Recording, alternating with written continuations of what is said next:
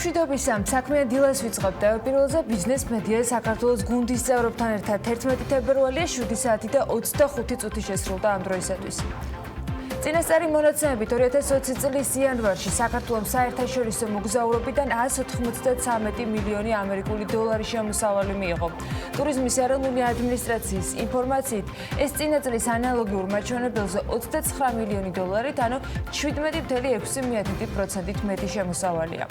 3%-ით ნაკლებია წელს ეკონომიკისა და მდგრადი განვითარების სამინისტრო საქართველოს აეროპორტების გაერთიანების ინფორმაციით, იანვარში მგზავრთნაკადი საქართველოს აეროპორტები ჯამში პირველ თვეს 314,079 მგზავრს მოემსახურა. აღსანიშნავია, რომ იანვარში მგზავრთნაკადის ზრდა თბილისის გარდა ქვეყნის ყველა საერთაშორისო აეროპორტში დაფიქსირდა. საქართველოს სუვერენული ევროობლიგაციების შემოსავლიანობა 2,6%-მდეა შემცირებული, რაც საუკეთესო მაჩვენებლად ითვლება. გალტენ-ტაგარტის ინფორმაციით, საქართველოს სუვერენული ევროობლიგაცია დაიხურა ფასით 105,53 2,6%-იანი შემოსავლიანობით, მაშინ როცა ობლიგაციის კუპონი 6,875% იყო. საშუალო საპროცენტო განაკვეთით საქართველოს რეგიონში ერთ-ერთ საუკეთესო მაჩვენებელს აფიქსირებს, მხოლოდ რუსეთი ჩამორჩება მას 1,39%-ით. შემცირებული ინფლაცია 2020-ის პირველივე თვეს ტურისტული ნაკადების ზრდა და საერთაშორისო რეზერვები, რომელიც იანვარში 2,3%-ით გაიზარდა. განახლებულ მაკროეკონომიკურ მაჩვენებლებს განვიხილავთ საქმიანი დილის ეთერში გალტენ-ტაგარტის ეკონომისტთან ევა ბოჭორიშვილთან ერთად. წამყვანი საინვესტიციო კომპანიის სათავო ოფისიდან კი გოგა მელიქიძე შემოგვიერთდება. გალტენ-ტაგარტის საბროკერო მიმართულების ხელმძღვანელი კვირის ჭრილში კომპანიების 7 ზრდის ტრენდზე არსებულ ინფორმაციას გაგვიზიარებს, თუ ნავთობისა და ოქროს ფასსა, ასევე შანხაი კომპოზიტის მცირე კლებას არ ჩავთვლით, ასეთი ვითარებაა ბირჟებზე. დღეს ისე გამოვიდა, რომ ბანკების დღე იქნება საქმიანი დილის ეთერში. დაახლოებით 1 საათში სტუდიაში უნდა ვუმასპინძლოთ ალექს მატუას, პროკრედიტ ბანკის გენერალურ დირექტორს და კრისტიან კისნერს, პროკრედიტ ბანკის გერმანიის დირექტორს. 2016 წელს დასტარტულ Co-Finance-ის შედეგებს შევაჯამებთ პროექტისა, რომელიც საშუალებითაც კომპანიებს შესაძლებლობა აქვთ დაფინანსება პირდაპირ გერმანული პროკრედიტ ბანკისგან მიიღო. მოგიყვებით ასევე საქართველოს ეროვნული ბანკის წარმატებაზე. Central Banking-მა საქართველოს ეროვნული ბანკი და კომპანია მონტრანი საქართველოს ფასიანი ქაღალდების ანგარიშწორების სისტემის დანერგვისათვის გირაოს მართვის სერვისების საუკეთესო მიმწოდებლის ნომინაციაში გამარჯვებულად დაასახელა. გიორგი ლალიაშვილი ეროვნული ბანკის ფინანსური ბაზრების დეპარტამენტის უფროსი შემოგვიერთდება საქმიანი დილის სტუდიაში. ბექა პაციკაძესთან ერთად სამშაბათის ტრადიციით ეკა ციმაკურიძე დემოკრატიის ინდექსის საქართველოს ხელმძღვანელი დღეს საქართველოს პარლამენტის მაკონტროლებლის როლზე ისაუბრებს. რამდენად ეფექტურია მთავრობის წევრთა მოხსენებების ინფორმით მოსმენა და ჩაბარება, როგორც ეს დღევანდელ საკანონმდებლო ორგანოში ნორმად არის მიღებული და როგორ უნდა აკონტროლებდეს კანონმდებელი აღმასრულებელ ხელისუფლებას. საინტერესო საუბარი გელით გადაცემის ბოლო ნაწილში.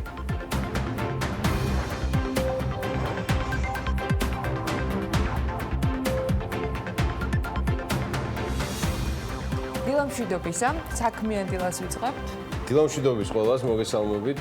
გიორგი ისაკაძე ვარ, ანა აპიაშვილთან ერთად წარმოგიდგენთ 11 თებერვლის საქმიან დილას, ყველას ბედნიერ, ბარაქიან და მშვიდობიან, ასთავარემ მშვიდობიან დღეს გისურვებთ. შეძლებს დაგვარად, საინტერესო წელი გველის წინ, ყინვებიც არის, ურთიერთობები სულ უფრო და უფრო ცივდება, ასე რომ არ მოვიწყენთ.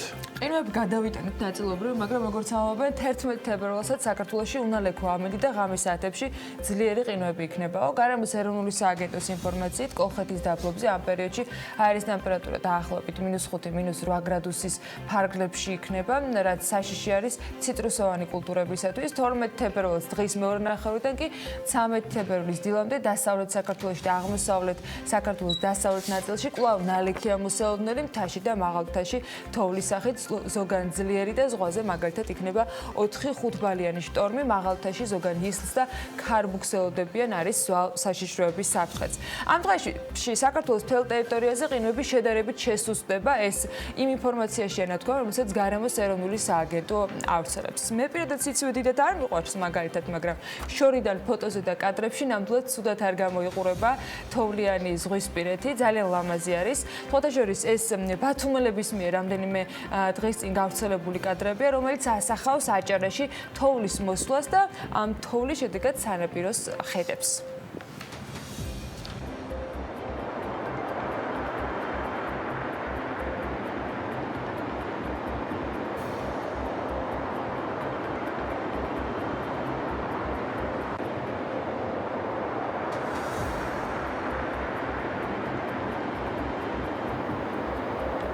ფოტოჟურის თოვა ბათუმში შეწყდა, თუმცა ნალექის იმ მასშტაბმა, რაც აჭარის დედაქალაქში იყო, მაინც საჭირო გახადა გაფრთხილება, რომელიც ბათუმის მერია მითავა.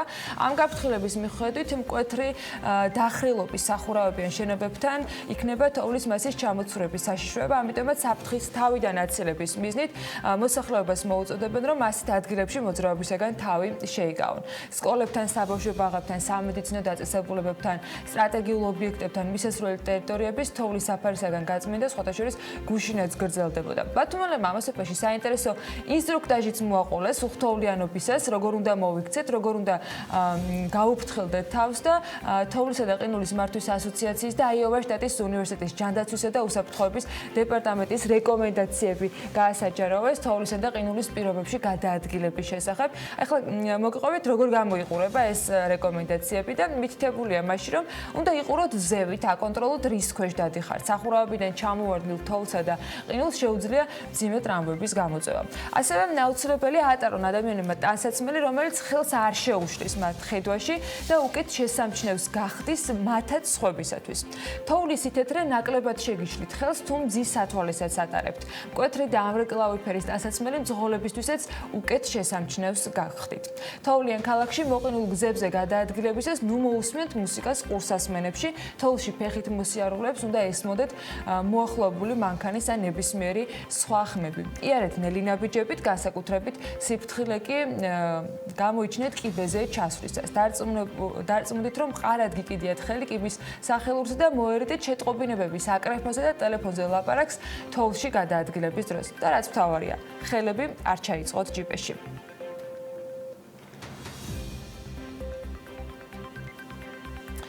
შორიდან მართლა ლამაზია, უთოვლო, მაგრამ კიდევ უთოვლო თოვლიანი კადრები, მაგრამ კიდევ ერთი ვიზუალი უნდა წარმოგიდგინოთ ბათუმიდან.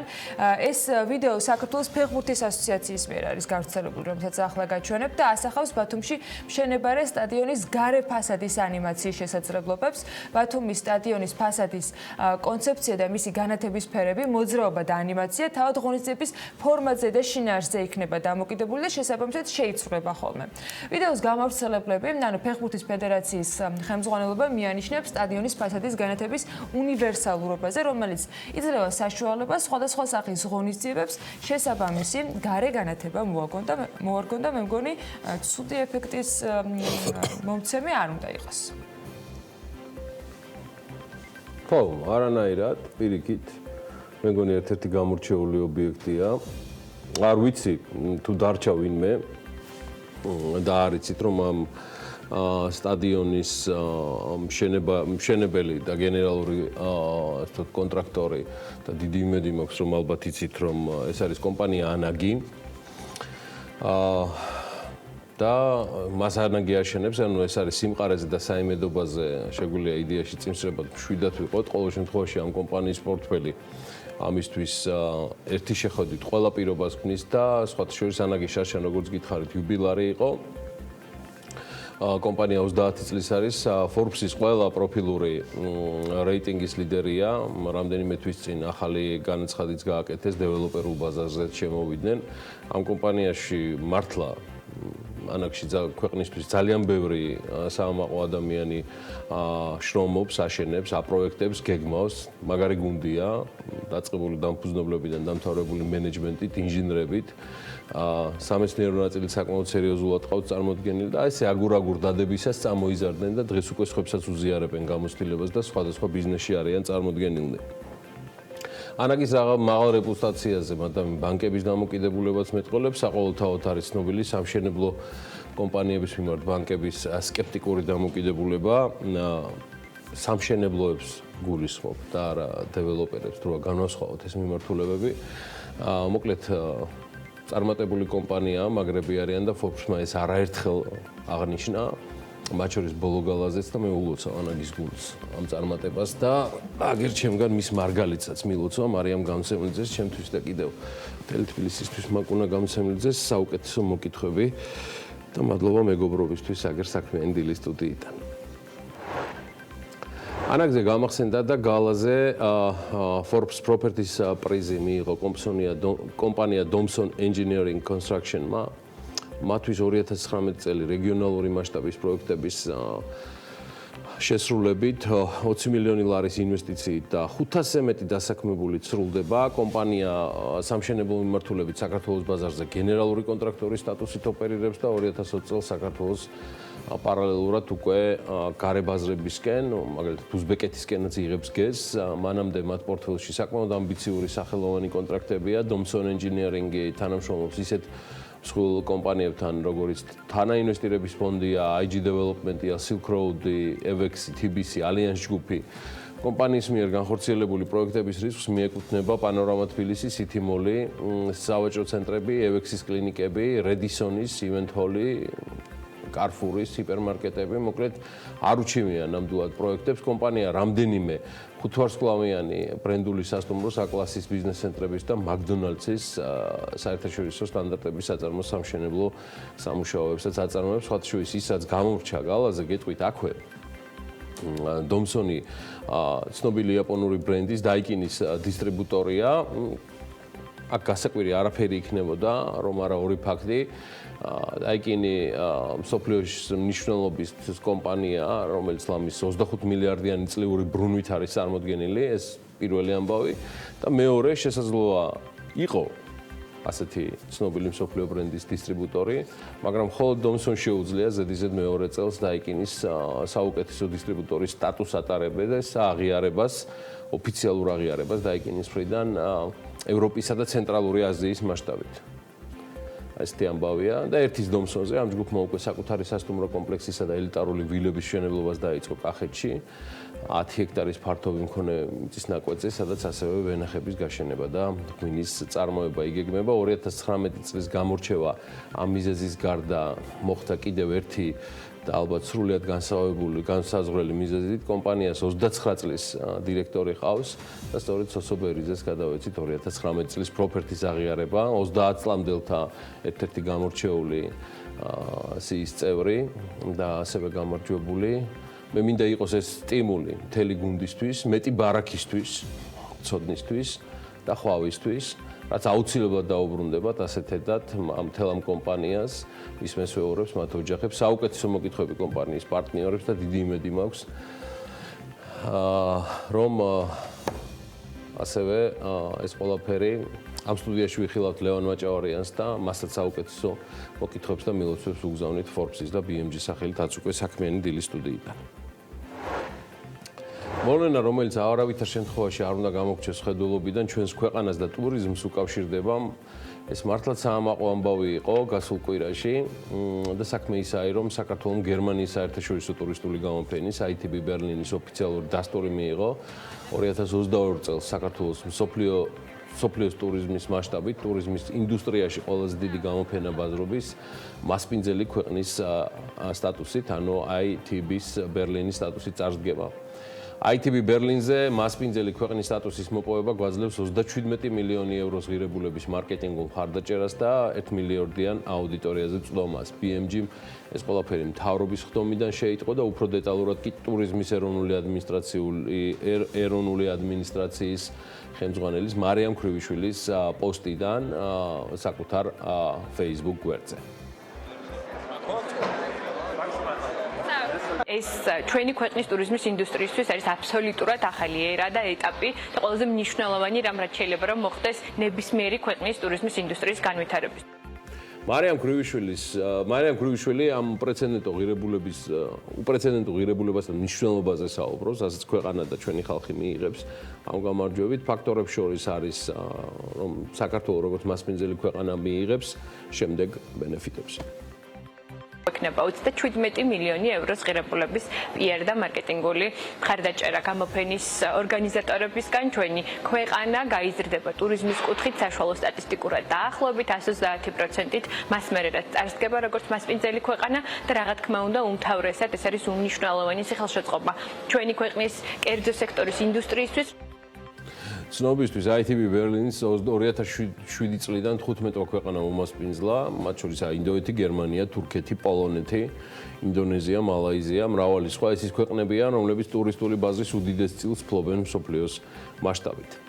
რატომ გჭირდება ესეთი ფორუმები? მე მგონი ხა ნუცა სკოლის დილიდან დავკავდებით ამ 11 თებერვალს არ იქნება სწორი მარტივად გეტყვით ეს არის ტურიზმის ინდუსტრიისთვის ფრანკფურტში ჩატარებული გამოფენის დარის ღონისძიება რომელიც შარშან გამომცემლებისთვის და ავტორებისთვის შედგა ტურიზმს რომ მეტად მწყობრად დაგეგმა და ზრუნვა ინფრასტრუქტურაზე სჭირდება და სერვისებზე რომელიც ამ ბოლო დროს ანუ სერვისები ლამბის ყოველდღიურ გამოწვევად იქცა სხვადასხვა ქვეყნების ტურისტულ ინდუსტრიებს შორის ეს ფაქტია და აქ ვერ ივარგებს მაგალითად ბაკურიანის ან გუდაურის ინფრასტრუქტურული მომზადების სეზონური ჩავარდნა ერთის მხრივ უთოვლობის და მეორე მხრივ იმდენად უთოვლობის გამო რომ საერთოდ უწყლოდ დარჩნენ დამსვენებლები წელს სხვათა შორის აქ ვერც ის საკადრო ცვლილებები შედგა რომელიც პრემიერ-მინისტრმა დავოსიდან დაანონსა ოკეი, მოდი დაუბრუნდეთ ტურიზმს და ცხადია ძალზე მნიშვნელოვანი სტატისტიკა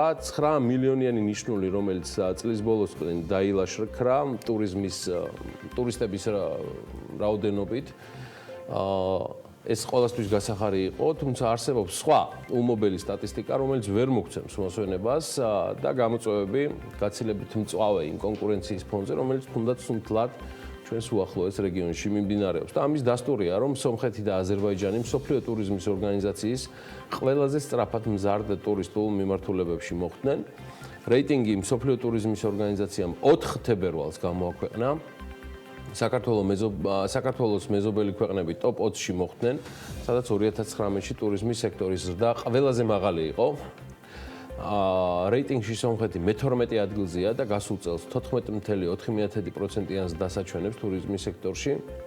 აზერბაიჯანი მე-17 ადგილზე გავიდა და ტურიზმის სექტორში 11.4%-იან ადგილს იკავებს. ოცეულში ხვდება თურქეთიც, მან მე-13 ადგილი დაიკავა და ტურიზმის სექტორის 14%-იანის დააჩვენა. აღსანიშნავია, რომ ამ რეიტინგში საქართველო ვერ მოხვდა. ოცეულში მოხვდნენ სხვა ქვეყნები, მაგალითად უზბეკეთი, ყაზახეთი, უზბეკეთი მე-4 ადგილზე, ყაზახეთი მე-20-ზე. ტოპ 20 ქვეყანას შორის, სადაც გასულ წელს ტურიზმის სექტორი ყველაზე სწრაფად გაიზარდა, პირველ ადგილზე მიანმარია 40%-იანი ზრდით და მსოფლიო ტურიზმის ორგანიზაციის მიხედვით 2019 წელს ყველაზე მეტი ვიზიტორი საფრანგეთს ეწვია, 90 მილიონს გადააჭარბა ვიზიტორებმა, მას ესპანეთი მოყვება 83 მილიონით, გლობალურად კი ვიზიტორთა რაოდენობა 1.5 მილიარდი დაფიქსირდა.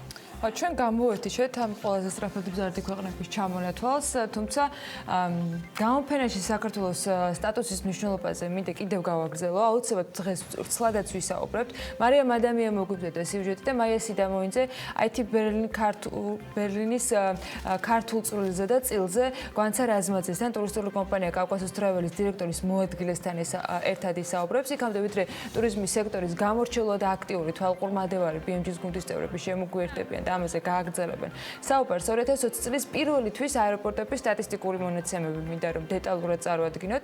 ეკონომიკისა და მდგრადი განვითარების სამინისტრო საქართველოს აეროპორტების გაერთიანების ინფორმაციით იანვარში საქართველოს აეროპორტები ჯამში 340,079 გზავრს მოემსახურა და ეს არის 3%-ით ნაკლები, ვიდრე წინა წლის იგივე პერიოდში ჰქონდა. იანვარში მგზავრთნაკადის ზრდა ამავე დროს თბილისის გარდა ქვეყნის ყველა საერთაშორისო აეროპორტში დაფიქსირდა.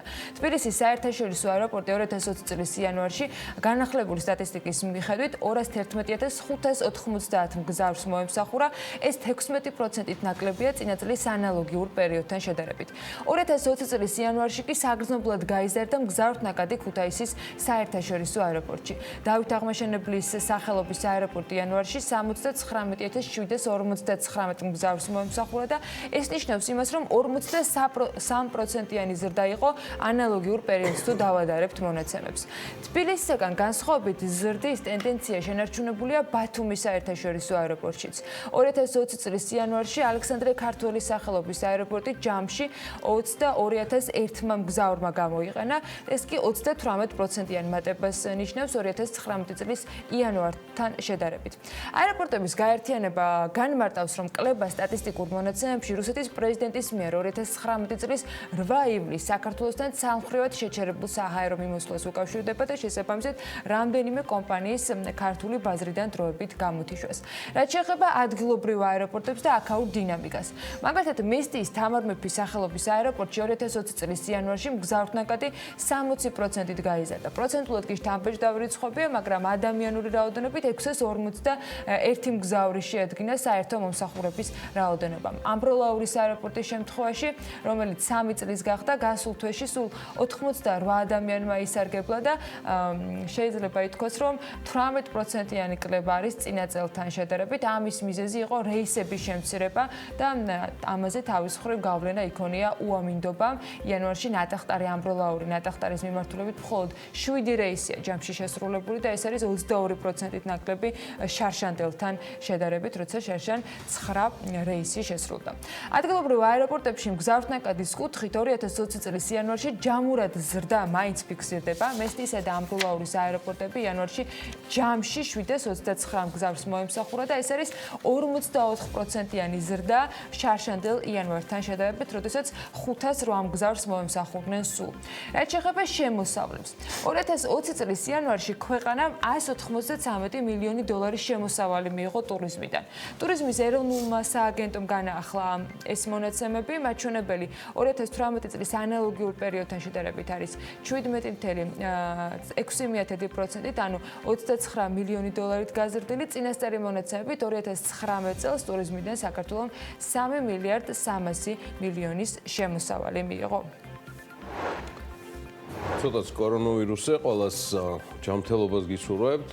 გუშინდელი მონაცემები ჩინეთში ერთ დღეში კორონავირუსით გარდაცვლილთა რაოდენობა თითქმის ასეულს მიაღწია, 97 ლეტალური შემთხვევა არის დაფიქსირებული, ამას BBC წერს და როგორც გამოცემა აღნიშნავს, გარდაცვლილთა საერთო რაოდენობა 900-ს გადააჭარბა. ახლა ინფიცირებულთა რაოდენობა დასტაბილურებულია. ჩინეთში კორონავირუსით დადასტურებული შემთხვევების რაოდენობა 40,000 აღწევს, უფრო ზუსტად 40,171-ია, თუმცა ღირს აღნიშნავთ, რომ 187,518 ადამიანი სამედიცინო მეთვალყურეობის ქვეშ რჩება. ძალიან მნიშვნელოვანი სტატისტიკაა, რომ 3,291 ადამიანი სრულად გამოჯანმრთელდა კორონავირუსისგან და ესეც დაფიქსირებული და საჯარო სტატისტიკაა. გუშინდელი მდგომარეობით მილიონობით ადამიანი დაუბრუნდა სამუშაო ადგილს ჩინეთში გახანგრძლივებული საახალწლო დასვენების შემდეგ. შეგახსენებთ, რომ ჩინეთის მთავრობამ საახალწლო დასვენება 8 თებერვლამდე გაახანგრძლივა, რათა დაეცვა მოსახლეობა ვირუსის გავრცელებისგან, ხოლო 30 იანვარს ჯანდაცვის მსოფლიო ორგანიზაციამ კორონავირუსი გლობალურ საფრთხედ გამოაცხადა.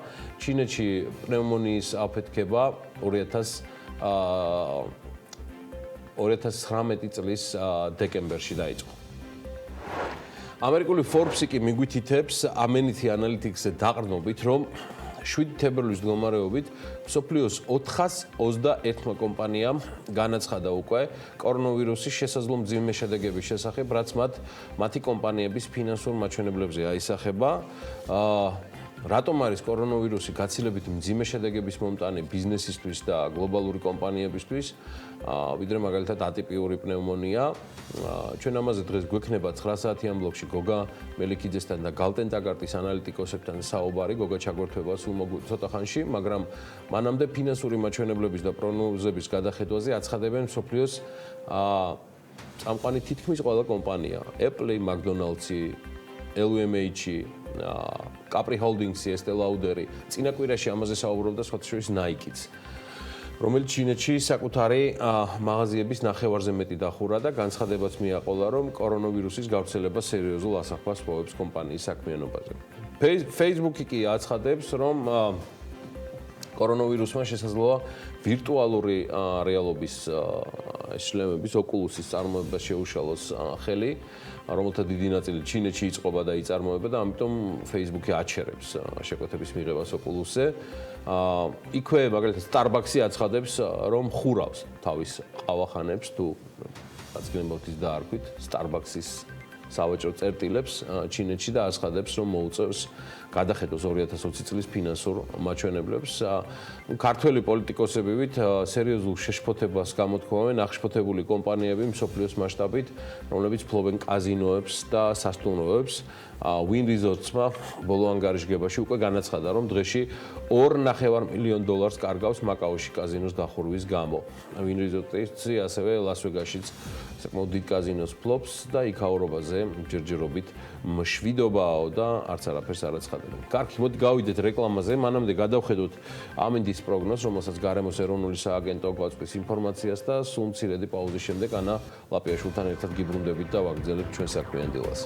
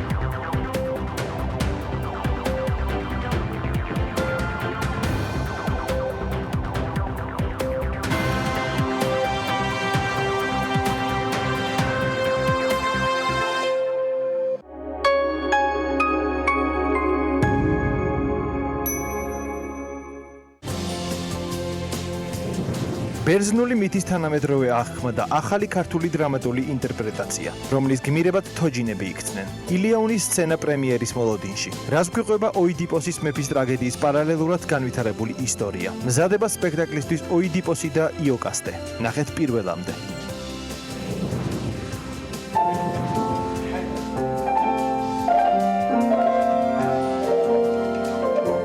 ქართველი კონცერტმაისტერი, რომელიც უკვე 30 წელია ლასკალაში მუშაობს. თანამშრომლობა მსოფლიოში აღიარებულ ოპერის მომღერლებთან და ხელშეწყობა მილანში კარიერის დაწყების მსურველ ახალგაზრდა შემსრულებლებს.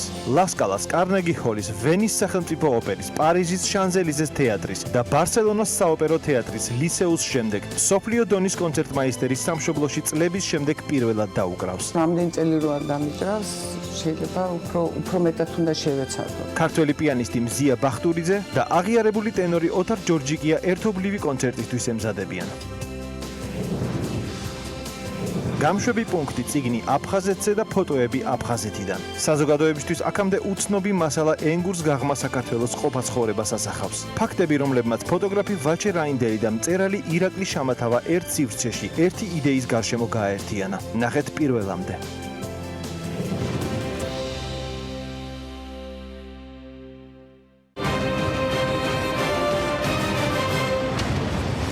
ეს რეაქცია, რომელსაც ყოველ სამშაბათს და ხუთშაბათს წარმოგიდგენთ მე ჟურნალისტი ინგა გრიგოლიანი.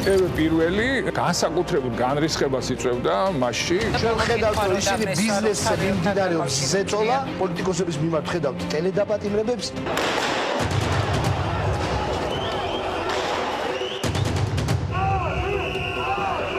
ამ შვიდობიანი მომიტინგეების საკითხი. ეს იყო შვიდობიანი აქცია? არავინ არ იფიქროს, რომ გახარია წადის ძახილი პოლიტიკურ გადაწყვეტილებებს მიიღებს ხელისუფლება. ისინი გრძნობენ გაერთიანებული ოპოზიციის სუნთქვას კეფაში. თუ ქვეყანა სჭირდება გადაული ყველას. ყველას ერთად ეკუთვნოდა ეს სილა. ადამიანები, რომლებიც მასობრივად ჩადიოდნენ ცუდ რაღაცებს, ეხლა ჩადიან კარგ რაღაცებს. არ არის კატეგორია, რომელსაც როდესაც მჯერა, რომ საარჩევნო დაპირებები იქნება შესრულებული. თქვენ ბიძინა ივანიშვილს ესაუბრებით. თუ ის აპირებს არჩევნები იგივე მეთოდებით ჩაატაროს, მისი ჭიქიდან ჩაისწავლონ. ივანიშვილი იყო პრაქტიკულად პატარა სახელმწიფო, რომელიც საქმეს არჩევდა. ინაშვილები და ყვიციანები ჩვენ ისინი დავამარცხოთ. უნდა დამთავრდეს ხარდაჭერა ბოკერია და სააკაშვილებისადმი. ნატოში უფრო ადრე შევა საქართველო, ვიდრე ირმა ინაშვილი გიგა ბოკერია შეიყვარებს. ჩვენ გვაქვს უფლება გქონდეს ჩვენი რეაქცია ქვეყანაში განვითარებულ პროცესებზე და ჩვენ ეს რეაქცია აუცილებლად უნდა გქონდეს.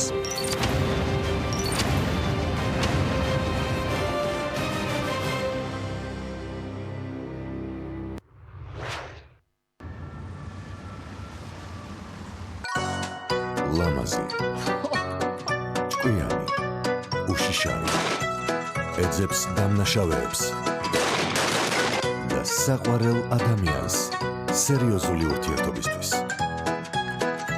ორშაბათიდან პარასკევის ჩათვლით. საღამოს 6 საათზე მარინ დელტრემი დეტექტიურ სერიალში ალის ნევერი. TV პირველის ეთერში. ჩვენ ვართ იქ, სადაც დუხს მოვლენები. სადაც ამბავს არ აქვს მხოლოდ ერთი მხარე. ჩვენ ვართ რეალური ცხოვრების შუაგულში და ვიცით თავისუფლების, დამოუკიდებლობის, ღირსების ფასი. ჩვენ ვართ იქ, სადაც ჭირდებით და იქ, სადაც საჭიროა ისმოდეს ხალხის ხმა. მთაში, ბარში, სოფელში, ქალაქში. ჩვენ ვართ ყველგან, ვხედავთ ყველაფერს და ჩვენს ჟურნალისტურ პრინციპებზე შეუძლებელია ზეგავლენის მოხდენა. TV პირველი. გავლენების მიღმა, მოვლენების შუაგულში. ორშაბათიდან პარასკევის ჩათვლით. 18 საათზე. მხოლოდ საუკეთესო ევროპული სერიალები. ქართველი მაყურებლისთვის. ჩვენ ვირჩევთ ევროპას. შემოგვიერთდით. TV პირველზე.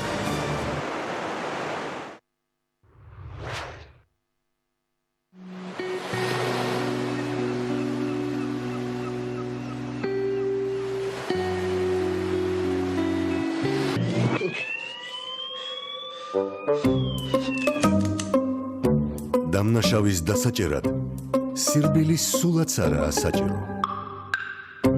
დეტექტივი შეზღუდული და შეუზღუდავი შესაძლებლობებით.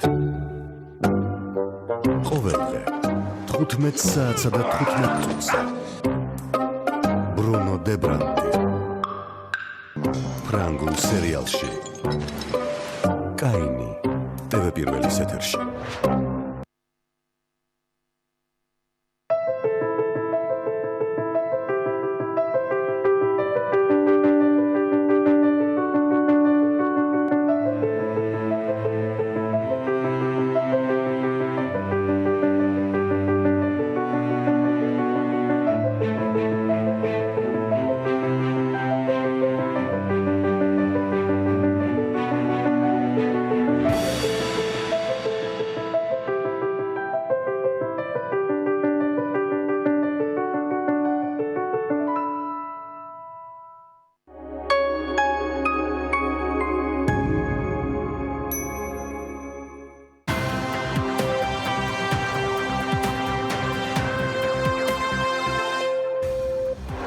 საქართველოს რკინიგზის ინფორმაციით კოპიტნარის სადგურის რეკონსტრუქცია წლის ბოლომდე დასრულდება და მასზე დაახლოებით მილიონი ლარი დაიხარჯება.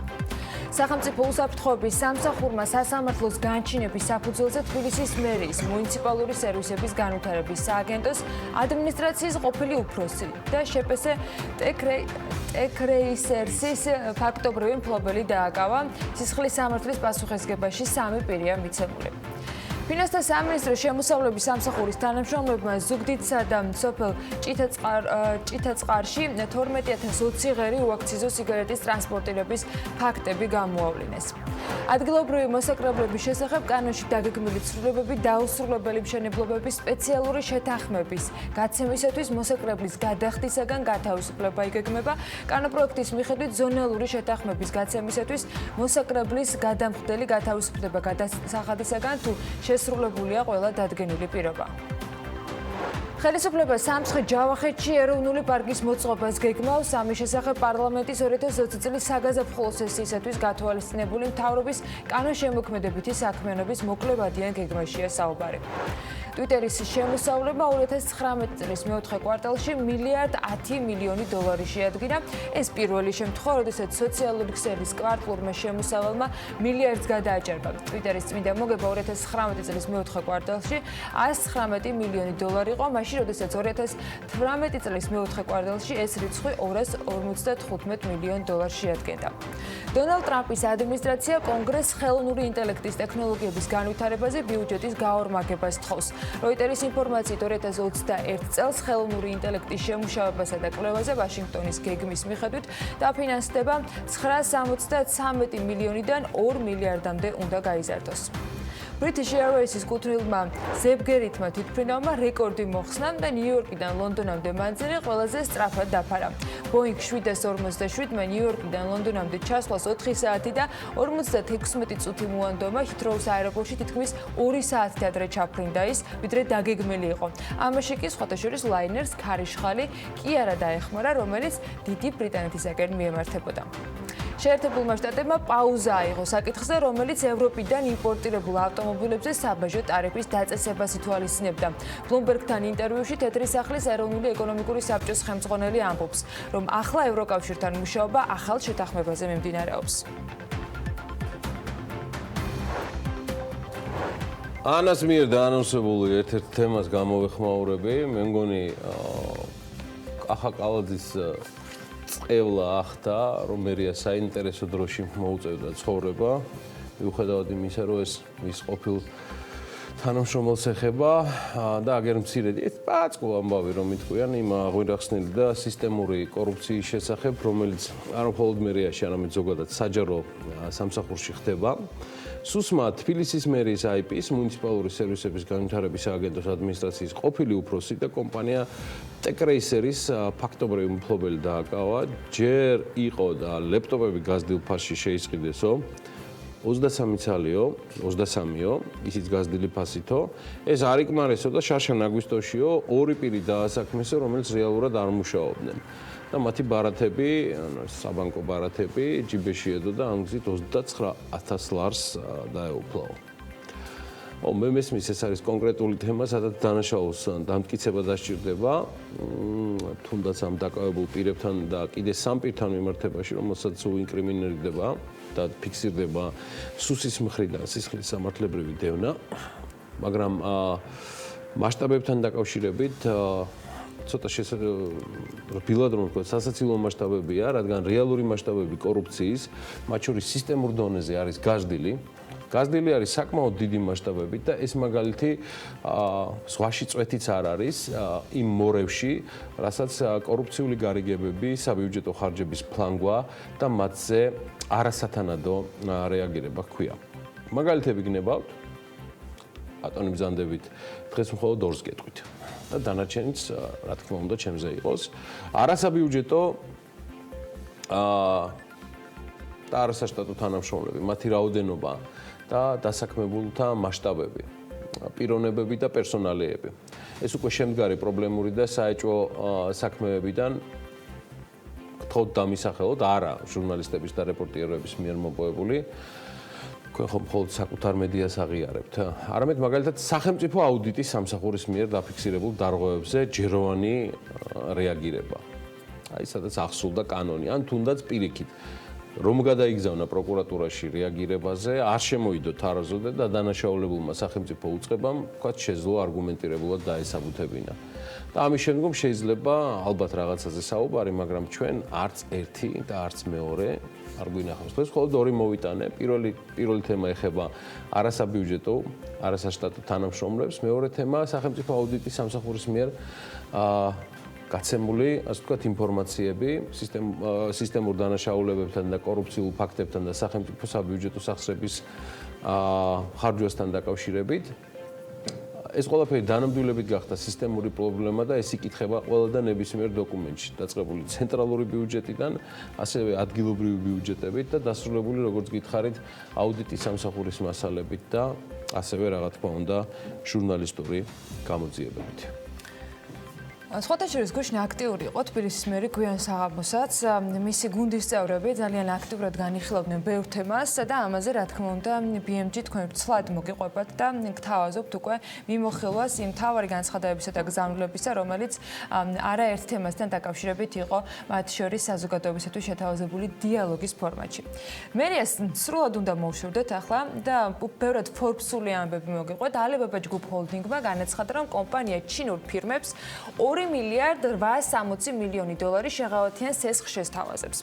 Reuters წერს ამის შესახებ და აღნიშნავს, რომ Alibaba-მ სოციალურ ქსელ Weibo-ს ოფიციალურ გვერდზე განაცხადა ამის შესახებ თანხის ნახევარი განკუთვნილი იქნება იმ ფირმებისათვის, რომელიც Hubei-ის პროვინციაშია განთავსებული.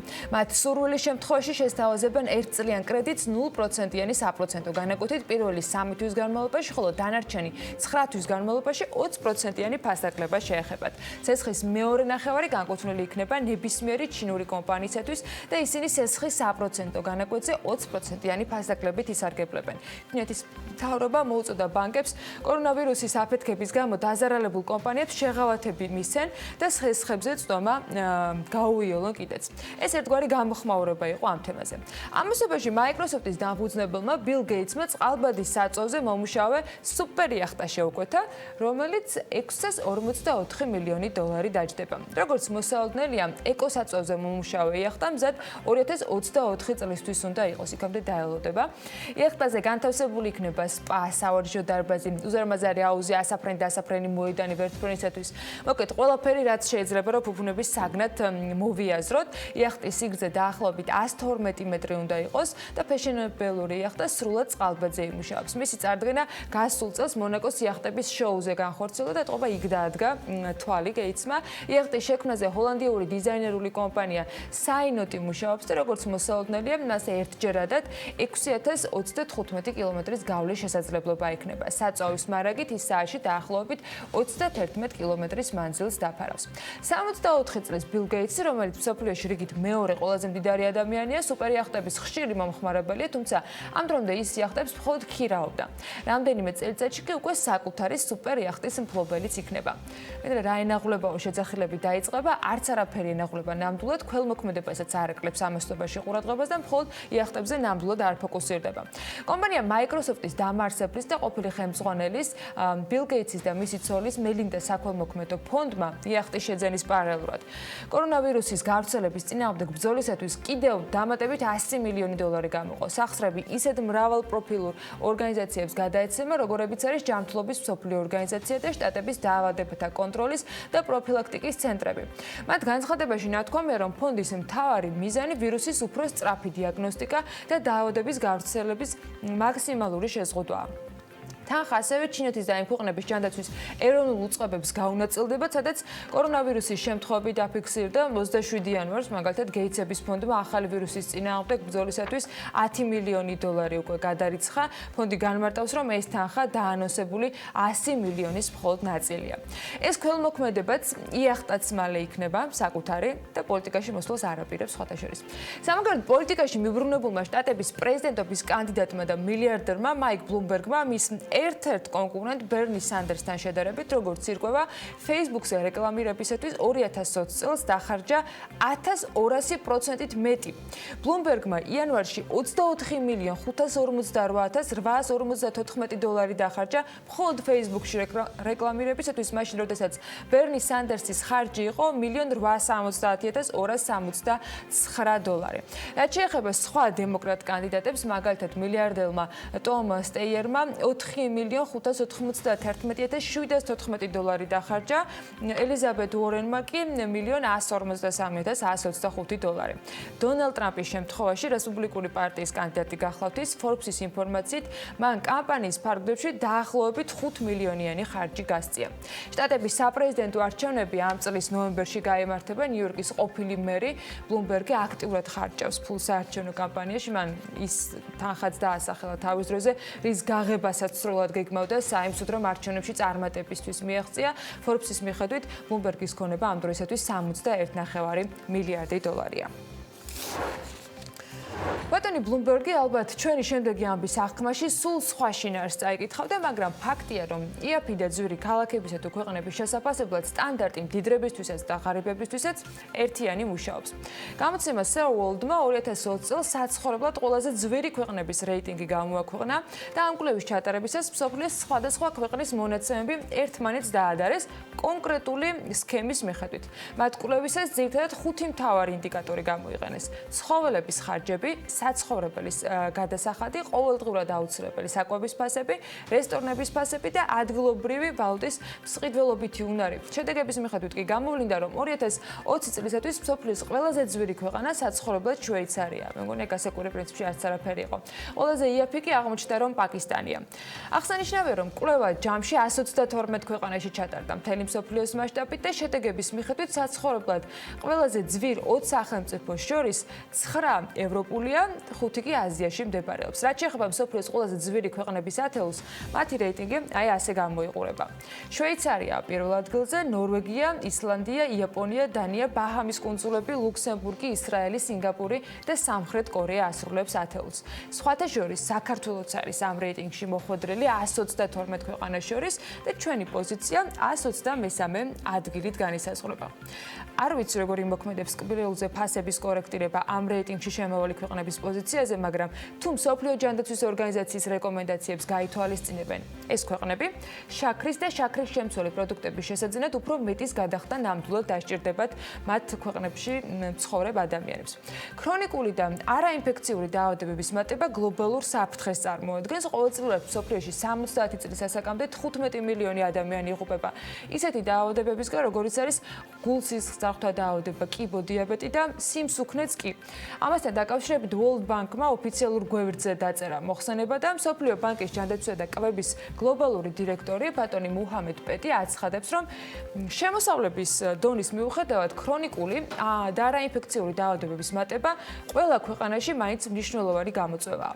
არაგადამდები დაავადებების მოსაგვარებლად ერთ-ერთი ყველაზე ეფექტური გზა არის ინვესტიციების ჩადება შეღავათიან ხელმისაწვდომ პირველად ჯანდაცვაში, აღნიშნავს პეტი და იქვე წერს, რომ ფინანსური რესურსის მიმართვა პირველად ჯანდაცვაზე გამართლებულია როგორც ეკონომიკური, ასევე ჯანმრთელობის შენარჩუნების თვალსაზრისით, რადგან ხელმისაწვდომი ჯანდაცვა მსოფლიოს მოსახლეობას საშუალებას მისცემს, რომ ადრეულ პერიოდში გამოავლინოს ესა თუ ის დაავადება, რაც მეტ სიცოცხლეს გადაარჩენს და ხარჯების დაზოგვაშიც დაეხმარება მათ. სიმსივნესთან ერთად ჭარბწონიანობა სხვათა შორის ერთ-ერთი ყველაზე მეტად გავრცელებული საშიში არაგადამდები დაავადებების ჩამონათვალშია მთელი მსოფლიოს მასშტაბით. მსოფლიო ბანკის ახალი ანგარიშის თანახმად ჭარბწონიანობა მაღალი სტატისტიკით არის წარმოდგენილი როგორც მაღალშემოსავლიან განვითარებულ ქვეყნებში, ასევე საშუალო და დაბალ განვითარებად ქვეყნებში.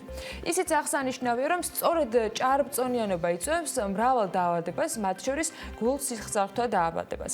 იმედია დისკრედიტაცია და ბულინგად არ ჩაითვლება ახლა ამ მასალის ასე გაჟღერება, მაგრამ ავტორი ფაქტია, რომ მსოფლიო ბანკია და არანაირ დამატებას არ ვაკეთებ ამ ანგარიშიდან წონასთან დაკავშირებით. ამ ანგარიშის მიხედვით კი ჭარბწონიანობა დაკავშირებული არის ადამიანის ცხოვრების წესის შეცვლასთან, კბილი პროდუქციის გაზრდილ მოხმარებასთან, შემცირებულ ფიზიკურ აქტივობასთან, რაც ტექნოლოგიურ განვითარებასაც უკავშირდება და ასევე არაჯანსაღი საკვების გამოყენებას.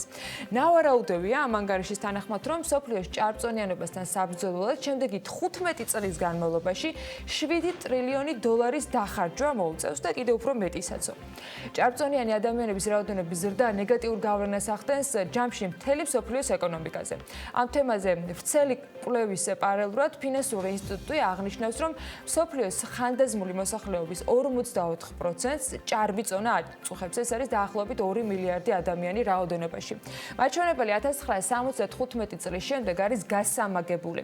ჭარბწონიანი ადამიანების უმეტესობა დაახლოებით 70% ამ 54%-ისა საშუალო შემოსავლის ქვეყნებში ცხოვრობენ. ღარიბ ქვეყნებში ჭარბწონიანი ადამიანების რაოდენობა არის 6%. ჭარბი წონისგან გამოწვეული დაავადებებით ყოველწლიურად 4 მილიონი ადამიანი კვდება და სპეციალისტები მოუწოდებენ ხელისუფლებებს, რომ მოსახლეობის კვების საკითხი როგორმე დაარეგულირონ. მათ შორის მოწოდებაში არის რჩევა, რომ გაზარდონ იმ პროდუქტების დაბეგურა, რომელიც შაქრის მაღალი შემცველობით ხასიათდება. ასევე სკოლებში ბავშვებს ჩაუტარონ ლექციების კურსი ჯანსაღი კვების უპირატესობაზე და გაზარდონ ჭარბი წონის შედეგად გამოწვეული დაავადებების კურნალობის ხარჯები. ანგარიში ისიც მითითებულია, რომ მსოფლიო ბანკი ეხმარება მთავრობებს როგორც ფინანსურად, ასევე რჩევების დონეზე გააძლიერონ თავიანთი ჯანდაცვის სისტემები და რისკ ფაქტორების დადგენის შესაძლებლობების შექმნან. მსოფლიო ბანკი მოუწოდებს ქვეყნებს, რომ ჯანმრთელი ადამიანური კაპიტალი შექმნან. იმედია, ძალიან ბევრი ინფორმაცია არ მომივიდა ამ თემასთან დაკავშირებით, თუმცა ჯანმრთელობის მიმართულებით, რომ ეს მნიშვნელოვანი გამოწვევა არის ნებისმიერი ქვეყნისათვის, ეს ფაქტია და ისიც აღსანიშნია, რომ საკითხი, რომელიც ეხება პირველად ჯანდაცვას, კიდევ უფრო მეტ ყურადღებას იმსახურებს, იმიტომ რომ ეს როგორც ამ ორგანიზაციის მოხსენებაში არის ნათქვამი, გამართლებული არის როგორც ჯანმრთელობის მიმართულებით, ასევე ეკონომიკურადაც. ხო და ამ ნაწილში ჩვენ განსაკუთრებით ბევრი გვაქვს გასაკეთებელი. რა გვაქვს გაკეთებული და როგორი არის შედეგები? BMG სკოლაში უნდა შემოგთავაზოთ ბიზნესი და მოდით დავიწყოთ. რეგიონული განვითარებისა და ინფრასტრუქტურის მინისტრი მაია ცქიტიშვილი მოადგილეებთან ერთად საერთაშორისო სავალუტო ფონდის მისიის წარმომადგენლებს შეხვდა. ამ შეხვედრაზე მხარეებმა სამინისტროს ბიუჯეტის გასული წლის შესრულებასა და მიმდინარე წლის მონაცემებზე ისაუბრეს. პრესამსახური აღნიშნავს, რომ IMF-ის მისიამ პოზიტიურად შეაფასა ფინანსური რესურსის ათვისება 2019 წლის მაჩვენებელი, რაც წინა წლების მონაცემებთან შედარებით რეკორდულია. ეკონომიკისა და მდგრადი განვითარების მინისტრმა კი აზერბაიჯანელ კოლეგას უმასპინძლა. სამინისტროს პრესსამსახური აღნიშნავს, რომ ამ შეხვედრაზე მინისტრებმა და მათმა თანმხლებმა პირებმა ორი ქვეყნის სავაჭრო ეკონომიკური ურთიერთობები განიხილეს. ყურადღება გამახვილდა პრიორიტეტულ მიმართულებებზე: ორმხრივი ვაჭრობა, ენერგეტიკა, ტრანსპორტი, ლოგისტიკა, ინვესტიცია, ტურიზმი და ასე შემდეგ. 2020 წლის 11-12 თებერვალს სან-ფრანცისკოში Silicon Valley-ზე სტარტაპ გრაინდის ყოველწლიური საერთაშორისო კონფერენცია გაიმართება და საქართველოდან ამ კონფერენციას 10-მდე წარმატებული ქართული სტარტაპის წარმომადგენლობა დაესწრება. ნავთობპროდუქტების იმპორტიორთა კავშირის ინფორმაციით 2020 წლის იანვრის თვეში საქართველოში საცხებ საფრთხე მასალების იმპორტი წინა წლის იმავე პერიოდთან შედარებით 41.6%-ით არის გაზრდილი. ქვეყნების მიხედვით 2020 წლის იანვრის თვეში საცხებ საფრთხე მასალების იმპორტის ყველაზე დიდი მოცულობა ირანიდან განხორციელდა, რაც მთელი იმპორტის 23.5% იყო. მას შემდეგ წილობრივად მოხვება თურქეთი, მისი წილი იყო 11.7% და რუსეთის შემთხვევაში 6%-ს აღწევდა წილობრივი მაჩვენებელი, გერმანიიდან 5.9% შემოვიტანეთ, ასევე თითქმის 6% და უკრაინიდან წილი იყო 4%. განახლებული მონაცემებით 2020 წლის იანვარში საავიაციო ნავთობის იმპორტმა 5.4 ტონა შეადგინა, რაც აღემატება გასული წლის იმავე პერიოდის მაჩვენებელს. ქვეყნების მიხედვით კი 2020 წლის იანვრის თვეში საავიაციო ნავთის იმპორტი 62.1%-ს შეადგენდა. თურქმენეთიდან მისი წილი იყო 35.1%, რუმინეთის შემთხვევაში 3.7% და ასე შემდეგ. 2020 წლის იანვარშივე სანავთობო ბიტუმის იმპორტი იყო 3.2 ტონა, აქაც გაზრდილი მაჩვენებლები გვაქვს, დაახლოებით 28.1%-ის საპირწონედ, თუ დავადარებთ 2019 წლის ანალოგიური პერიოდის მაჩვენებელს და აღსანიშნავია ისიც, რომ იმპორტის 84.5% მოდის ირანის ისლამურ რესპუბლიკაზე. შემდეგ მას არაბეთის გაერთიანებული ემირატები მოყვება, აზერბაიჯანი ასევე ამ ნაწილში არის. იანვარში საქართველოში გათხევადებული აირების იმპორტს რაც შეეხება, აქ შეგვიძლია ვთქვათ, რომ 4,000 ტონა განხორციელდა გათხევადებული აირისა იმპორტი მხოლოდ. Georgian Airways-იდან ეკონომიკის მინისტრი მურიგი კრიტიკული განცხადების ადრესატი გახდა ეროვნული ავიაკომპანიის პრეზიდენტმა თამაზ გაიაშვილმა ნათია თურნავას იმ კომენტარს უპასუხა, რომლის თანახმადაც Georgian Airways ეფექტური მენეჯმენტის პირობებში განვითარების პოტენციალი აქვს. გაიაშვილი BMG-სთან ამბობს, რომ ეკონომიკის სამინისტროს მენეჯმენტი თავად არ უარგა და უკვე არაერთი წელია ავიაბაზარზე არაკონკურენტული გარემოს ჩამოყალიბებას უწყობენ ხელს. მისივე შეფასებით სახელმწიფო მათ არათუ ეხმარება, არამედ ძირავს. ბოლო პერიოდში ეკონომიკის სამინისტროსა და Georgian Airways შორის ურთიერთობა ეროვნული ავიაკომპანიის დირექტორის რომან ბოკერიას იმ განცხადების შემდეგ დაიძაბა, რომლის მიხედვითაც Georgian Airways-მა შესაძლოა მთავრობისაგან დაფინანსება მიიღოს, რაც თავის მხრივ ნათია თურნავამ არ დაადასტურა.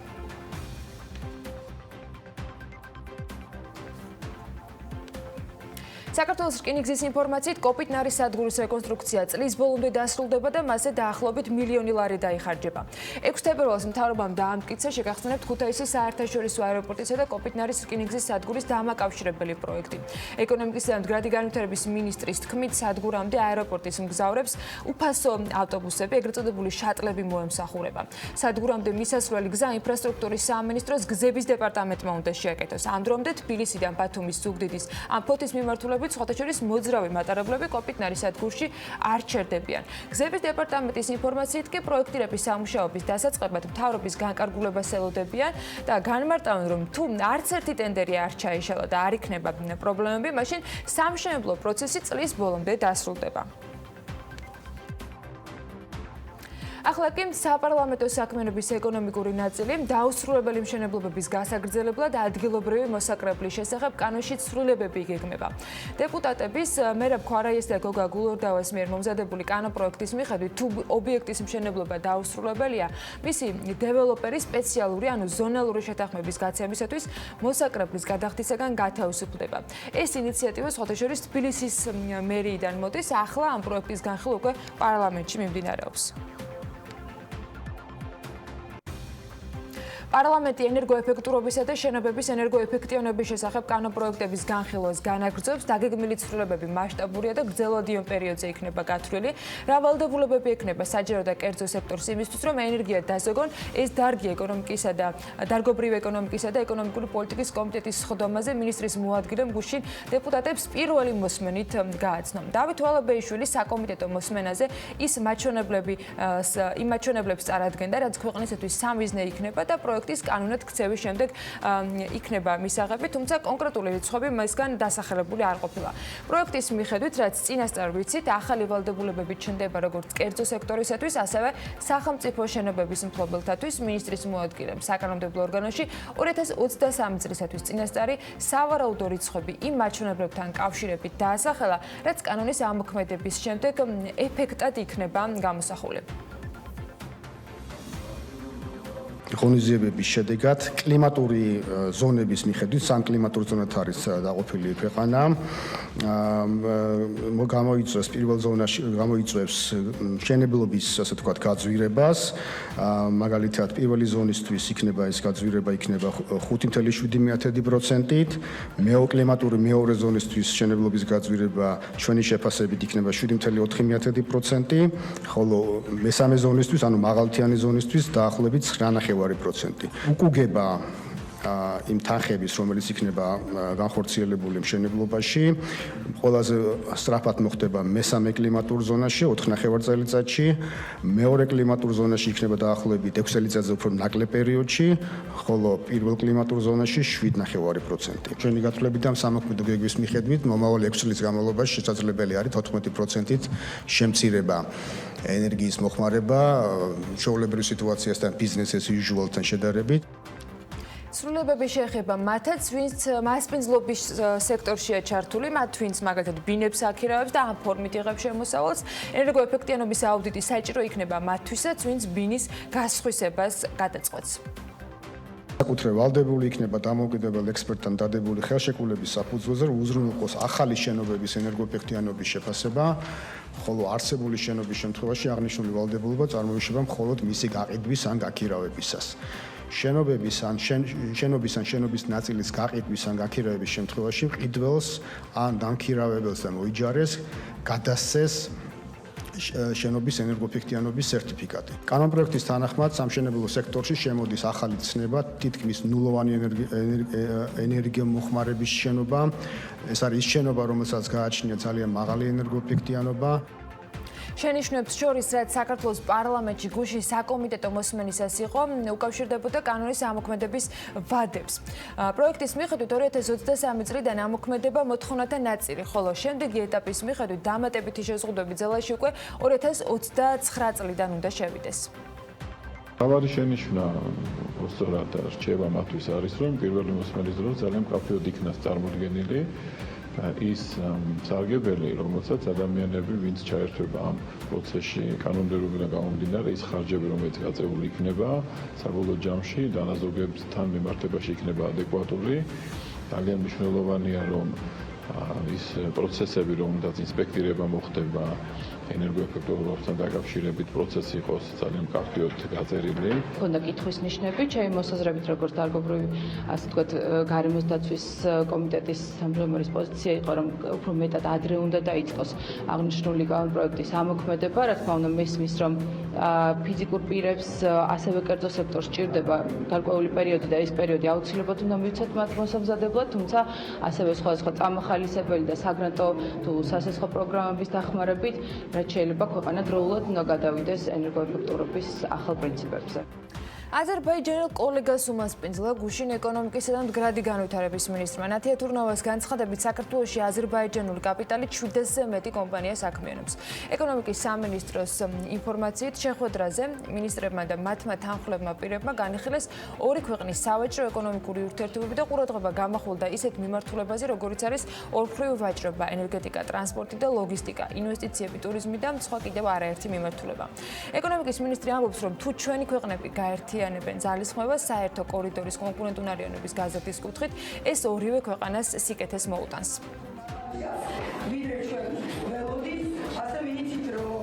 გვიშინვე აზერბაიჯანის ეკონომიკის მინისტრს და მეზობელი ქვეყნის დელეგაციის სხვა წევრებს უმასპინძლა პრემიერ-მინისტრმაც. მთავრობის ადმინისტრაციის ინფორმაციით შეხვედრაზე მხარეებმა ორმხრივი ეკონომიკური თანამშრომლობის ძირითადი საკითხები და დადებითი დინამიკა განიხილეს. მათივე ინფორმაციით გიორგი გახარიას და მიხეილ ჯაბაროვს შეხვედრისას აღენიშნა, რომ ქვეყნებს შორის სწრაფად ვითარდება ვაჭრობა და ორმხრივი ინვესტიციები, ასევე თანამშრომლობა ენერგეტიკული დერეფნების მიმართულებით, ლოგისტიკისა და ტრანსპორტის სფეროებში. მთავრობის ადმინისტრაცია აღნიშნავს, რომ წარმატებული ეკონომიკური ურთიერთობები გაგრძელდება, რამდენადაც ტრანსპორტის, ტრანზიტის, ლოგისტიკის, კავშირგაბმულობისა და ენერგეტიკის სფეროებში ახალი ერთობლივი პროექტების განხორციელება იგეგმება. მთავრობის ადმინისტრაციაში გამართულ შეხვედრას აზერბაიჯანის სახელმწიფო ნავთობკომპანია სოკარის პრეზიდენტიც ესწრებოდა სხვა ბევრ სტუმართან ერთად, თუმცა იყო თუ არა განსახილველ საკითხებს შორის კომპანია სოკარის მხრიდან საინვესტიციო ხარჯების გაზის ტარიფში ასახვის გადავადების თემა, რომელიც მნიშვნელოვანი იქნება, ვიდრე ამ ტარიფთან დაკავშირებით სემეკი გადაწყვეტილებას მიიღებს ივნისიდან, ეს ინფორმაცია პრემიერის პრესსამსახურს არ გავრცელებია.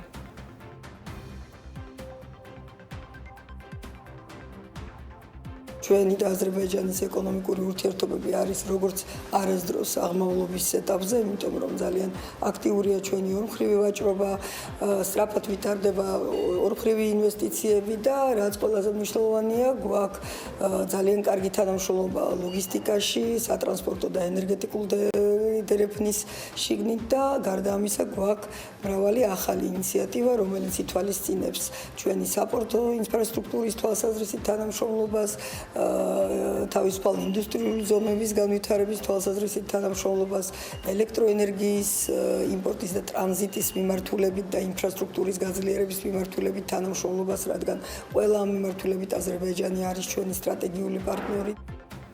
ახლა კომპანია არქის 14 წლის ისტორიის ახალი წევრები უნდა გაგაცნოთ. ტრადიციულად სალომე ჭიპაშვილი სტუმრობდა არქის ოჯახის წევრებს. ამჯერად მან ისანს მიაკითხა და ნახოთ კიდევ ერთი არქელის ისტორია. პროფესიით ვარ ექიმი სტომატოლოგი.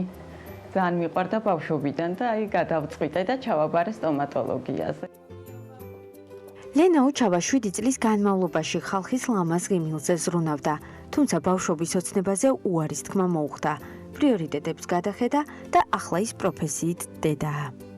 მთლიანად გადავერთე ბავშვებზე და ამათი ცხოვრებით ვცხოვრობ მეც. სკოლა, წრეები, და ასე შემდეგ. მთელი დღე მიწევს ბავშვების წაყვანა, მოყვანა, მეცადინეობა, ყველაფერი მე. და ძალიან დატვირთული რეჟიმი გვაქვს. სულ მოძრაობაში და სულ გადარბენაზე. მეკითხებიან, სულ რატო გვეჩქარებაო? ლენა 4 თვე არაც თავის პატარა ოჯახთან ერთად არქის დიდი ოჯახის წევრია. იგი არქი ისანის საცხოვრებელ კომპლექსში მეუღლესთან, ბაჩო ვაჭარაძესთან და 2 ქალიშვილთან, ანასტასიასთან და ქეთასთან ერთად ცხოვრობს. ბინის არჩევამდე საკმაოდ რთული და ხანგრძლივი პროცესი გაიარეს, მაგრამ შედეგი ამათ ნამდვილად ღირდა. ძალიან ბევრ კომპანიაში ვიყავით, დავდიოდით, ვეძებდით აქტიურად და ზოგან აი პირობები არ მოგწონდა, აი სამშენებლო მასალებსაც ხომ უნდა მიაქციო ყურადღება, ადგილმდებარეობა და ესეთი რაღაცეები და ბოლოს მერე გადავწყვიტეთ არქი.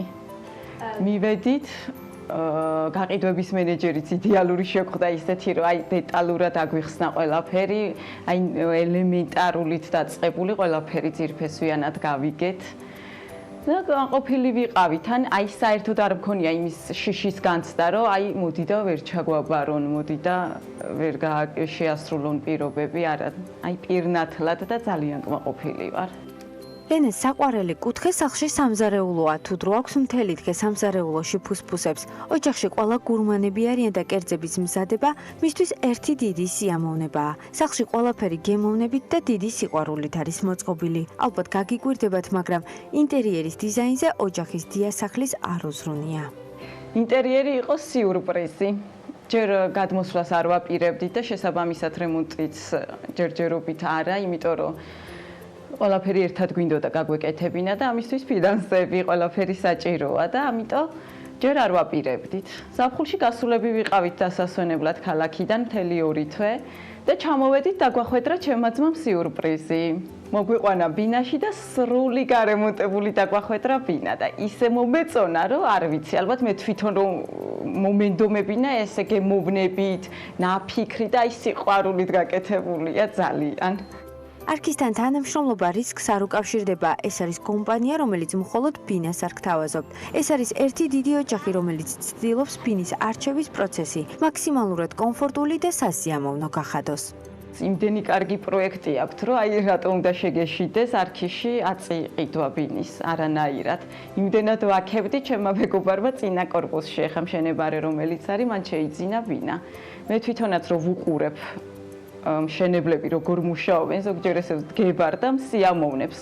აი ფუტკრები ვიჩრომობენ და ეხა მივხვდი რატო აშენებენ ესე სწრაფად. არქი ისანის კომპლექსის ტერიტორიაზე გამწვანებული სივრცის საერთო მოცულობა 1 ჰექტარია, სადაც გარდა ასეულობით ხელმცენარისა კომპანიამ მობინადრეების სრულყოფილი დასვენებისთვის სპორტული მოედანი, ველობილიკები, სავარჯიშო და საბავშვო ზონები მოაწყო და საბოლოოდ ყველას გულიც მოიგო.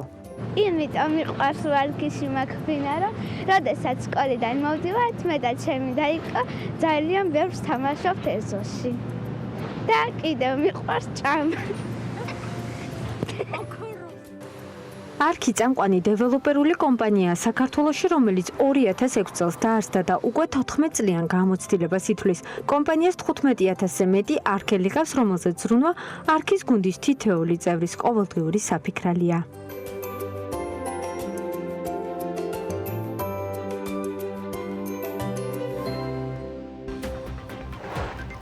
გერმანული ბანკისგან დაფინანსების შესაძლებლობა ბიზნესებისთვის საქართველოში 2016 წელს პროკრედიტ ბანკის მიერ დაწყებული პროექტის შედეგებს შევაჯამებ. საქმე ინდირის ეთერში, როგორ შეიძლება დაბალ ფასად დაფინანსების მიღება დოლარსა და ევროში გერმანული პირობებით. ალექს მატუა პროკრედიტ ბანკის გენერალური დირექტორი და კრისტიან კისნერი პროკრედიტ ბანკი გერმანიის დირექტორი შემოგვიერთდებიან სტუდიაში. რამდენიმე წუთში დაგველოდეთ.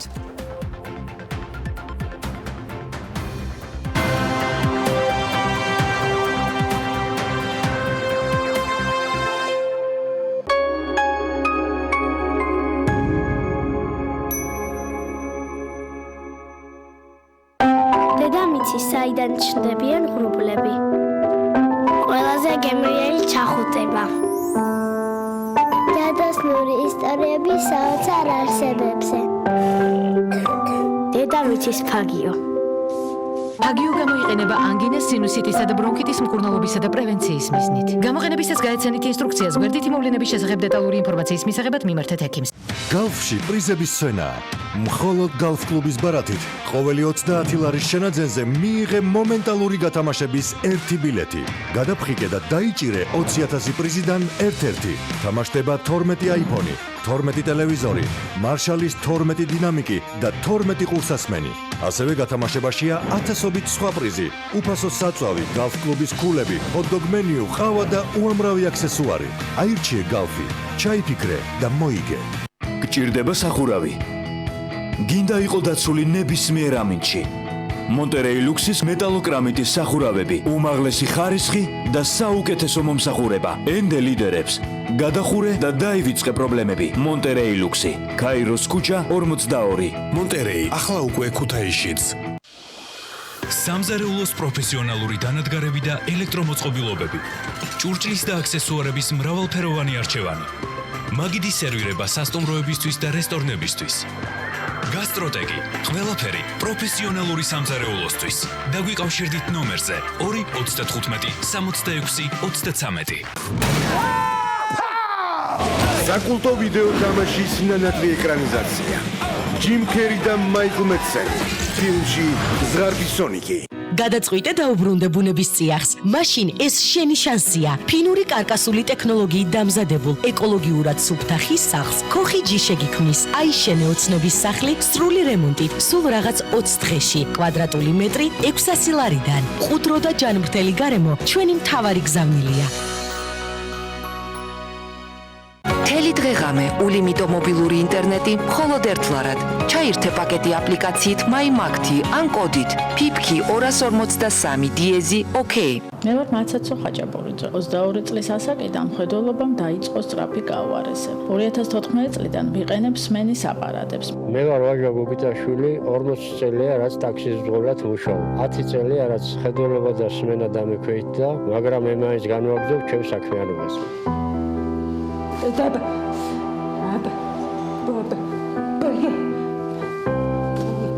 გამოდი გარეთ, გახდი სოციალურად აქტიური. შენ ჩვენ გჭირდები.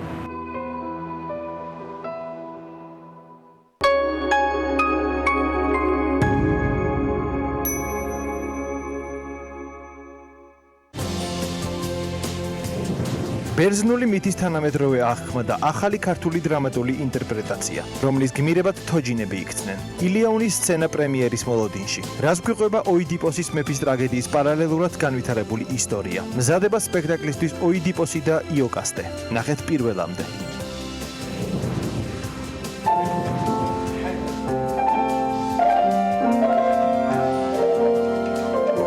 ქართველი კონცერტმაისტერი, რომელიც უკვე 30 წელია ლასკალაში მუშაობს. თანამშრომლობა მსოფლიოში აღიარებულ ოპერის მომღერლებთან და ხელშეწყობა მილანში კარიერის დაწყების მსურველ ახალგაზრდა შემსრულებლებს.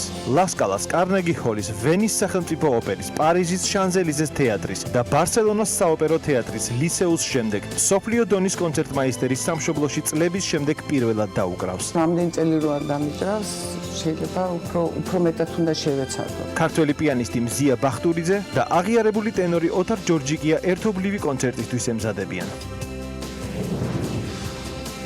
გამშვები პუნქტი წიგნი აფხაზეთზე და ფოტოები აფხაზეთიდან. საზოგადოებისთვის აქამდე უცნობი მასალა ენგურს გაღმა საქართველოს ყოფა ცხოვრებას ასახავს. ფაქტები, რომლებმაც ფოტოგრაფი ვაჩე რაინდელი და მწერალი ირაკლი შამათავა ერთ სივრცეში ერთი იდეის გარშემო გააერთიანა. ნახეთ პირველამდე.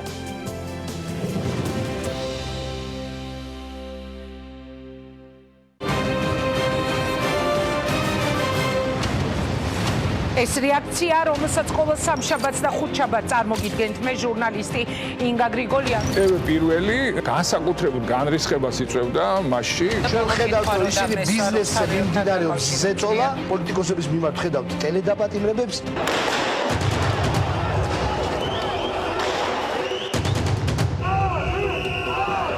ამ შვიდობიანი მომიტინგეების საკითხი.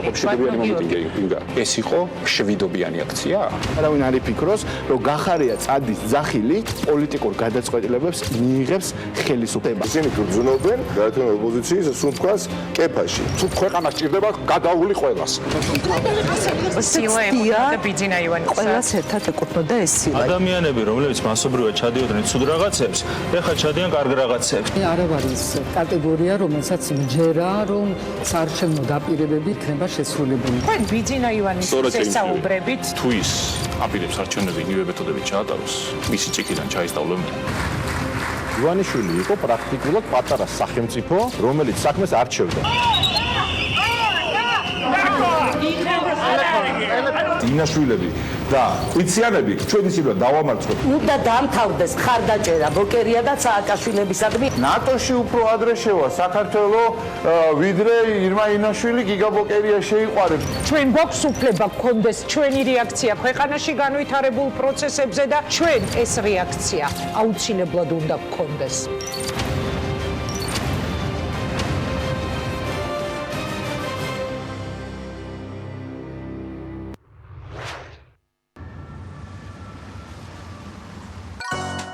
ლამაზი, ჭკვიანი, უშიშარი, ეძებს დამნაშავეებს და საყვარელ ადამიანს სერიოზული ურთიერთობისთვის. ორშაბათიდან პარასკევის ჩათვლით. საღამოს 6 საათზე მარინ დელტრემი დეტექტიურ სერიალში ალის ნევერი. TV პირველის ეთერში. ჩვენ ვართ იქ, სადაც დუხს მოვლენები. სადაც ამბავს არ აქვს მხოლოდ ერთი მხარე. ჩვენ ვართ რეალური ცხოვრების შუაგულში და ვიცით თავისუფლების, დამოუკიდებლობის, ღირსების ფასი. ჩვენ ვართ იქ სადაც ჭირდებით და იქ სადაც საჭიროა ისმოდეს ხალხის ხმა. მთაში, ბარში, სოფელში, ქალაქში. ჩვენ ვართ ყველგან, ვხედავთ ყველაფერს და ჩვენს ჟურნალისტურ პრინციპებზე შეუძლებელია ზეგავლენის მოხდენა. TV პირველი. გავლენების მიღმა, მოვლენების შუაგულში. ორშაბათიდან პარასკევის ჩათვლით. 18 საათზე. მხოლოდ საუკეთესო ევროპული სერიალები. ქართველი მაყურებლისთვის. ჩვენ ვირჩევთ ევროპას. შემოგვიერთდით. TV პირველზე.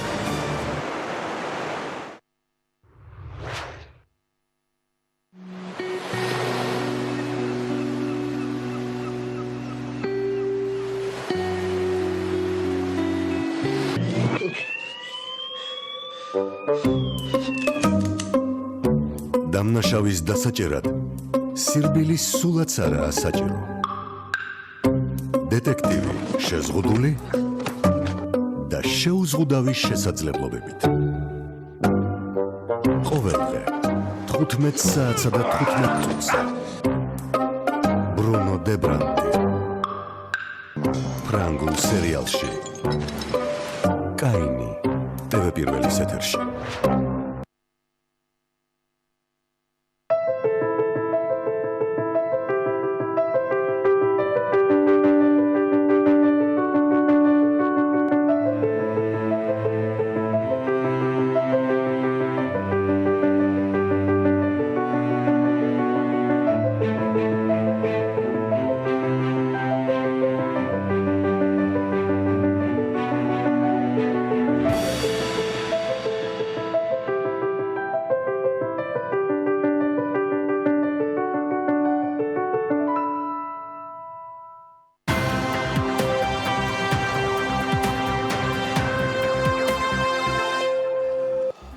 ყველგან თავისი ფასი აქვს. საქართველოში ბანკებისაგან ასესხები ფული ხშირად ეძვირება და ასე დროს შედარებისათვის სხვა ქვეყნების პრაქტიკა მოყავთ ხოლმე. ზოგჯერ სწორი რიცხვებით და მონაცემებით, ხშირად რეალურის ნაცვლად სასურველს ფაქტად გასაღების ცდილობასაც გადაეყრებით. დღეს არც მითების დამსხვრევას ვაპირებთ და არც იმის არგუმენტებით მტკიცებას, რა, სად და როგორ არის. უბრალოდ მოვიკითხავთ 3 წლიან შედეგს Co-Finance-ის პროექტიდან, რომელსაც პროკრედიტ ბანკი უკვე მეოთხე წელია რაც ახორციელებს. რა შუაში ეს ორი თემა ერთმანეთთან საქმე ის გახლავთ, რომ Co-Finance-ის ფარგლებში კომპანიებს საშუალება აქვს დაფინანსება პირდაპირ გერმანული პროკრედიტ ბანკისგან მიიღონ. პირდაპირ გერმანული პირობებით. ხო და ამ დროის განმავლობაში პროგრედიტ ბანკი საქართველოს მხრიდან co-finance-ის ფარგლებში არც მეტი დანაკლები უკვე 32 მილიონ ევრომდე სესხი გასცა 2016 წელს დაწყებული ამ პროექტის ფარგლებში პროგრედიტ ბანკის პარტნიორობა და სხვადასხვა co-finance-ის საშუალებით ადგილობრივ კომპანიასთან შედგა და მცირე და საშუალო ზომის კომპანიებმა ბანკისგან ფინანსური მხარდაჭერის მიღება შეძლეს. მნიშვნელოვანია აღინიშნოს, რომ co-finance-ის პროექტში მონაწილეობა შეუძლია საქართველოში მოქმედ კომპანიებს, რომლებსაც განვითარების გრძელვადიანი ხედვა აქვს და ამისთვის ესაჭიროებათ ფინანსური სახსრები მინიმალური მილიონი ევროს ოდენობით და ფინანსების მიღება კი შესაძლებელია დოლარსა და ევროში. უპრეცედენტოდ დაბალ ფასად, თუმცა გერმანულ პირობებს გერმანული მოთხოვნებით საფრთხეს, რაც პირველ რიგში გამოიხატება ზედმიწევნით გამართულ ფინანსურ აღრიცხვიანობასა და კომპანიის კვალიფიციურ მენეჯმენტში. ჩვენ გადავწყვიტეთ ერთგვარი შეჯამება გავაკეთოთ ამ თემისა და ამიტომ მოვიწვიეთ სტუდიაში ალექს მატულა, მას ყველა კარგად იცნობთ, იგი პროგრედიტ ბანკის გენერალური დირექტორი გახლავთ და ჩვენთან ერთად არის კრისტიან კისნერი, იგი პროგრედიტ ბანკის გერმანიის დირექტორია. ჩემო ბატონო, კრისტიანი საქართველოში იმყოფება და არ გაუშვებით ამ შანსხელიდან, რომ ალექსთან ერთად ის არ გვემასპინებდა. Gentlemen, great to have you with us. Thank you. So we have a sort of lead, like describing how co-finance went through the last 3 years in Georgia, describing main terms, but still, this question in general. So, what's your opinion? How did it go? როგორ მუშაობს, რა უპირატესობები გააჩნდა, საქართველოს როგორ მოერგო აღნიშნულს და ძირითადი თვალსაზრისით შეგვიძლია ვთქვათ, რომ საქართველოს ბიზნესი საზოგადოება ფაქტიურად გახდა პროგრამის ნაწილი. ჩვენ ძალზე წარმატებული co-financing in Georgia, always together with დაწყება ქონდა co-finance-ისა საქართველოში ჩვენი კოლეგებთან ერთად პროგრედიტ ბანკიდან და ჩვენ უკვე 25 მილიონი გავეცით co-financing-ის ჩარჩოებში და საკმაოდ კარგი გამოცდილება დაგვიგროვდა. ბატონო ალექს, შეგვიძლია განვაცხადოთ, რომ ეს 3 წელი წარმატებული იყო არა მხოლოდ პროგრედიტისთვის, არამედ ზოგადად ბიზნესებისთვის და თქვენი კლიენტებისთვის. დავიწყებდი იმითი, რომ ავწერდი პირველ ფაზას. ჩვენ პირველ ფაზას თუ შევხედავთ, როდესაც 25 მილიონის დაფინანსება მოვახდინეთ და შემდეგ 32 მილიონის ორი ფაზა არსებობდა. პირველი ფაზა, როდესაც ვამბობდით, რომ მოდით გამოვცადოთ ეს როგორ იმუშავებს, იმიტომ რომ საქართველოში არსებობს გარემო სამართლებრივი თვალსაზრისით, რომელიც გერმანულ და ქართულ მიმართულებას ერთად განხორციელების საშუალებას აძლევდა. უნდა შეგვეხედა გარემოსთვის, ბიზნესებისთვის, რამდენად ორგანიზებულები არიან, რამდენად წარმატებულები არიან ბიზნესები და შემდეგ 25 მილიონის ინვესტირებია მოვახდინოთ პირველ ფაზაზე, რაც ძალზე წარმატებული აღმოჩნდა ბიზნესების იზრდება საქართველოში. ზოგადად ქართული ეკონომიკა ბოლო 10 წლის განმავლობაში იზრდება უკვე, მაგრამ აი ამ საშუალების მიცემა იმ გერმანული ბანკის არსებობა, რომელიც ყველა ბანკს უჭერს აღმოსავლეთ ევროპის ბანკებში მხარს, ჩვენ ყველგან შესაძლებელი შეიძლება არ იყოს ეს პროგრამა, მაგრამ საქართველოს შესაძლებელია. ყველაზე დიდი მხარდაჭერა, რომელიც გერმანული ბანკიდან გვაქვს, ეს არის ის, რომ პირდაპირ დაფინანსება ხდება მცირე და საშუალო ბიზნესებისა გერმანიიდან საქართველოში და პროგრედიტ ბანკი საქართველოს აფინანსებს ამავე დროს იგივე კლიენტებს. ეს გახავთ მიდგომა, რომელიც უნიკალურია ჩვენთვის, იმიტომ რომ ჩვენ პროგრედიტ ჯგუფის წევრი ვართ.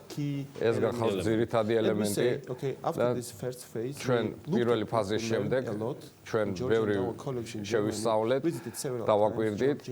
კოლეგები გერმანიიდან რამდენიმეჯერ ჩამოვიდნენ საქართველოში, დააკვირდით განვითარებას და ჩვენ გვინდა ისევ დავიწყოთ თავიდან ამის კეთება. 2020 წელი იქნება უფრო აქტიური ფაზა, იმიტომ რომ წარმატებული აღმოჩნდა პირველი ფაზა. პირველი წელი 3 წელი, პირველი ფაზა 3 წელი გრძელდებოდა. ეს იყო წელიწად ნახევარი. learning process და შემდეგ შესწავლის პროცესი განახორციელდა ჩვენ თავიდან დავიწყებთ ახლა 2017-დან დავიწყეთ, რომელიც წარმატებული წელი აღმოჩნდა და შემდეგ 2018 და 19 ნაწილურად დაიწყო co-finance და ფიქრობთ რომ საჭიროა კორექტირების შეტანა თქვენ გეგმებში და რა უპირატესობები და მინუსები არსებობს იმისა რასაც აწვდით იმის გამო რომ გერმანული ბანკი ვართ ჩვენ გერმანულად ვაწარმოებთ ბიზნესებს ნაბიჯ პირველი შესწავლის პროცესი და შემდეგ თუ წარმატებული აღმოჩნდა პირველი ფაზა მეორე ფაზაზე გადავდივარ ამიტომ საქართველოში ადაპტირებული ვარ საკმაოდ აგრესიული პროცესის წარმოების მიმართ მრავალი პროექტი დიდი პროექტი გვაქვს ზოგადად მაგრამ გერმანული ცოტათი განსხვავდება და ამიტომ ბიზნესებთან ნაბიჯ მუშაობ ამიტომაც მივიღეთ გადაწყვეტილება დავაკვირდით რა გამოცდილებას და შეთვისებულ გაკვეთილებს და მრავალი განვითარების მიმართულება უნდა არსებობდეს საქართველოში really nice actually this is the western way of doing business დასავლური გზა ბიზნესის წარმოების მნიშვნელოვანია მაგალითად ფინანსური შედეგების გამოყენება საუკეთესო პრაქტიკებს შესახებ კითხავ ბატონ კრისტიანს მაგრამ სანამ გადავალ მასზე კიდევ ერთი საკითხი არსებობს თუ არა სხვა პირობები აი ამ თვალსაზრისით იმის მიმართებით თუ როგორ მოხდება co-finance-ის ადაპტირება თუ იქნება რომელიმე საჭიროა თუ არა კონკრეტული გზავნილი, იმიტომ რომ 25 მილიონი საკმაოდ სერიოზული თანხაა მცირე და საშუალო საწარმოებისთვის საქართველოში. არის თუ არა დამატებითი პირობები, რომლის ადაპტირება შეგიძლიათ ამჟამად. ორი ძირითადი საკითხია. პირველი ეს არის პირობები რომელიც გერმანული მხრიდან მოდის ძირითადად და მეორე ეს გახლავთ პროცესი ჩვენ უკვე განვიხილეთ შიდა თვალსაზრისით საჭიროა მორგება რეალობასთან რომელიც არსებობს საქართველოში და ჩვენ მუშაობთ ამაზე და უფრო ეფექტიანი პროცესი გვექნება ამჟამად ვიდრე მანამდე აი ეს გახლავთ იდეა აი მეორე ფაზისთვის Christian ბატონო კრისტიან when we began talking about დავიწყეთ საუბარი თანადაფინანსებაზე co-finance-ზე financial resources directly ეს ნიშნავს პირდაპირ რესურსების მიღება გერმანული ბანკიდან აი კონკრეტული მოთხოვნების შესახებ გერმანული ბანკისგან რომელსაც გერმანული მხარე ითხოვს ქართული ბიზნესებიდან ჩვენ საუბრობთ ფინანსურ გამჭვირვალეობაზე საუბრობთ საერთაშორისო მოთხოვნებზე პირობებზე კვლავ ზალაშია თუ დამატებითი პირობები უნდა შეასრულონ ქართულმა ბიზნესებმა ანალოგიური პირობები გვაქვს როგორც პირველ ფაზაზე ფაზაში ჩვენ ფინანსური მაჩვენებლების გამოქვეყნება ის მოთხოვნა გვაქვს გამჭვირვალეობა რეგულარულად ხდებით მენეჯერებს ძლიერი მენეჯმენტი გვესაჭიროება პოტენციურად ახალ კლიენტებთან უახორციელებთ შეხვედრებს ხედავთ მეწარმეობის სერიოზულ მაჩვენებელს პროფესიონალიზმს დისციპლინას და ესე გვინდა გავაგრძელოთ ძალზე მიმზიდველ საპროცენტო განაკვეთს ხანგრძლივ დაფინანსებაზე ვართ მორგებულები ჩვენ გვჭირდება შეხვედრები კომპანიებთან რომლებიც რეალურად გეგმავენ ხანგრძლივ ინვესტირებებს 1 მილიონზე მეტ ჩვენი პირადი თვალსაზრისით როგორც პროფესიული ბანკირის თვალსაზრისით რამდენად კარგად ქართული მცირე და საშუალო ბიზნესები და ყველა ბიზნესები რამდენად არიან მზად და რამდენად არიან ჩამოყალიბებულები რომ გახდნენ co-finance-ის ბენეფიციარები რამდენად სტრუქტურირებულები არიან ეს კომპანიები ისე რომ ყველა მოთხოვნები შეასრულონ რომელიც თქვენი მხრიდან მომდინარეობს ჩვენ გერმანული ბანკი ვართ და ფინანსებას ვახორციელებთ გერმანიაში საშუალო სტანდარტი რომ შევადაროთ ქართულ სტანდარტს რა თქმა უნდა მცირე საშუალო საწარმოებების რა თქმა უნდა განსხვავდება გერმანული და ქართული მაგრამ ისინი ქართული მხარე სწრაფად ვითარდება უფრო პროფესიული ხდება ექსპორტზე ორიენტირებული ძალიან დიდი შესაძლებლობები არსებობს მეორე ფაზის თვალსაზრისით co-financing-ის მიმართებით, რათა სერიოზული კიდევ 25 მილიონის დამატებითი დაფინანსება მოხდეს ქართული მცირე და საშუალო საწარმოებების. მე არ მქონდა საშუალება პირადად თქვენთან ველაპარაკა პირველი საუბრის დროს, მაგრამ ჩვენ ძალიან ბევრს ვესაუბრობთ ადგილობრივ და საერთაშორისო ბიზნესებზე, თვითონ პროკრედიტ ბანკზე, როგორც ფინანსურ ინსტიტუტზე. გასული 20 წელი ეს გახლავთ საქართველოს ბიზნეს ისტორიის ნაწილი ეს ბანკი. თქვენი აზრით რამდენად საქართველოს საბანკო ინდუსტრია და ეკონომიკა იზრდება თვითონ და პროკრედიტ ბანკი რას ახორციელებს ამ მიმართულებით და რა მდგომარეობაშია. ჩვენ უკვე რამდენიმე წელია ვმუშაობთ საქართველოში და საბანკო სექტორი იზრდება საკმაოდ ფოკუსირებული საბანკო სექტორია სხვადასხვა ბანკების გათვალისწინებით, მაგრამ ჩვენ როგორც პროკრედიტ ჯგუფს ჩვენ გვინდა შევიტანოთ ცვლილებები, ასევე და სხვანაირად ვიმუშაოთ საქართველოსა და აღმოსავლეთ ევროპის ბაზარზე. ბატონი ალექსი და მისი გუნდი ამას ბრინვალეთ ახერხებს და საშუალო კომპანიების თვალსაზრისით, რომელიც ჯდებიან ჩვენ დაფინანსებაში, ჩვენ მათ ხელშეწყობისთვის ვართ. მე იმედი მაქვს, რომ ბატონ კრისიანს მოვიწევ კიდევ ერთხელ, როდესაც საქართველოში იქნება. ბატონო ალექს, 2020 წლის თვალსაზრისით ჩვენ ყველამ ვიცით, რომ მიმდინარე წელი იქნება თავისებურად ტურბულენტური სხვადასხვა მიზეზების გამო. მაგრამ ჩვენ რამდენჯერმე აღვნიშნეთ გერმანული ბანკი, გერმანული დისციპლინა და ასე შემდეგ. რა სამიზნეები გააგაჩიათ 2020 წლისთვის და თქვენი გეგმები მიმდინარე წლისთვის? 2020 წელი ძალიან ამბიციური წელი იქნება. ჩვენ გვაქვს ჩვენი პროექტები, კლიენტები, რომელიც co-financing-ის თვალსაზრისით არის და უნდა გაიზარდონ ეს მცირე და საშუალო საწარმოების მცირე და საშუალო კომპანიების თვალსაზრისით ვახორციელებთ ასევე გაციფრულებას, ვაგრძელებთ, საკმაოდ კარგად ვაგრძელებთ გაციფრულებას და თუ შევადარებთ ქართულ საბანკო სისტემას, დასავლურ საბანკო სისტემაზე, გაციფრულება საკმაოდ მაღალია საქართველოში. ეს გახალთ მეორე მიმართულება და მესამე მცირე და საშუალო საწარმოებისთვის სხვა პროექტებიც გვაქვს. ჩვენ ევროპულ ინვესტიციების ფონდს გამოვიყენებთ ამისთვის და თქვენ იცით, რომ გვაქვს ეს საშუალება საქართველოში გამოვიყენოთ EIF-ის დაფინანსება. აღნიშნული კომბინაცია ამ მიმართულების გვაძლევს საკმაოდ აქტიური პოზიციების დაკავების საშუალებას 2020 წელს და თუ შევხედავთ მოთხოვნებს, რომელიც არსებობს, საკმაოდ კარგია, მაგრამ გამომდინარე გარემოდან ჩვენ ვეცდებით კიდევ უფრო წინ ვიაროთ, ამბიციები არსებობს, მაგრამ თავისებურად ვცდილობთ წინ ვიაროთ. ალექს მატუას მასპინძლობთ დირექტორს პროკრედიტ ბანკის და ასევე პატივი იყო ბატონ კრისიან კისნერის პროკრედიტ ბანკის მასპინძლობ პროკრედიტ ბანკის გერმანიის დირექტორის. მადლობა კიდევ ერთხელ სტუმრობისათვის და საინტერესო საუბრისათვის. რამდენს ხარჯავს სახელმწიფო განათლებაზე? ჩვენ ამ თემაზე უნდა გავაგრძელოთ საუბარს. რამდენს ხარჯავენ თავად ქართველები საზღვარგარეთ განათლების მიღებაზე? ამ თემაზე ბესონ ამჩაოძის მასალაშია საუბარი, რომელიც Forbes Georgia-ს ბოლო გამოცემაში მოხვდა. იაპ დიპლომიანი ბედნიერი ერის სახელწოდებით დაწერილ სტატიაში საქართველოს ეკონომიკაში განათლების სექტორის წილიც არის გაანალიზებული. როგორ იცვლება მონაცემები და რა შედეგი აქვს განათლების ხარისხის თვალსაზრისით? ამაზე თათია ჩაფიჩაძე გააგრძელებს საუბარს, რომელიც საქმე ინდილის სტუდიაში გვერდება. თათია, დილამშვიდობისა.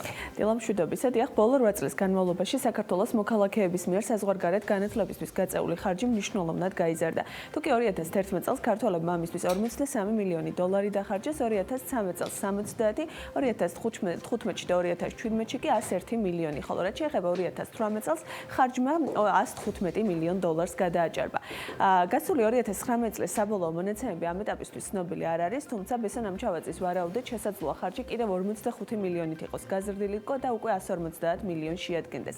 განათლების სისტემაზე საუბრისას პრობლემის გადაჭრის ერთ-ერთ არგუმენტად ბიუჯეტიდან მეტი ფულის ხარჯვა სახელდება, რაც შეიძლება არასწორ ან არასაკმარის არგუმენტად მივიჩნიოთ, ვინაიდან მონაცემები აჩვენებს, რომ 2012 წელთან შედარებით 2019 წელს სახელმწიფო ბიუჯეტიდან 2.3-ჯერ მეტი თანხა დაიხარჯა, მაგალითად თუ 2012-ში ეს 651 მილიონი ლარი იყო, 2016-ში უკვე მილიარდს გადასცდა, 2019-ში კი 1.5 მილიარდ დოლარს ლარს გაუტოლდა, საიდანაც ნახევარი სასკოლო განათლებაზე წარიმართა. მიუხედავად ამისა, პისას ბოლო კვლევა მაჩვენა, რომ საქართველოში სასკოლო განათლების ხარისხი არა თუ გაუმჯობესდა, ან იგივე დარჩა, არამედ გაუარესდა.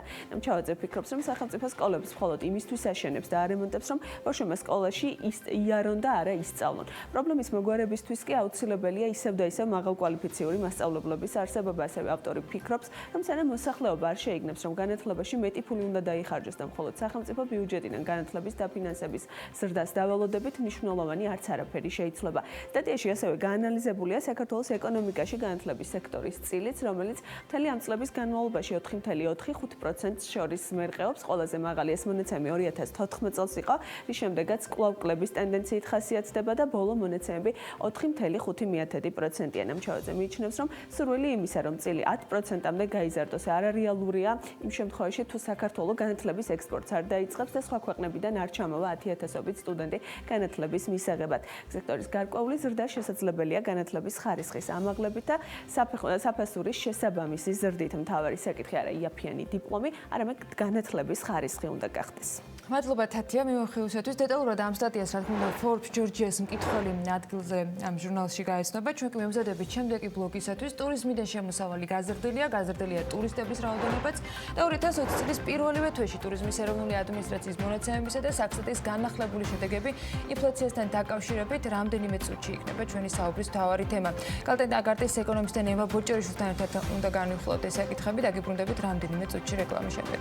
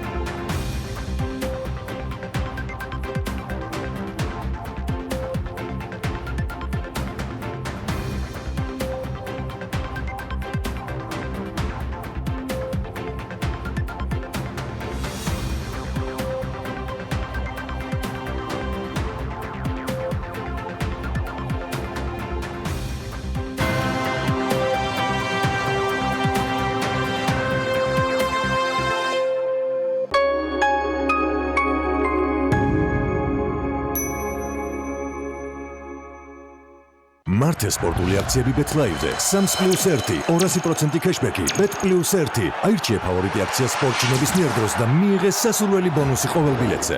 ყველაფერი საუკეთესო ბავშვებს, მხოლოდ PSP-ში 2 უდრის 3-ს, Nestle-s რძიანი ფაფების, ჰიპის ხილის პიურეების, Heinz-ის ლუბობიშკოს, Heinz-ის ორცხობილის 2 კოლოფის შეძენისას მესამე მიიღეთ საჩუქრად და 2 უდრის 4-ს, Heinz-ის 2 პაუჩის შეძენისას საჩუქრად მიიღეთ Heinz-ის კიდევ 2 პაუჩი. ასევე ლიბეს ორცხობილის შეძენისას მეორე კოლოფი შეიძინეთ 50%-იანი ფასდაკლებით. პლასმონის პროდუქციის ყოველ 10 ლარიან შენაძენზე საჩუქრად მიიღეთ პლასმონის ორცხობილა და პაუჩი. საუკეთესო შეთავაზებებით შეიძინეთ სემპერის ორცხობილები, ჩაი და ხილის პაუჩები, ჰუმანა პიულატე და ჰუმანას რძიანი დესერტები, ჰიპის და ჰუმანას ჩაი, უნიცას ფაფები, PSP, ყველაზე დაბალი ფასები და საუკეთესო შეთავაზებები მთელი ოჯახისთვის. ინფორმაცია, ისევე როგორც სხვა პროდუქტი, შეიძლება იყოს უხარისხო.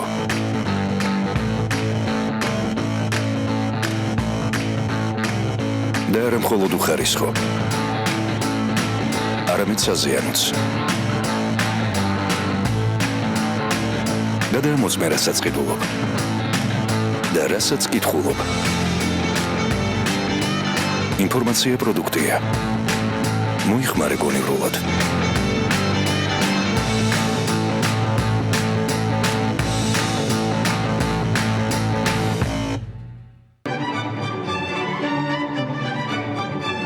გასტროტეკი, ჰორეკა სახჭურვილობა.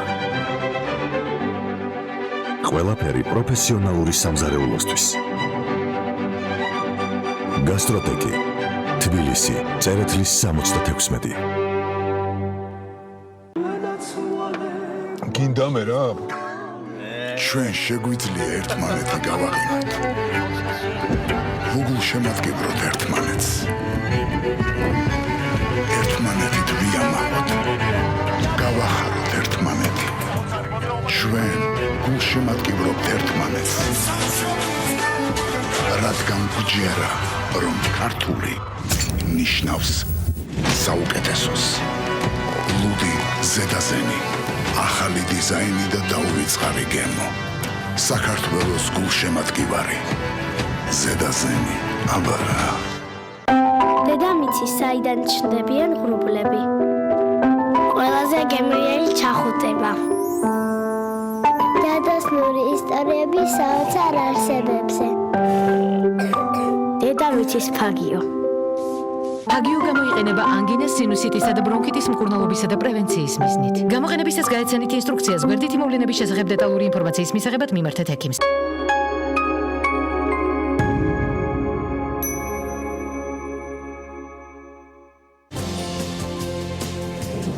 ბერძნული მითის თანამედროვე აღქმა და ახალი ქართული დრამატული ინტერპრეტაცია, რომლის გმირებად თოჯინები იქცნენ. ილიაუნის სცენა პრემიერის მოლოდინში. რას გვიყვება ოიდიპოსის მეფის ტრაგედიის პარალელურად განვითარებული ისტორია. მზადება სპექტაკლისთვის ოიდიპოსი და იოკასტე. ნახეთ პირველამდე.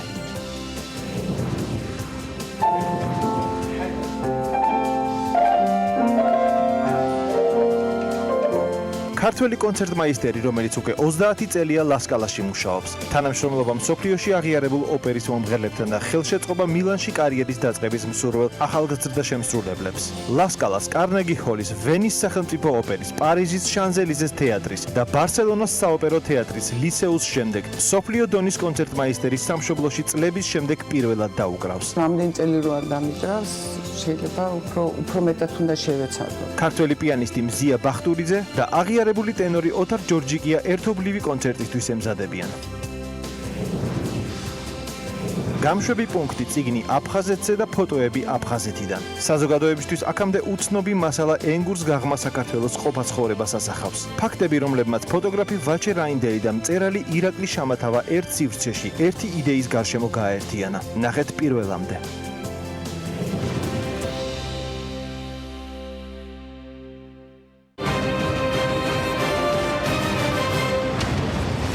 ეს რეაქცია, რომელსაც ყოველ სამშაბათს და ხუთშაბათს წარმოგიდგენთ მე ჟურნალისტი ინგა გრიგოლიანი. პირველი განსაკუთრებულ განრისხებას იწვევდა მასში. ჩვენ ხედავთ, რომ ისინი ბიზნესზე მიმდინარეობს ზეწოლა, პოლიტიკოსების მიმართ ხედავთ ტელედაპატიმრებებს.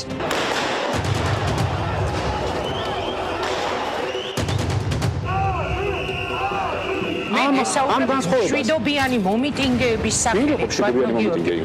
ეს იყო შვიდობიანი აქცია? არავინ არ იფიქროს, რომ გახარია წადის ძახილი პოლიტიკურ გადაწყვეტილებებს მიიღებს ხელისუფლება. ისინი გრძნობენ გაერთიანებული ოპოზიციის სუნთქვას კეფაში. თუ ქვეყანა სჭირდება გადაული ყველას. ყველას ერთად ეკუთვნოდა ეს სილა. ადამიანები, რომლებიც მასობრივად ჩადიოდნენ ცუდ რაღაცებს, ეხლა ჩადიან კარგ რაღაცებს. არ არის კატეგორია, რომელსაც მჯერა, რომ საარჩევნო დაპირებები იქნება შესრულებული. თქვენ ბიძინა ივანის ესაუბრებით. თუ ის აპირებს არჩევნები იგივე მეთოდებით ჩაატაროს, მისი ჭიქიდან ჩაისწავლონ. ივანიშვილი იყო პრაქტიკულად პატარა სახელმწიფო, რომელიც საქმეს არჩევდა. ინაშვილები და ყვითიანები ჩვენ ისინი დავამარცხოთ. უნდა დამთავრდეს ხარდაჭერა ბოკერია და სააკაშვილებისადმი. ნატოში უფრო ადრე შევა საქართველო, ვიდრე ირმა ინაშვილი გიგა ბოკერია შეიყვარებს. ჩვენ გვაქვს უფლება გქონდეს ჩვენი რეაქცია ქვეყანაში განვითარებულ პროცესებზე და ჩვენ ეს რეაქცია აუცილებლად უნდა გქონდეს.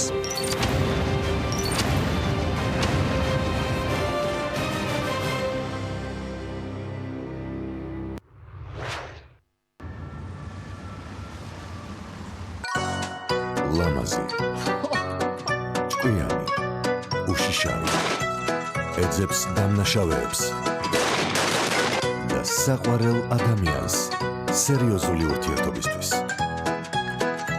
ორშაბათიდან პარასკევის ჩათვლით. საღამოს 6 საათზე. მარინ დელტრემი. დეტექტიურ სერიალში. ალის ნევერი. TV პირველის ეთერში. ჩვენ ვართ იქ, სადაც დუხს მოვლენები.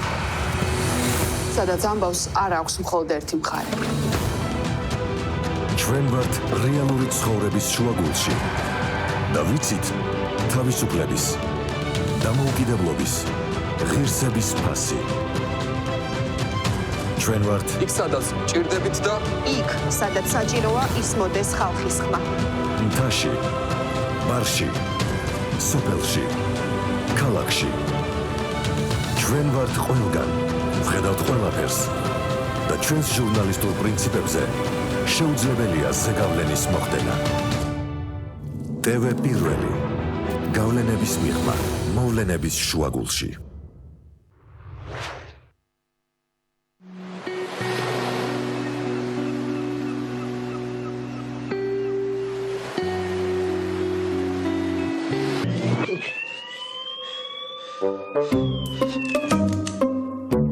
დამნაშავის დასაჭერად სირბილი სულაც არაა საჭირო. დეტექტივი შეზღუდული და შეუზღუდავი შესაძლებლობებით. ყოველდღე 15 საათსა და 15 წუთზე. ბრუნო დებრანტი. ფრანგულ სერიალში. კაინი. TV პირველის ეთერში.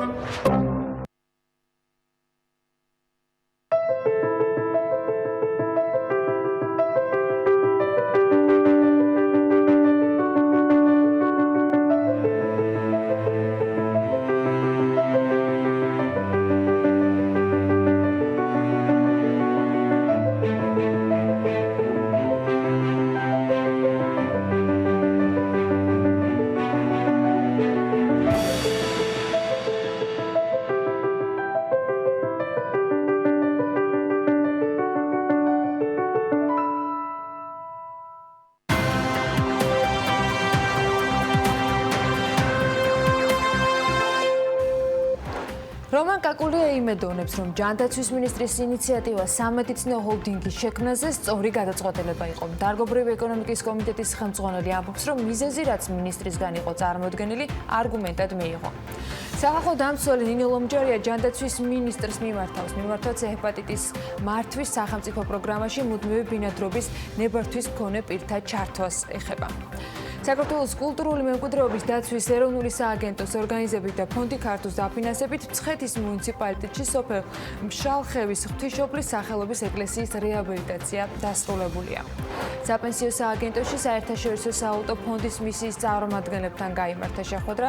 სააგენტოს დირექტორის მოვალეობის შემსრულებელმა გიორგი ჭიჭინაძემ სტუმრებს საპენსიო სააგენტოს საქმიანობის და საოპერაციო ნაწილში მიმდინარე პროცესების შესახებ განახლებული ინფორმაცია მიაწოდა. დიდი ბრიტანეთის საგარეო საქმეთა მინისტრი დარწმუნებულია, რომ შეერთებული შტატები იქნება პირველი ქვეყანა, ვისთანაც ბრიტანეთი სავაჭრო ხელშეკრულებას გააფორმებს ევროკავშირის დატოვების შემდეგ. საბანკო რეგულაციებიდან 1 წელზე მეტი გავიდა. პასუხისმგებლიანი დაკრედიტების მექანიზმი, როგორც საყოფად ცხოვრება მომხმარებლებს, ისე ბიზნეს არაერთი სექტორის წარმომადგენელს შეეხო, მათ შორის უძრავი ქონების მიმართულებასაც. ვიდრე ეროვნული ბანკი რეგულაციებს გადახედავს, მინიმუმ წინ 1 თვე არის ყოველ შემთხვევაში. ასეთია ოფიციალური ინფორმაცია საერთაშორისო საავტო ფონდისგან, რომელმაც გასული წლის ბოლოს მისი პროგრამის მეხუთე მიმოხილვის დასრულების შემდეგ გამოქვეყნებულ დოკუმენტში დაწერა, რომ ეროვნული ბანკი რეგულაციების შერბილებას მარტში გეგმავს. პასუხისმგებლიანი დაკრედიტების ჩარჩოს დანერგვიდან 1 წლის თავზე კი ბიზნეს ასოციაციის აღმასრულებელი დირექტორი აღნიშნავს, რომ ასოციაციას მარეგულირებელთან კომუნიკაცია აქვს და მისთვის უკვე ცნობილია მოსალოდნელი ცვლილებების შინაარსი. ლევან მეფხვაძე ამბობს იმასაც, რომ მხოლოდ ეს მიმართულება საკმარისი არ არის და პირველ რიგში მთავრობამ 200,000 ლარის ფარგლებში სესხების ეროვნულ ვალუტაში გაცემის ზღვარი უნდა გაანახევროს. თუ ბიზნესი არ განვითარდება, შესაბამისად იქნება პრობლემა და ბიზნესი ვერ განვითარდება თუ მოხმარებას ანუ მეორე მხარეს ჩვენ დავაგდებთ და მოხმარების ვარდნა მერე ეკონომიკაზე ცუდად აისახება. შესაბამისად ჩვენი ხედვა და ჩვენი შეთავაზება სწორედ აი ეს ტიპის ამ ტიპის რეგულაციების ნაწილობრივი შემსრულება, იმისათვის რომ ბიზნესს კონდეს შესაძლებლობა განვითარებისთვის. მაგალითად 200.000-იანის დაწევა 100.000-ზე მიგვაჩნია რომ მაგალითად სამშენებლო ინდუსტრიას, მაგალითად საავტომობილო გაყიდვების ინდუსტრიას და შემდეგ პირდაპირ დაეხმარება გამომდინარე იქიდან რომ დღეს ლარში სესხება არის პრაქტიკულად შეუძლებელი თუ შეხედავთ 15%-იან საპროცენტო განაკვეთებს რომელიც ლარში არსებობს გამომდინარე იქიდან რომ მონეტარული პოლიტიკა არის ძალიან მკაცრი და 8%-ამდე ავიდა თვითონ რეფინანსირების განაკვეთი. 200.000 ლარიანი შეზღუდვის მოხსნას პრემიერის დავალების შესრულების შემდეგაც მთავრობაში არ ჩქარებენ. ვიდრე ცვლილებების შინაარსი საჯარო იქნება, მათი გავლენის განსაზღვრის შესაძლებლობაც მოგვეცემა, დეველოპერები იქამდე უკვე არსებული რეგულაციების შედეგებს ითვლიან. მესამე კვარტლის მონაცემებით ბინების გაყიდვებით 11.4%-ით არის შემცირებული. მიუხედავად უძრავ ქონებაზე მოთხოვნის შემცირებისა, საქსტატის მონაცემებით მშენებლობაზე გაცემული ნებართვები 2019 წლის მესამე კვარტალში 100 ერთეულით გაიზარდა. ამ მონაცემებს მაგალითად Property Management ჯგუფის ხელმძღვანელი არც რეგრესს და არც პროგრესს არ უწოდებს. Property Georgia-ს მმართველი პარტნიორი კი ამაზე აღნიშნავს, რომ რეგულაცია უარყოფითად განსაკუთრებით მცირე და საშუალო ბიზნესზე აისახა. ჩემის აზრით საბანკო რეგულაციებმა სახსახად არ იქონია დადებითი გავლენა სექტორზე და რომ ნახოთ 2019 წლის შედეგები, აშკარად ჩანს რომ თუ რეგრესია და პროგრესი არ აქვს სექტორს შესაბამისად ყისიერად ჩემის აზრით ეს ჩემი სუბიექტური აზრია საჭიროა რომ ეროვნულმა ბანკმა და შესაბამისმა ორგანოებმა გადახედონ ამ რეგულაციებს. მოკლევადიან საშუალოვადიან პერიოდში გარკვეული გავლენა ჰქონდა გაყიდვებზე შეიძლება ითქვას ნეგატიური გავლენა, თუმცა ამ შემთხვევაშიც ბიზნესებმა მოახერხეს მეტნაკლებად გადაწყობა, ძირითადად მსხვილმა ბიზნესებმა უფრო ადვილად გადაწყობა, ხოლო უფრო სენსიტიური იყო საშუალო და მცირე ზომის კომპანიებისთვის. ჯანდაცვის კომიტეტში მომავალ კვირაში ჯანდაცვის მინისტრ ეკატერინე ტიკარაძეს ელოდებიან. კომიტეტის ხელმძღვანელის დიმიტრი ხუნტაძის განცხადებით, ერთ-ერთი საკითხი, რაზეც განმარტებების გაკეთება მინისტრს მოუწევს, სახელმწიფო სამედიცინო ჰოლდინგის შექმნას ეხება, რომლის ინიციატორიც თავად მინისტრია. ტიკარაძემ ჰოლდინგის ხელმძღვანელად გასულ კვირას გიორგი ჩოგოვაძე წარადგინა, ჰოლდინგის გეგმებზე საუბარი სავარაუდოდ პარლამენტში თავად ჩოგოვაძესაც მოუწევს, რომელსაც პირველ ეტაპზე სამედიცინო ჰოლდინგში სამი სახელმწიფო კლინიკის მართვა ჩაბარდა. ეს არის რესპუბლიკური საავადმყოფო, ბავშვთა ინფექციური კლინიკური საავადმყოფო და ონკოლოგიის ეროვნული ცენტრი და როგორც მინისტრმა აღნიშნა, მას ერთიანი გეგმის და ხედვის წარსადგენად ერთთვიანი ვადა ექნება. ჰოლდინგის შექმნასთან დაკავშირებით, რა თქმა უნდა, ინიციატივა არის საინტერესო, მაგრამ კომიტეტი გეგმავთ, რომ მოვისმინოთ უშუალოდ სამინისტროს მხრიდან ჰოლდინგის ხელმძღვანელების მიმართ თუ რა კონცეფცია აქვს, რა გეგმას ისახავენ მიზნად და კომიტეტი ამის შემდეგ გააკეთებს უფრო დეტალურ განცხადებას. კი, აუცილებლად. მიზეზი რაც იყო წარმოჩენილი, მე მგონი არგუმენტი იყო ახლა საკმაოდ გონილული თუ გავიდა იმისათვის, რათა შეფასდეს, რომ ეფექტური არ იყო ის, რაც აქამდე იყო ხა სხვა ალტერნატივაც ამ ეტაპზე არ ჩანდა და ამ мотивაციით იქნეს გადაწყვეტილება მიღებული, იმედი მაქვს, რომ ეფექტურობა უფრო მეტი იქნება და გამოჩნდება, რომ ეს სწორი გადაწყვეტილება იყო. რაჭაში სამთო კურორტის განვითარების პროექტზე მომუშავე ინვესტორი ბიუროკრატიულ პრობლემებზე ჩივის 2018 წელს კომპანია სიმეტრიამ ზემორაჭის სამთო კურორტის შოვის მასშტაბური განვითარების პროექტის განხორციელებისათვის სამუშაოები დაიწყო. დაიგეგმა საერთაშორისო მნიშვნელობის 4 სეზონიანი სამკურნალო გამაჯანსაღებელი კურორტის შექმნაც. პროექტის ჯამური ინვესტიციის მოცულობა კი $35 მილიონ აჭარბებს. პროექტის მასშტაბურობის და მნიშვნელობის მიუხედავად სამშენებლო სამუშაოები ჯერ დაწყებული არ არის და მიზეზებზე სიმეტრიას გენერალურმა დირექტორმა BMG-სთან ისაუბრა. ამწუხაროა, რომ ამ პროცესში ჩვენ გვიხდება ძალიან დიდ ბიუროკრატიასთან შეჯახება, ანუ დაახლოებით 1000-მდე სახელმწიფო მოწყებასთან თუ ადგილობრივ მმართველობასთან გვაქვს ურთიერთობა და არსებობს რაიმე მექანიზმი, სადაც შესაძლებელი იქნებოდა შექმნილიყო სამუშაო ჯგუფი, ასე ვთქვათ, რომელიც კოორდინაციას გაუკეთდება და ამ სახელმწიფო უწყებებს და რაღაც ერთიანი პასუხს მივიღებდით ამა თუ იმ უწყებისგან. თუნდაც გენერალურ გეგმაზე მუშაობის თვალსაზრისით ჩვენ ეს დოკუმენტი გვიდევს და ეხლა ვცდილობთ რომ ის თანხმდარში მოვიდეს თქვა სახელმწიფო ხედვებთან და გვინდა რომ ეს დოკუმენტი დამტკიცდეს. სუგდიდმა საქართველოს თხილის მწარმოებელთა ასოციაციის მეოთხე ყოველწლიურ კონფერენციას უმასპინძლა, რომელზეც დამსწრებსაც ჰქონდათ საშუალება უახლესი ინფორმაცია თხილის დარგში აქტუალურ საკითხებთან დაკავშირებით მიიღო, როგორც არის მაგალითად მავნებელ დაავადებებთან ბრძოლა, ნიადაგის განუყიერება, მოსავლის დაზღვევა, შეღავათიანი პროდუქტები და ასე შემდეგ.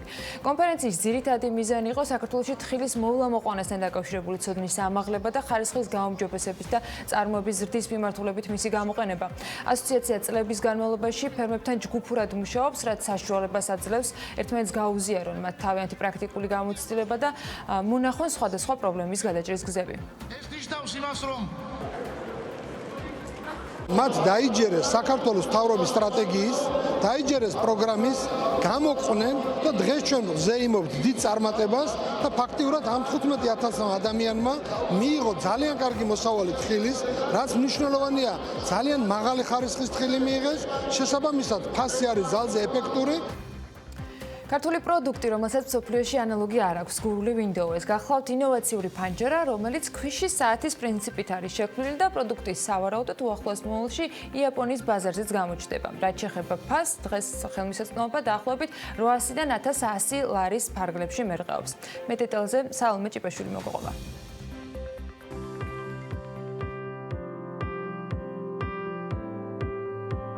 სახში რო აკეთებინებდი ხელოსანს ფანჯრებს, მაშინ დავინახე, რომ მოცულობები ტყულად ხდება, ასე ვთქვათ. ორი ალტერნატიული მოცულობა. ეს ნაწილი ჩარჩოს, მხოლოდ ეს ნაწილი არის სათავსი. როგორც კი ამოტრიალდება, აქედან იღრება ამაში და ხდება დაბურული ფარდის ეფექტი, აღარა გამჭვირვალე. როგორც კი დაგჭირდება, ისე ამოტრიალდება და თვითონ იდეა და შინაარსი ეგ არის, რომელიც ფაქტიურად თქვი კიდეც არაფერი არ არის, არის გამტყელებული ქვიშის საათი. ფანჯარა, რომელიც ამავე დროს ასრულებს ფარდის ფუნქციასაც. და ეგ არის მთელი გამოგონებაც კი სიცხულია და აქვს კაცმა ამ გამოგონებას. აი პირადად რომ ამით დავყევებული ყავი, ამის დრო ნამდვილად არ ხონდა. მესამე წელი იქნება. რომ უკვე გადავწყვიტე რომ მეთქი მოდით შემით მოვსინჯავ ერთი. მინდოდა მენახვებინა, როგორ შეიძლება არაფრისგან მოულოდნელად დიდი რამის გაკეთება. აი ახლა ბიზნეს შინაარსით ეს პროდუქტი თუ ოდნავ ყურადღებას გააჩერებ და დააგვირდები,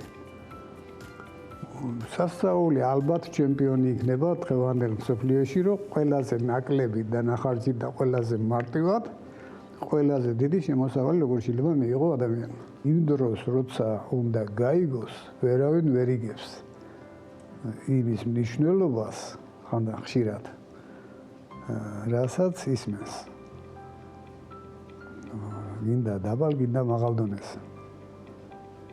აი ეს რაღაც ისეთი უბედურება ჭირს ამ სამყაროს, რომ სანამ მართლა ცნობილი და მართლა ისეთი არ გახდება თვალსაჩინო. რატომღაც ყოველთვის ხდება ასხლეტვა და საერთოდ იგნორი. სამწუხაროდ აქაც პრობლემაა. ჩვენაერ ქვეყანაში არ არსებობს ახლა დღეს საქართველოს წარმოება, რომელიც თუნდაც უთოს დაგიმზადებს. თქვათ, შედი მოდელით. მოკლედ, აი უბრალო პროცედურების კი ეძულებული ხარ, ხარ ერთ ქარხანაში მიხვიდე, ხარ მეორეში, ხარ მესამეში.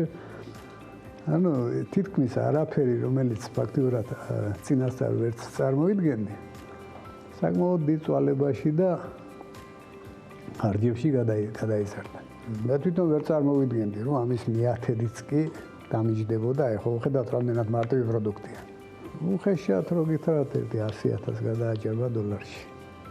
პირველი ეგზემპლარები ურეკის ქვიშით გავაკეთეთ. ნუ მოკლედ კონკურენტი არ ყავს სოფლიოში. აქ გამიზნულია ეს ოთხკუთხედები შიდა ინტერიერებისთვის, კვალები გარე ინტერიერების, მაგრამ აბსოლუტურად არაა შეზღუდული რეალურად. კვალს დავადეთ ფასი 1100 ლარი კვადრატულ მეტრს და ოთხკუთხედი არის 800 ლარი. პირველი როგორც გითხარით, იაპონიამ რადგანაც პატენტი ყველას მოასწრო, იქ სერიოზული მუშაობა უკვე ჩატარდა, შარშანაც ტარდებოდა.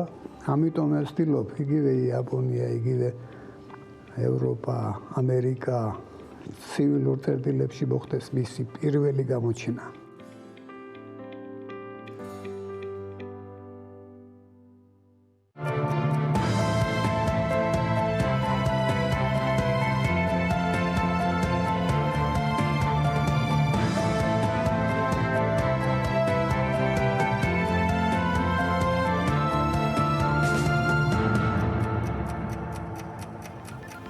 გასული წლის მეორე ნახევარში ეროვნული ბანკის მიერ გადადგმულმა ნაბიჯებმა პირველი შედეგები 2020 წლის პირველადი ინფლაციის მაჩვენებლებზე ასახა. იმ შემთხვევაში, თუ მომდევნო პერიოდში საგარეო და საშინაო შეკებს ადგილი არ ექნება და გაცვლითი კურსი არსებულ ნიშნულს შეინარჩუნებს, სავარაუდოა, რომ ფასების კლების ტენდენცია გაგრძელდება. საქსტატის მონაცემებით 2020 წლის იანვარში წლიურმა ინფლაციამ 6.4% შეადგინა, ხოლო საბაზო ინფლაციამ, რომელიც სამომხმარებლო კალათიდან გამორიცხავს სურსათის, ენერგომატარებლების და თამბაქოს ფასებს 3.4% დააფიქსირა. ინფლაციის მაჩვენებელზე, რომელიც გასულ კვირას განახლდა და სხვა დანარჩენზე, ევა ბოჭორიშვილი გალტენდაგარდის კვლევების დეპარტამენტის ხელმძღვანელი ისაუბრებს. ევა, მოგესალმებით, მადლობა რომ ხართ ჩვენთან ერთად. მოგესალმებით. ინფლაციის კლების ტემპები, ტრენდები და პროგნოზები, რაც ეროვნული ბანკისგან მომდინარეობს, გაწერილი 2020 წლის ვიდრე ბოლომდე, როგორც მათ აქვთ, ასე ამ შემთხვევაში დაპროგნოზებული, რამდენად ემთხვევა თქვენს მოლოდინებს, ამ შემთხვევაში თქვენი მკვლევარების და თქვენი ჯგუფის. მოგესალმებით, როგორც აღნიშნეთ შესავალში, წლიურ მაჩვენებლებში, როგორც წლიური ინფლაცია, ასევე საბაზო ინფლაცია, სადაც გამოვრიცხავთ სხვადასხვა საქონლის ფასებს, შემცირების ტენდენცია აქვს, 6.4% იყო მთლიანი ინფლაცია და ეს საბაზო ინფლაცია 3.4%, რაც წინა თვისთან შედარებით, ანუ დეკემბერში წლიური ინფლაცია უფრო მაღალი იყო 7% და საბაზო ინფლაციაც უფრო მაღალი იყო 3.7%. ეხლა ზოგადად რო შევხედოთ თვითონ აი სამომხმარებლო კალათას და რა საქონელი იწვევს ინფლაციის დას, ეს ორი ძირითადი კატეგორია რჩება, ეს არის სურსათი და ალკოჰოლის სასმელები და ალკოჰოლური სასმელები და თამბაქო, სადაც ფასების მკვეთრი ზრდაა და თქვენ იცით, რომ ჩვენ სამომხმარებლო კალათაში მესამედი უკავია სურსათი და ალკოჰოლის სასმელები და შედარებით აქ ფასების მატება მნიშვნელოვან გავლენას ახდენს ფასების დონეზე. ხა ჩვენ რასაც უყურებთ ამ ეტაპზე ძირითადი გავლენა ინფლაციის შემცირებაზე აქვს საბაზო ეფექტს. რაც შეეხება მოლოდინებს, ჩვენ ვფიქრობთ, ისევე როგორც ეროვნული ბანკი, რომ წლის განმავლობაში ინფლაცია უნდა შემცირდეს. ანუ ეს საგრძნობი იქნება დაახლოებით აპრილიდან და ჩვენი გათვლებით ინფლაცია მიზნობრივ 3%-იან ნიშნულს სექტემბერში დაუბრუნდება და წინა გადაცემაშიც ვისაუბრეთ მე და ანამ, რომ სექტემბრამდე ჩვენ ვერ ვხედავთ ამ პოლიტიკის განაკვეთის ცვლილების შესაძლებლობას და შემდეგ ეს დამოკიდებული იქნება თუ რა რისკები გამოიკვეთება. ანუ ჩვენი პროგნოზით, ანუ როგორც აღნიშნეთ 3%-ს ველოდებით, რომ დაუბრუნდება სექტემბერში და საშუალო წლიური ინფლაციას პროგნოზირებს 3.6%-ის დონეზე. ეს წლიურ ჭრილში. მაგრამ 3-ზე ჩამოდი სექტემბერში გალტის. ჩვენი გათვლებით დაუახლოვდება ნიშნულს, მიზნობრივ ნიშნულს სექტემბერში. ეს არის ჩვენი პროგნოზი ამ ეტაპზე. გასაგებია, კარგი. გასაგებია ინფლაციის ნაწილი მით უმეტეს ნასაუბრები ხარ, როგორც თქვით თანასთან მიმართებაში. როგორ დაიწყო წელი? ტურიზმიდან გამომდინარე, კითხვა არ არის არანაირი სარკაზმის საფუძვლო, შარშანდეთ თუ გავიხსენებთ, შარშან ვირუსოლოგია ისე თამდევი იყო ქართული ბაზის. წელსაც მაქვს კითხვა ვირუსთან დაკავშირებით, ჯვარი აქაურობას, კორონავირუსს გულისხმობ და მაინტერესებს ჩინური კორონავირუსის გავლენა, ანუ ამ შემთხვევაში ჩინეთის გავლენა ქართულ ეკონომიკაზე, ამაზე შემდგომ, მაგრამ ჯერ მინდა დავსტარტოთ ქართული ეკონომიკა წელს ტურიზმის პრიზმაში და იმ შემოსავლებიდან გამომდინარე, რაც უკვე გვიფიქსირდება და როგორი სტარტი ქონდა, თუ შევადარებთ წინა წელს და 19 წელს, აშკარად წინ ვართ, გულისხმობ იმით, რომ ვირუსებსაც ვაჯობეთ და შემოსავლებსაც წელს შედარებით არ უჩივით ამ კუთხით. ანუ როგორც აღნიშნე გიორგი, პოზიტიურად დაიწყო წელი, ან პოზიტიურად რო ვიძახით, ან 20%-იანი მატება გვაქვს საერთაშორისო ვიზიტორებში მთლიანად და ტურისტები გაიზარდა დაახლოებით 19%-ით. და წინა წელს, ანუ როგორც აღნიშნე, ანუ შევახსენებ მაყურებელს, რომ გრიპის ვირუსი იყო საქართველოში და პრობლემურად დაიწყო და პირველ კვარტალში მხოლოდ 1%-იანი მატება ჰქონა ტურისტების რაოდენობაში. შემდეგ მოხდა აი მეორე კვარტალში იყო ტურიზმის დაჩქარება ძირითადად რუსეთის ხარჯზე და მე ყველას გვახსოვს, რომ ფრენების აკრძალვა რუსეთის მხრიდან გავლენა მოახდინა ნეგატიური წლის მეორე ნახევრიდან შარშან. ახლა წელს ნამდვილად დასაწყისი კარგი გვაქვს, თან რო შევხედოთ თვითონ ქვეყნების მიხედვით, ყველა ქვეყნიდან არის მნიშვნელოვანი მატება, მათ შორის რუსეთიდანაც დეკემბრის მერეც გაგრძელდა და დაფიქსირდა 1%-იანი ზრდა. ზრდა გვაქვს აქაც 5 თვიანი კლების შემდეგ რუსეთის ვიზიტორებში, განსაკუთრებით ახლა გამოვყოფდი რამდენიმე ქვეყანას, საიდანაც ძალიან დიდი ზრდა არის ვიზიტორების, ეს არის აზერბაიჯანი, საიდანაც 35%-ით გაიზარდა.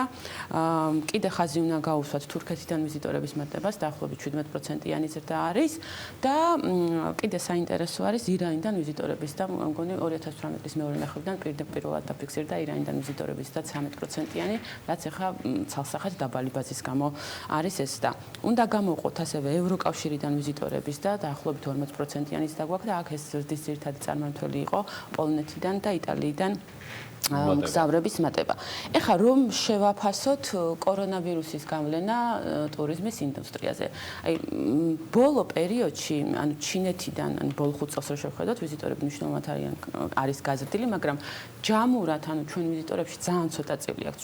სულ შარშან შემოვიდა 48000 ვიზიტორი ჩინეთიდან, ანუ რაც ხამთლიანი ვიზიტების მხოლოდ 0.6%, ანუ ძალიან დაბალი წილი უწირავს, მიუხედავად იმისა, რომ ბოლო წლებში არის და თვითონ ჩინელების მოგზაურობასაც სეზონურობა ახასიათებს, ანუ ძირითადად არის სეზონურობა აქვს, ანუ ძირითადად პიკი არის ხოლმე აპრილიდან ოქტომბრამდე და ოქტომბრამდე ჩამოდის ყველაზე მეტი.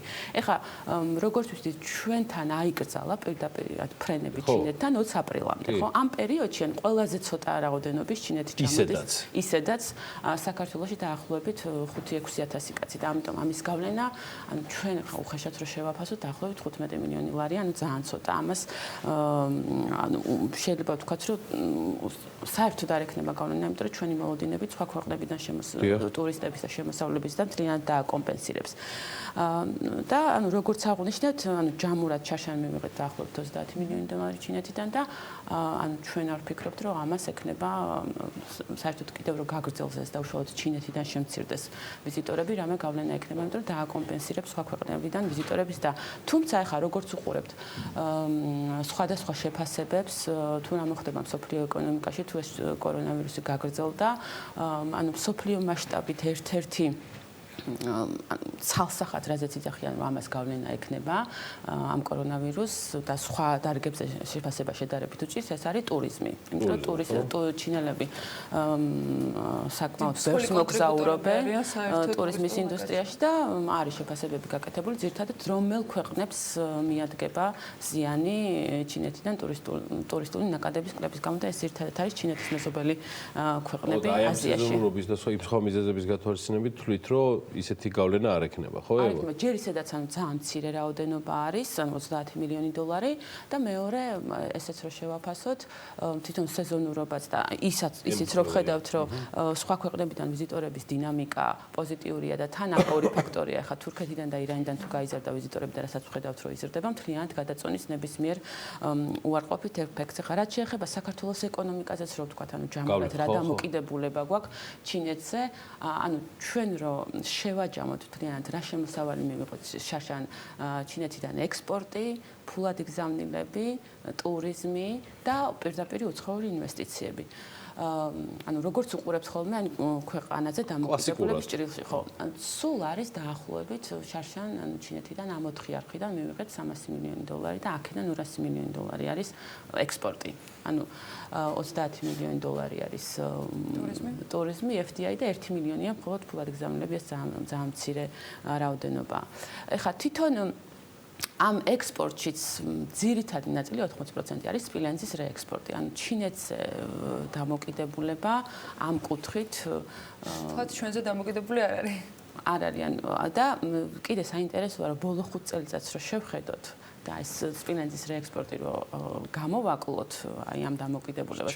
რჩება ის რომ 70 მილიონი დოლარით უფრო ნაკლები შემოსავალი მივიღეთ 2019 წელს ჩინეთიდან, ვიდრე ვთქვათ 2015 წელს 5 წლის წინ.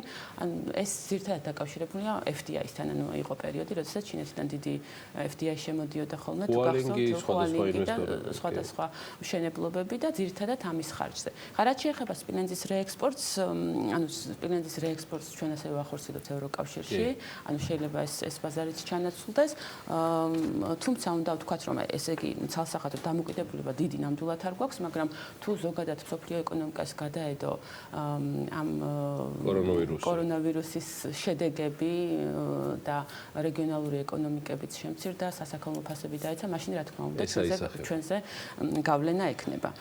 და ბოლო ნიუსი შემიძლია ვთქვა, ეს არის საერთაშორისო რეზერვები, რაც ანუ 3.5 მილიარდი დოლარია, ანუ წლიურად მხოლოდ 2%-იანი მატება გვაქვს და თვიურ ჭრილში რო შევხედოთ, ანუ დეკემბერთან შედარებით 0.7%, 23 მილიონი დოლარით არის შემცირებული. რეზერვებზე გავლენას ახდენს სხვადასხვა ფაქტორი, ეს არის მთავრობის და ბანკების ოპერაციები, მთავრობის მხრიდან, როდესაც ვალს იხდის მთავრობა შესაბამისად რეზერვებიდან ემსახურება ამ თანხას და ამას აქვს ხოლმე გავლენა რეზერვების შემცირების ან კლების ზრდის მიმართულებით, როდესაც მთავრობა ვალს იღებს რეზერვები იზრდება, აგრეთვე კომერციული ბანკების ოპერაციები, როგორც ვიცით, და რეზერვების ნორმა უცხოურ ვალუტაში მოზიდულ სახსრებზე მოქმედებს რეზერვების დონეზე და კიდე არის აქტივების გადაფასება, ანუ ეს მიზეზი შეიძლება იყოს, აი ეს სამი მიზეზი თვიურ ჭრილში რეზერვების კლების. ეს არის ის ძირითადი სიახლეები, რაც წინა კვირაში იყო. მე მგონი ამომწურავად ვისაუბრეთ. მადლობა ნამდვილად. მადლობა ევა ბოჭორიშვილს და გალტენ დაგარს ჩვენთან მუდმივი პარტნიორობისთვის და ძალიან საინტერესო მიმოხილვისთვის. ევა ბოჭორიშვილი გალტენ დაგარდის კვლევების მიმართულების ხელმძღვანელი გრძნობდა საქმიან დილაში ჩვენი თანაწამყვანია და კარგად იცნობთ უკვე ერევას წლებია. ჩვენ ვაგრძელებთ უკვე საქმიან დილის მაყურებლისათვის ინფორმაციის მიწოდებას World Atlas-ის მონაცემებზე დაყრდნობით. სოფლიოში ყოველწლიურად 250 მილიონი ჰექტოლიტრი ღვინო იწარმოება. სოფლის ღვინის ექსპორტიორ ქვეყნებს შორის იტალია, საფრანგეთი, ჩილე, ესპანეთი და ავსტრალია ლიდერობენ.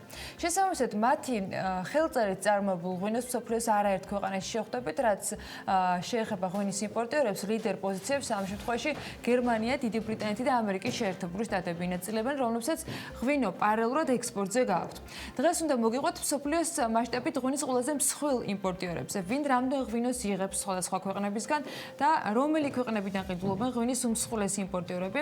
ანუკა ჯოხაძე მოუყარა თავი ამ ინფორმაციას, რომელიც ახლა საქმიანი დილის ეთერში გვერდება. ანუკა, დილამშვიდობისა. დილამშვიდობისა, ანა გიორგი. ღვინის ყველაზე მსხვილ იმპორტიორებზე საუბარს ამერიკის შეერთებული შტატები დავიწყებ, სადაც ღვინის ყოველწლიური მოხმარება 30 მილიონი ჰექტოლიტრია. ეს კი მაშინ, როცა საშუალო მოხმარება ერთ მოსახლეზე წლიურად 10 ლიტრია. თუმცა მიუხედავად ამ რიცხვისა, ამერიკა ახერხებს აწარმოოს მოხმარების მხოლოდ 2/3. 2018 წელს ქვეყანამ 6.5 მილიარდი ამერიკული დოლარის ღირებულების ღვინის იმპორტი განახორციელა, რამაც მთლიანი გაყიდვების 26% შეადგინა. ხოლო რაც შეეხება ქვეყნებს, რომლებიც ყველაზე დიდი მოცულობის ღვინოს აწვდიან ამერიკას. ესენია საფრანგეთი, იტალია და ახალი ზელანდია. რიგით მეორე რეიტინგში დიდი ბრიტანეთია, სადაც სხვა ქვეყნებიდან 2018 წელს 1.3 მილიარდი ღირებულების ღვინო შევიდა. იმპორტის მთლიანი მოცულობის 3/4 ფრანგულმა, იტალიურმა, ესპანურმა და გერმანულმა ღვინომ შეავსო. ანუკა, რამდენად უყვართ ღვინო დიდ ბრიტანეთში, როგორია ყოველწლიური მოხმარება ამ პროდუქტისა, რას ამბობენ მონაცემები? ანა, სხვათა შორის მიუხედავად იმისა, რომ დიდი ბრიტანეთი ყოველწლიურად დაახლოებით 38 მილიონ ჰექტოლიტრ ღვინის იმპორტს ახორციელებს, მის მხოლოდ ნახევარს მოიხმარს. ექსპერტები უკვე ვარაუდობენ, რომ იმის გათვალისწინებით, რომ დიდმა ბრიტანეთმა ევროკავშირი ოფიციალურად უკვე დატოვა, იმპორტირებული ღვინის როგორც მოცულობა, ისე ფასი დაიკლებს.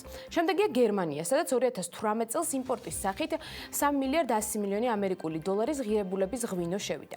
გერმანიის ბაზარი მაღალი კონკურენტუნარიანობით გამოირჩევა, ამიტომ აქ როგორც ფასს, ისე ხარისხს დიდი ყურადღება ექცევა. გერმანიაში ძირითადად თეთრი ღვინის წარმოება ხდება, ამიტომ იმპორტის დიდი მოცულობა წითელ ღვინოს უკავია. რაც შეეხება იმ ქვეყნებს, რომლებიც გერმანიას ღვინოს აწვდიან, ესენია ძირითადად იტალია, საფრანგეთი და ესპანეთი. მეოთხე ყველაზე მსხვილი იმპორტიორი კი ჩინეთია, რომლისკენაც გეზი ბოლო დროა ქართველმა მეღვინეებმაც აიღეს. ანუკა, მოდი ესეთი რამ, ჩვენი ეთერის საშუალებით არაერთხელ უსაუბრიათ ქართველ მეღვინეებს, საუბარია ჩინეთის ბაზარზე და მის პოტენციალზე.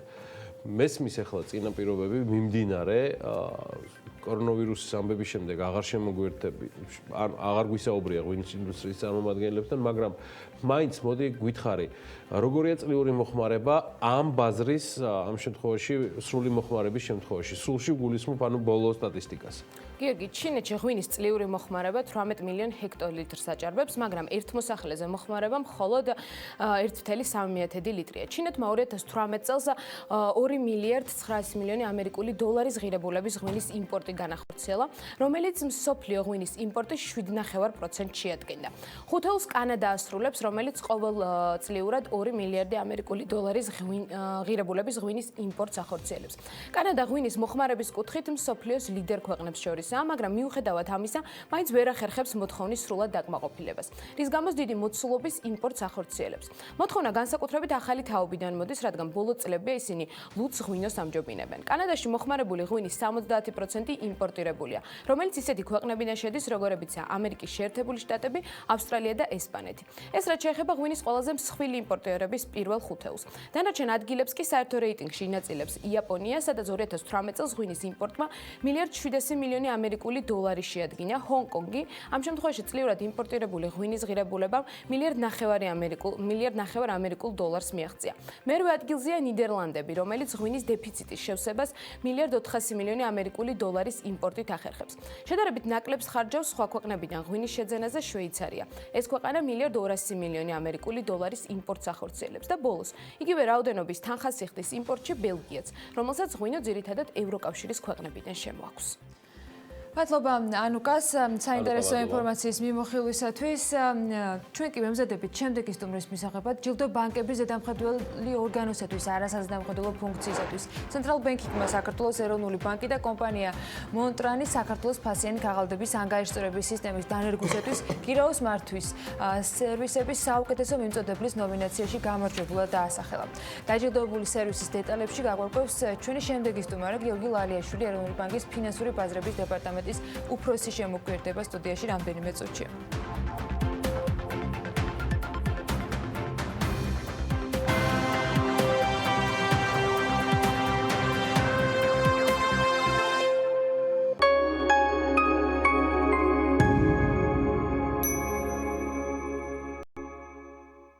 Silknet-ი წარმოგიდგენთ ახალ პორტალს Silksport G-ს, სპორტის ნამდვილი გულშემატკივრებისთვის.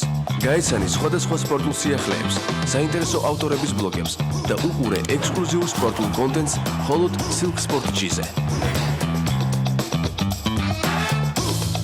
თუ სპორტი გიყვარს, Silksport G.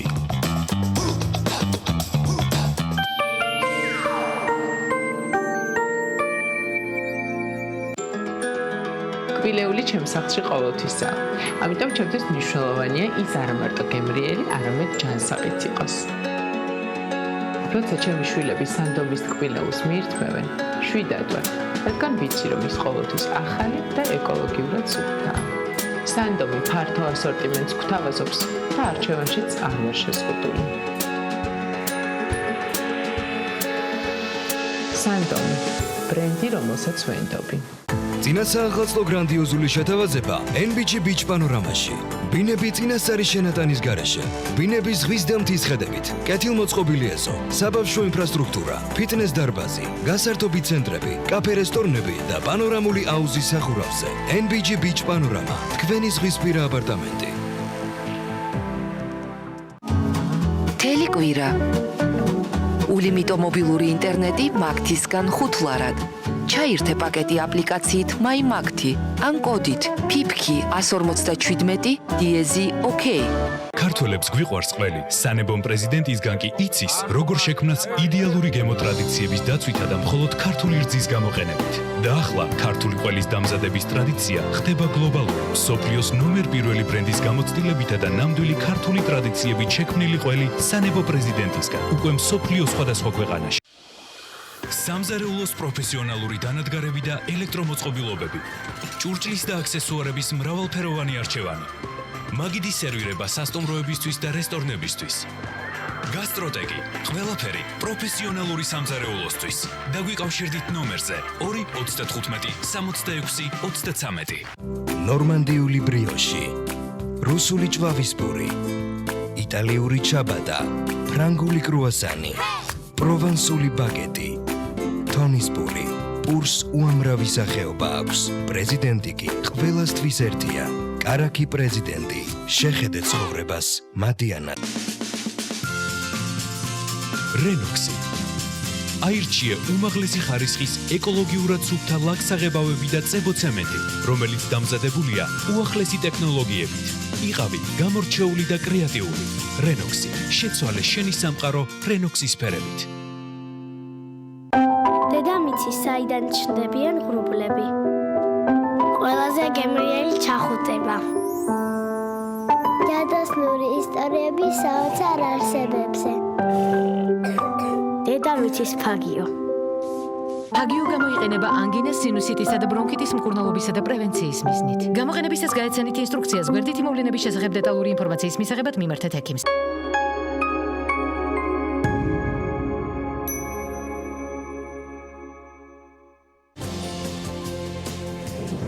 ბერძნული მითის თანამედროვე აღქმა და ახალი ქართული დრამატული ინტერპრეტაცია, რომლის გმირებად თოჯინები იქცნენ. ილიაუნის სცენა პრემიერის მოლოდინში. რას გვიყვება ოიდიპოსის მეფის ტრაგედიის პარალელურად განვითარებული ისტორია. მზადება სპექტაკლისთვის ოიდიპოსი და იოკასტე. ნახეთ პირველამდე.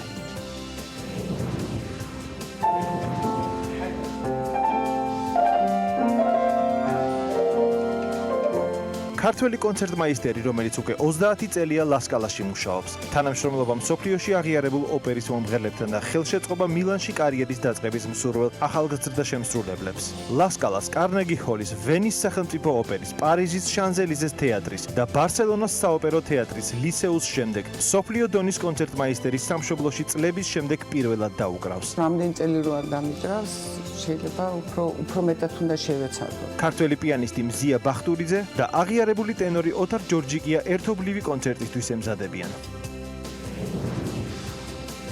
გამშვები პუნქტი წიგნი აფხაზეთზე და ფოტოები აფხაზეთიდან. საზოგადოებისთვის აქამდე უცნობი მასალა ენგურს გაღმა საქართველოს ყოფა-ცხოვრებას ასახავს. ფაქტები, რომლებმაც ფოტოგრაფი ვაჩე რაინდელი და მწერალი ირაკლი შამათავა ერთ სივრცეში ერთი იდეის გარშემო გააერთიანა. ნახეთ პირველამდე.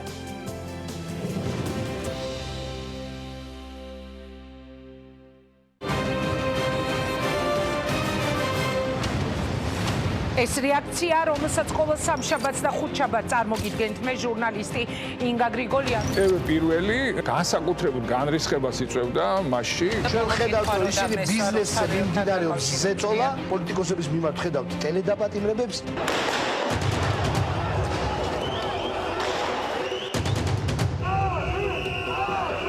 ამ შვიდობიანი მომიტინგეების ეს იყო შვიდობიანი აქცია?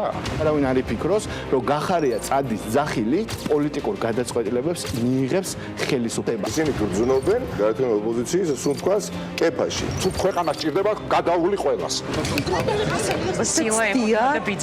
ყველას ერთად ეკუთვნოდა ეს სილა. ადამიანები, რომლებიც მასობრივად ჩადიოდნენ ცუდ რაღაცებს, ეხლა ჩადიან კარგ რაღაცებს. არ არის კატეგორია, რომელსაც მჯერა, რომ საარჩევნო დაპირებები იქნება შესრულებული. თქვენ ბიძინა ივანის შესაუბრებით თუ ის აპირებს არჩევნები იგივე მეთოდებით ჩაატაროს, მისი ჭიქიდან ჩაისწავლონ.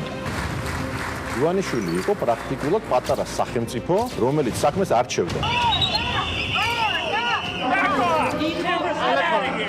ინაშვილები და ყიციანები ჩვენ ისინი დავამარცხოთ. ნუ და დამთავრდეს ხარდაჭერა ბოკერია და სააკაშვილებისადმი. ნატოში უფრო ადრე შევა საქართველო, ვიდრე ირმა ინაშვილი გიგა ბოკერია შეიყვარებს. ჩვენ გვაქვს უფლება გქონდეს ჩვენი რეაქცია ქვეყანაში განვითარებულ პროცესებზე და ჩვენ ეს რეაქცია აუცილებლად უნდა გქონდეს.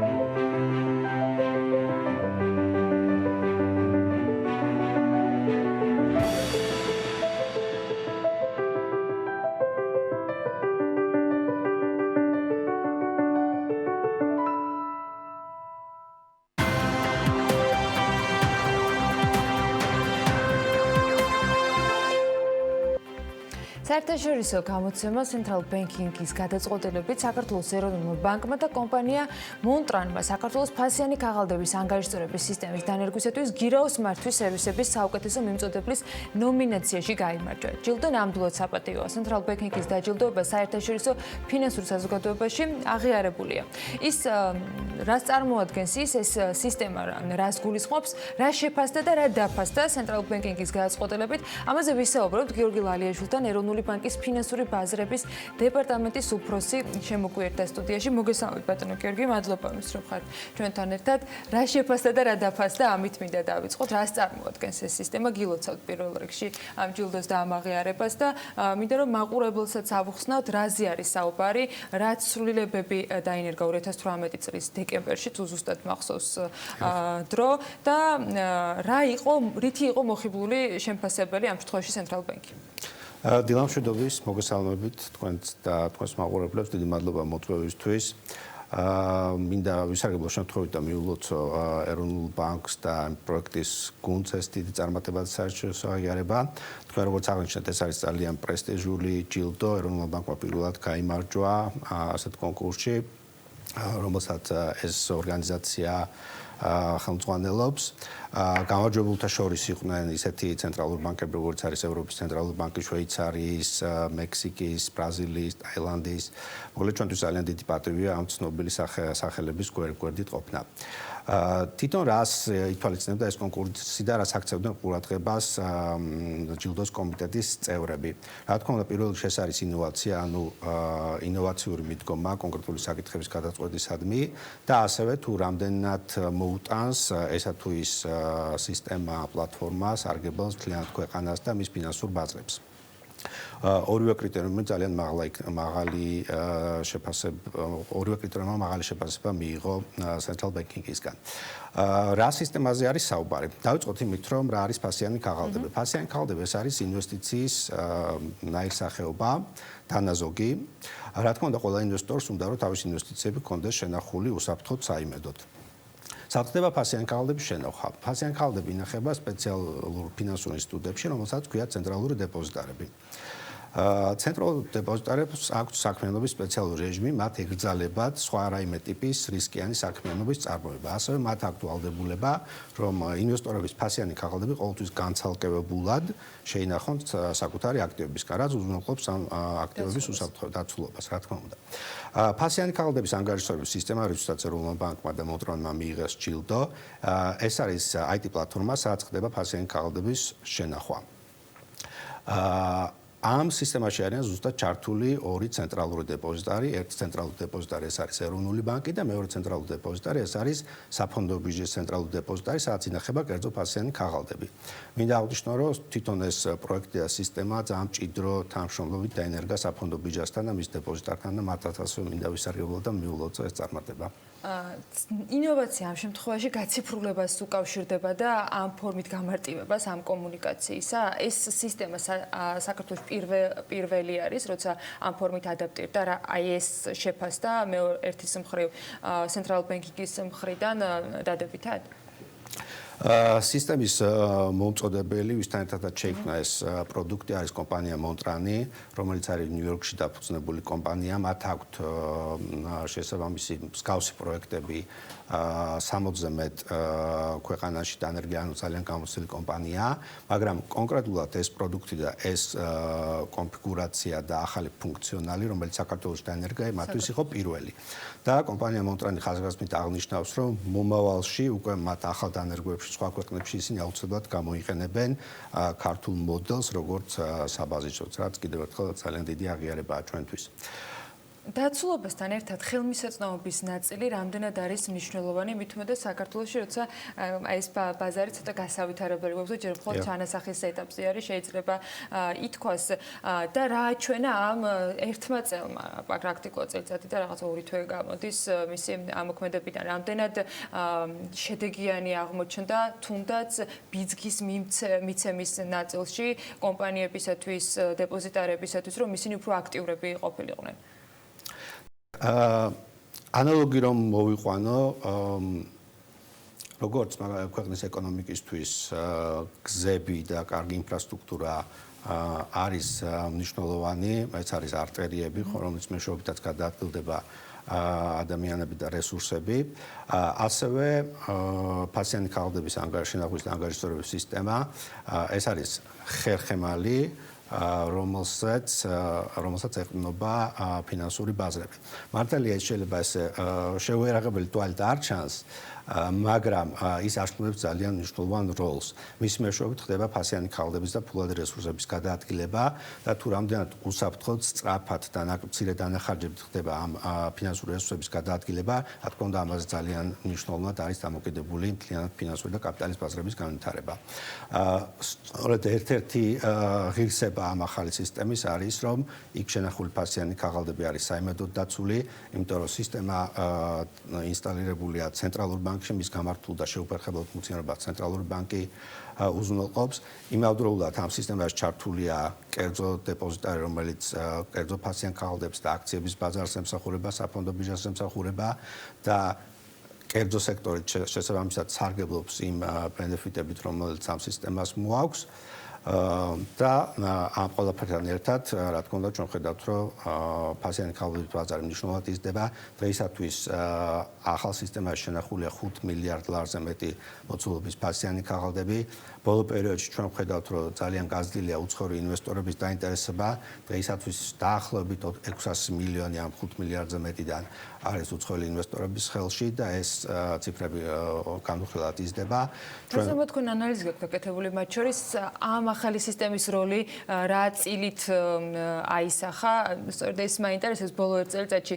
ან რამდენად იყო ეს ბიძგი, თორე ინტერესთან დაკავშირებით ბევრი სხვა მიზეზიც მოგვისმენია, რატომ გააქტიურდნენ კომპანიებიც ერთის მხრივ ფასიან ქაღალდების ბაზარზე გამოტანი და მეორეს მხრივ ინვესტორებისთვის რატომ იყო ეს საინტერესო. რა თქმა უნდა, ეს არ არის ერთადერთი მიზეზი, არის ძალიან ბევრი მნიშვნელოვანი რეფორმა, რომელსაც ეროვნული ბანკი, მთავრობა ატარებს და ასევე მხარდაჭერა გვაქვს კერძო სექტორიდან. რა თქმა უნდა, ის წარმატება თუ ზრდა რაც გვაქვს არის საერთო ძალისხმევაში, რა თქმა უნდა, მაგრამ ამ სისტემის არსებობა არის ძალიან მნიშვნელოვანი წინაპირობა. ჩვენ გვაქვს მუდმივი კომუნიკაცია ინვესტორებთან, ფინანსურ შუამავლებთან, მათ შორის უცხოურ ბანკებთან და ისინი ხაზგასმით აღნიშნავენ, რომ ეს ახალი სისტემა და განსაკუთრებით ის კომპონენტი, რომ სისტემა არის ცენტრალურ ბანკში დაყენებული და ის უსაფრთხოებას ცენტრალური ბანკი უზრუნველყოფს, ისინი ხაზგასმით აღნიშნავენ, რომ ეს არის მათთვის ძალიან მნიშვნელოვანი. ამ კომუნიკაციაში თუ გამოიკვეთა ის, რაც შეიძლება შემდეგი ეტაპი იყოს ამ სისტემისათვის, რაც შეიძლება დაიხვეწოს თქვენი და კონკრეტული კომპანიის პარტნიორობით და კიდევ უფრო გაამარტივოს და კიდევ უფრო მეტი კომპანიის ჩართულობა უზრუნველყოს ამ მიმართულებით. დღეისათვის სისტემაში უკვე ჩართულები არიან კომერციული ბანკები და ბროკერები, ასევე ორი დეპოზიტარი, როგორც აღნიშნე. უახლოესი გეგმები არის სისტემის ინტეგრაცია საფონდო ბირჟის ახალ სავაჭრო პლატფორმასთან. ეს პროექტი ეხლა მიმდინარეობს, უკვე დასრულების ფაზაშია. სხვა შორის ამ პროექტზეც კომპანია მონტრანი მუშაობს საფონდო ბირჟასთან ერთად და მას შემდეგ რაც ბირჟის ახალი სავაჭრო პლატფორმა გაეშვება, ის მჭიდროდ იქნება ინტეგრირებული ჩვენს ანგარიშწორების პლატფორმასთან და უზრუნველყოფს იმას, რომ ფასიანი ქაღალდით დადებული გარიგება შეიძლება წუთების განმავლობაში მოხდეს მისი ანგარიშწორება, რაც არის ძალიან დიდი და მნიშვნელოვანი მიღწევა. გარდა ამისა, ჩვენ მუშაობთ და გვაქვს მჭიდრო კონტაქტი ფინანსურ სექტორთან. მათგან, რა თქმა უნდა, იქნება იდეები სისტემაში ახალი ფუნქციონალობის დამატების თაობაზე და ჩვენ ამ ყველაფერს შევეცდებით, რომ გავითვალისწინოთ. გარდა ამისა, მუშაობთ აქტიურად სხვა ცენტრალურ ბანკებთან. ამ ერთი წლის განმავლობაში დაინტერესება გამოხატა არაერთმა ცენტრალურმა ბანკმა. ჩვენთან ჩამოსულები იყვნენ ამ პერიოდის მანძილზე კენიის მონღოლეთის, მალდივების დელეგაციები, რომელთაც ჩვენი სისტემა ძალიან მოეწონათ და ვფიქრობთ, რომ ერთ-ერთ ქვეყანაში მაინც უახლოს მომავალში ანალოგიური სისტემა დაინერგება და ვფიქრობთ, რომ მომავალში კიდევ უფრო გაიზრდება ასეთი გადაწყვეტისადმი სხვა ცენტრალური ბანკების და ქვეყნების ინტერესი. ძალიან სასიამოვნო სასახელო ამბავია, თუმცა ეს არ არის ერთ-ერთი მიმართულება, რომელსაც მათ შორის კაპიტალის ბაზარზე კიდევ უფრო აქტიურობისათვის და სხვა მიმართულებით ფინანსური აქტივობისათვის ეროვნული ბანკი დგას და ჩვენ ვისაუბრეთ კიდეც რეკლამის განმავლობაში, რომ იგივე დერივატივების პროექტი, რომელიც პარლამენტმა განიხილა და დაამტკიცა, ძალიან მნიშვნელოვანი ნაწილი იყო. რას შეცვლის ეს პროექტი, რას უნდა ველოდოთ ამის შემდეგ, თქვენი გეგმები, სიახლეები რა მოყვება მას და ეფექტი რაც ამ პროექტს ექნება.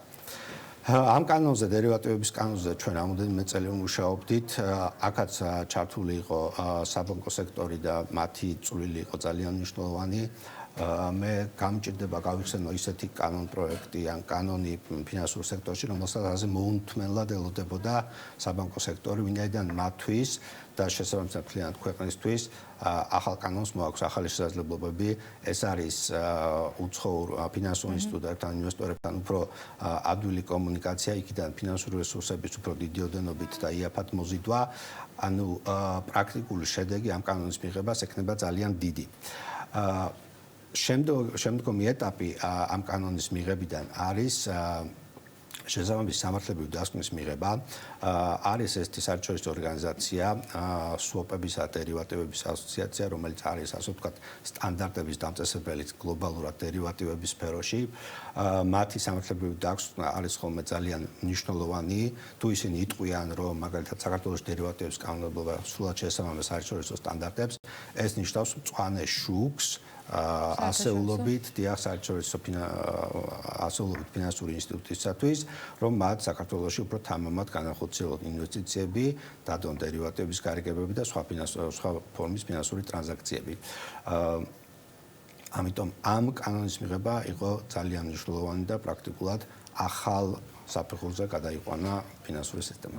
ტრადიციულად ამ ნაწილის დაზუსტებაც ჩემი ვალდებულება არის, როდისთვის ველოდებით ამ ეფექტს, როდისთვის ველოდებით ამ მწვანე შუქს. ეროვნული ბანკი ნაბიჯი მიხვება და ეს არ არის მხოლოდ ერთი პროექტი, არც 2018 წლის ბოლოს მიღებული, არც სულ ახლახან ზიანდრის შუა რიცხვებში დამტკიცებული. ბევრი მიმართულებით მუშაობს მარეგულირებელი, მაგრამ ამის ნაწილი, ეს მწვანე შუქი დაახლოებით რა ვადას უყურებს და როდის დავინახოთ პირველ ეფექტს, რაც შეიძლება ფინანსური ინსტიტუტების საქართველოში დაინტერესებით ეკონომიკაზე მნიშვნელოვანი გავლენის მომხდენი აღმოჩნდეს ცოტა გრძელვადიან პერიოდში. ეფექტს ველოდებით უახლოეს თვეებში. ჩვენ კანონის მიღების შემდეგ უკვე გქონდა კომუნიკაცია დერივატივების საერთაშორისო ასოციაციასთან. საქართველოს არის მათ, ასე ვთქვათ, დღის წესრიგში ერთ-ერთი პრიორიტეტი. მუშაობა უკვე სამართლებრივ დასკვნაზე დაწყებულია, გითხრას რომ დაახლოებით აპრილ-მაისში არის მოსალოდნელი მუშაობის დასრულება და ამის შემდეგ ვფიქრობ, რომ პრესიერად ჩვენი ფინანსური სექტორი ამის შედეგებს დაინახავს. დიდი სიამოვნებით გაზაფხულისთვის კარგი ამბებით გველოდებით სტუდიაში. მანდ საინტერესო სიახლეებს გავუზიარებთ თქვენთან ერთად მაყურებელს. გიორგი ლალიაშვილს, ეროვნული ბანკის ფინანსური ბაზრების დეპარტამენტის უფროს მასპინძლობდით საქმე ინდილის ეთერში და მე კიდევ ერთხელ მინდა ეროვნულ ბანკს და მის გუნდს მიულოცო ცენტრალ ბენკინგისაგან ის აღიარება, რომელიც მათ მიიღეს ჯილდოს სახით. ჩვენ კი უკვე ახლა მარიამ ადამია და ლევან თაღიაშვილი უნდა შემოგვიერთდნენ. საქართველოს საფინანსო სექტორი, რომ ერთ-ერთი გამართული და მყარი ინსტიტუტია, ამაზე ბევრჯერ გვისაუბრია ეთერებში. ღია და საერთაშორისო თუ ადგილობრივი ორგანიზაციებიც უსვამენ ხოლმე ხაზს ამ მნიშვნელობას. მართალია, რიგ შემთხვევაში თითოეული მათგანი კონკრეტულ პერსონალიებთან ასოცირდება და ეს ბუნებრივიც არის, თუმცა ლევანმა და მარიამმა გადაწყვიტეს, რომ შოთა ტყეშილაშვილის სტატიაზე დაყრდნობით საქმე ინდილის მაყურებლებისთვისაც მოეყოლათ, თუ ვის ეკუთვნის თითოეული მათგანი, ვინ არიან მეტწილები და რა მოცულობისაა მათი აქტივები. ლევან, მარიამ, მოგესალმებით. პირდაპირ ეთერში ვართ და ვიწყებთ მუშაობას. მშვიდობის, ანა, მოგესალმებით ჩვენს მაყურებელს. საქართველოს საბანკო სექტორი 47 მილიარდი ლარის ტოლია, რაც თითქმის საქართველოს მთლიანი შიდა პროდუქტის ზომაა. საფინანსო სექტორი დღეს ქვეყნის ეკონომიკის ერთ-ერთი ყველაზე სტაბილური და მომგებიანი ნაწილია და მათი განხილვა, რა თქმა უნდა, ორი გიგანტით უნდა დავიწყოთ. TBC ბანკი 27 წელზე მეტია საფინანსო სექტორში მოღვაწეობს და დამოუკიდებელი საქართველოს ამ კომპანიის გარეშე რთული წარმოსადგენია. მისი აქტივები მოცულობით ყველაზე მეტია და 18 მილიარდ ლარს უტოლდება, მეტწილების სია კი ასე გამოიყურება. მამუკა ხაზარაძე, ბადრი ჯაფარიძე, EBRD, JP Morgan, Schroder Investment Management და Danros and Corporation. აქვე გეტყვით, რომ ბანკის წმინდა მოგება 2019 წელს 392 მილიონი ლარი იყო. ეს სექტორის რიგით მეორე გიგანტი მოთამაშე კი საქართველოს ბანკია, რომლის მთლიანი აქტივები 17 მილიარდ 100 მილიონი ლარია, ხოლო წმინდა მოგებამ 2019 წელს 350,4 მილიონი ლარი შეადგინა, რაც შეეხება საწესდებო კაპიტალის 1%-ს და მეტი წილის მფლობელი აქციონერების ჩამონათვალს წილების მიხედვით, ასე გამოიყურება Bank of Georgia Group PLC 19,77%, ხოლო JSCBGO Group 79,75%. ასეთია საქართველოს ბანკის ბანკის მფლობელების ჩამონათვალი და აქტივები ჩაშლილი რიცხვებად და მონაცემებად. აქვე შეგახსენებთ, რომ საქართველოს ბანკის ინტერნეტ ბანკი ბიზნესისთვის საერთაშორისო ფინანსურმა გამოცემა Global Finance-მა ცენტრალურ და აღმოსავლეთ ევროპაში საუკეთესოდ დაასახელა. Liberty აქტივების მოცულობით მესამე ბანკია საქართველოში. რამდენიმე თვის წინ მან რებრენდინგის პროცესი დაიწყო და ცდილობს პოზიციონირება ბაზარზე ახალი ლოგოთი და დიზაინით მოახდინოს. მისი აქტივები 2 მილიარდ 140 მილიონი ლარია, რაც შეეხება ბენეფიციარების ჩამონათვალს, რომლებიც პირდაპირ და არაპირდაპირ ფლობენ აქციების 5%-ს ან მეტს, წილების მითითებით ასე გამოიყურება. ირაკლი ოთარ რუხაძე, ბენჯამინ ალბერტ მარსონი და იგორ ალექსეევი. ბანკის წმინდა მოგება კი 2019 წელს 26 მილიონ 800.000 ლარი იყო. კიდევ ერთი ყველაზე მომგებიანი ბანკი საქართველოში ბაზის ბანკია, რომლის მთლიანი აქტივები 1.660 მილიონი ლარია, ხოლო ბენეფიციარების ჩამონათვალი, რომლებიც პირდაპირ და არაპირდაპირ ფლობენ აქციების 5%-ს ან მეტს ასე გამოიყურება. მიენხვა 91.56%, მიზაიკი 6.92%. ბანკის წმინდა მოგებამ კი 2019 წელს 24.8 მილიონი ლარი შეადგინა. აქვე შეგახსენებთ, რომ 2012 წელს Hualink ჯგუფი გახდა ბაზის ბანკის წილის მფლობელი და დღეისათვის ბანკის 99.8% სწორედ მისგან გარგულებაშია. Hualink ჯგუფის მიზანია ბაზის ბანკის გაძლიერების გზით ხელი შეუწყოს როგორც კომპანიის არსებული და მომავალი პროექტების წარმართვას, ასევე ჩინეთს საქართველოს შორის ეკონომიკური თანამშრომლობის გაძლიერებასაც. მომდევნო რუსული VTB ბანკია, რომელიც საქართველოს ბაზარზე 2005 წელს შემოვიდა გაერთიანებულ ქართულ ბანკში და მხოლოდ შემდეგ გახდა ის VTB ბანკი. VTB-ს აქტივები 1 მილიარდ 650 მილიონი ლარია, მისი 60%-იანი წილის მფლობელი, რა თქმა უნდა, რუსეთის ფედერაციის მთავრობაა, რაც შეეხება ბანკის წმინდა მოგებას 2019 წელს ეს მონაცემი 13 მილიონ 600.000 ლარი იყო. მივედით ლევან პროკრედიტ ბანკსაც, რომელიც ძირითადად წარმოდგენილია აღმოსავლეთ ევროპის გარდამავალი ეკონომიკის მქონე ქვეყნებსა და გერმანიაში. ქართულ საბანკო სექტორში კი ის 1999 წლიდან ოპერირებს და მისი მიზანია იმ მცირე და საშუალო ბიზნესების დაფინანსება, რომლებსაც განვითარების გრძელვადიანი გეგმა აქვთ. საბანკო სექტორში მრავალწლიანი საქმიანობის განმავლობაში ჯგუფმა განვითარების სხვადასხვა ეტაპები გაიარა, რასაც თან სდევდა გარკვეული სტრატეგიული ცვლილებებიც. განვითარების ყველა ეტაპზე ჯგუფის მიზნობრივ სეგმენტად ყოველთვის რჩებოდა ბიზნეს სექტორი და მისთვის სრულყოფილი საბანკო მომსახურების შეთავაზება house bank-ის პრინციპით. მისი აქტივები კი დღეს 1.5 მილიარდს უტოლდება, ხოლო მოგება 23 მილიონს აჭარბებს. ქართულ ბანკის ჯერიც დადგა, რომელიც ივანიშვილების ოჯახს ეკუთვნის. ოფიციალურად მისი 100%-იანი წილის მფლობელი უტა ივანიშვილია. საინტერესოა, რომ დაახლოებით 2 თვის წინ საერთაშორისო სარეიტინგო სააგენტო Fitch-მა ბანკს გრძელვადიანი IDR რეიტინგი B-დან B-მინუსამდე შეუმცირა სტაბილური პროგნოზით. სარეიტინგო სააგენტომ შეამცირა ბანკის სიცოცხლის უნარიანობის რეიტინგი CCC+-მდე.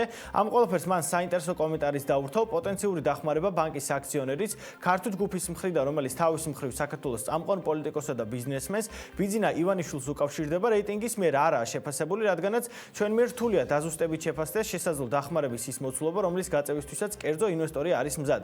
ამის მიუხედავად არსებობს წარსული გამოცდილების მაგალითები, როდესაც ქართულ ჯგუფმა დამატებითი კაპიტალის ინვესტირება მოახდინა, ნათქვამია მიმოხილვაში.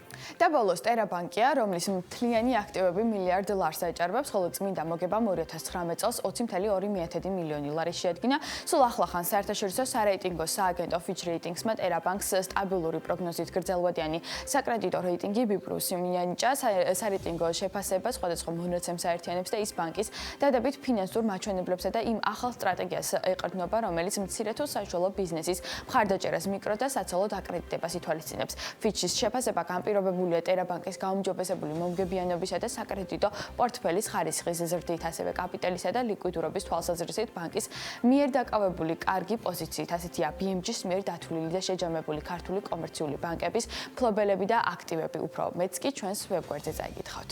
სხვა ძალიან საინტერესო ამბავთან ერთად მადლობა ლევანს და მარიამს მიმოხილვისათვის. ჩვენ კი საქმე ინდილის ეთერამდე გავაგრძელოთ. 18-21 თებერვლის კვირაში პარლამენტი ფინანს და მინისტრს მოусმენს.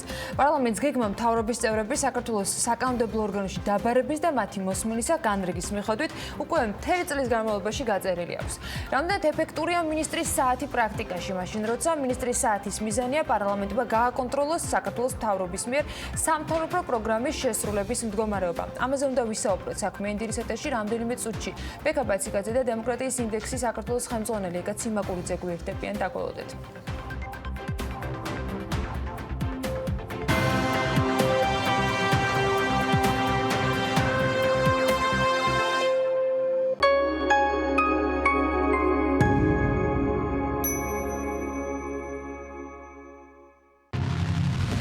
გიოცნებია ასეთ მანქანაზე. აჭარაბეთის დიდ გათამაშებაში შეგიძლია მოიგო ზუსტად ასეთი.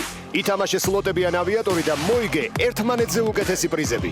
ბინა, მანქანა 200,000 ლარი, ყოველდღიური 1000 ლარიანი ხელფასი და მთავარი პრიზი. ყველაფერი ერთად. აჭარაბეთ.com ამ კვირაში მელაიქები ჩემკენ არიან და თუ ამ ფრაზეუდა საქმე ფარა იქნება გოდრი. ხუსიკავ, ჰაიდან მეიტანე გამბავი. ფარას რომ მევგდებ ტორებში მემრე გეტყვი, ჯო. დაუჩქარე, ჯოთრო ვაგვიანებთ. ჯეკპოტი 1 მილიონ ლარზე მეტია. ლოტო 642. გახდი მილიონერი. საქართველოს ეროვნული ლოტარია. მოგება შეუძლია ყველას. გასტროტეკი. ხორეკა სახჭურვილობა. ყველაფერი პროფესიონალური სამზარეულოსთვის. გასტროტეკი. თბილისი, წერეთლის 66. შაბათობით მარი და მისი დედიკო გემრიელ საუზმეს ამზადებენ. ხოლო მარტივი რეცეპტით ამზადებული არაჟანი პრეზიდენტი ყველაზე მნიშვნელოვანი ინგრედიენტია. ნოღიერი, ნაზი, მათის აღმძვრელი, უმაღლესი ხარისხის ნაღებისგან დამზადებული საოცრად გემრიელია. არაჟანი პრეზიდენტი, ახლა უკვე ახალი შეფუთვით. TV პირველის ინტერნეტ პარტნიორია MyVideo.G. იხილეთ ყველა ვიდეო MyVideo-ზე. საქართველოს მთებში ყველაფერი სრულყოფილია. მაპატი ლამაზო, ამ სრულყოფილებაში შენ ერთზე უთუოდ მოიაზრება. სანტინოს რძე იქმნება იქ, სადაც მეფობს ბუნება. სწორედ ამიტომ ინარჩუნებს მთის ყველა სიკეთეს და ეს სრულყოფილება იგრძნობა მის თითოეულ წვეთში. სანტინო შექმნილია საქართველოს ბუნების მიერ.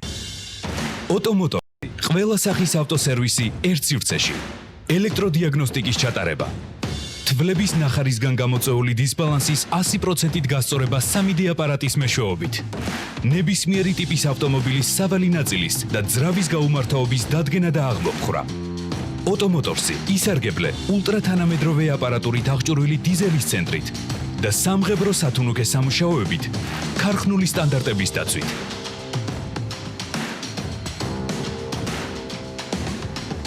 გადაწყვიტე დაუბრუნდე ბუნების წიაღს. მაშინ ეს შენი შანსია. ფინური კარკასული ტექნოლოგიით დამზადებულ ეკოლოგიურად სუფთა ხის სახლს ქოხი ჯიშე გიქმნის. აიშენე ოცნების სახლი სრული რემონტით, სულ რაღაც 20 დღეში. კვადრატული მეტრი 600 ლარიდან. ყუდრო და ჯანმრთელი გარემო ჩვენი მთავარი გზავნილია. ლაუნჯ რესტორანი დორსი წარმოგიდგენთ. 14 თებერვალი სტეფანეს გრანდიოზული კონცერტი ცოცხალ ბენდთან ერთად. გაატარეთ სიყვარულის დღე დორსში. დარეკე 595 48 26 26.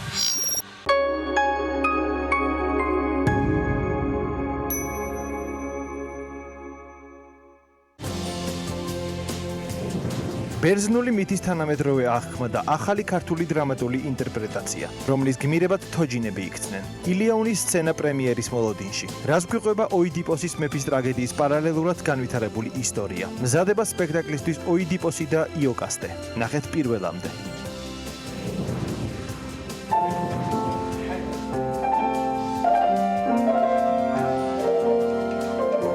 ქართველი კონცერტმაისტერი, რომელიც უკვე 30 წელია ლასკალაში მუშაობს. თანამშრომლობა მსოფლიოში აღიარებულ ოპერის მომღერლებთან და ხელშეწყობა მილანში კარიერის დაწყების მსურველ ახალგაზრდა შემსრულებლებს. ლასკალას, კარნეგი ჰოლის, ვენის სახელმწიფო ოპერის, პარიზის შანზელიზეს თეატრის და ბარსელონას საოპერო თეატრის ლისეუს შემდეგ მსოფლიო დონის კონცერტმაისტერის სამშობლოში წლების შემდეგ პირველად დაუკრავს. რამდენი წელი რო არ დამიჭრავს, შეიძლება უფრო მეტად უნდა შევეცადო. ქართველი პიანისტი მზია ბახტურიძე და აღიარებული ტენორი ოთარ ჯორჯიკია ერთობლივი კონცერტისთვის ემზადებიან.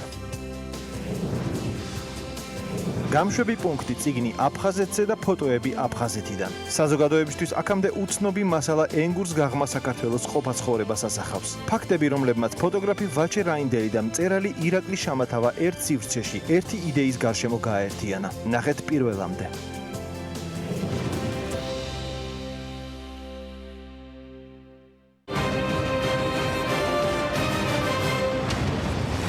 ეს რეაქცია, რომელსაც ყოველ სამშაბათს და ხუთშაბათს წარმოგიდგენთ მე ჟურნალისტი ინგა გრიგოლიანი.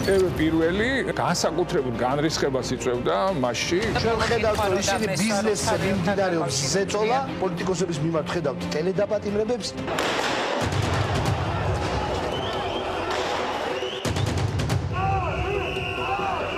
შვიდობიანი მომიტინგეების ეს იყო შვიდობიანი აქცია?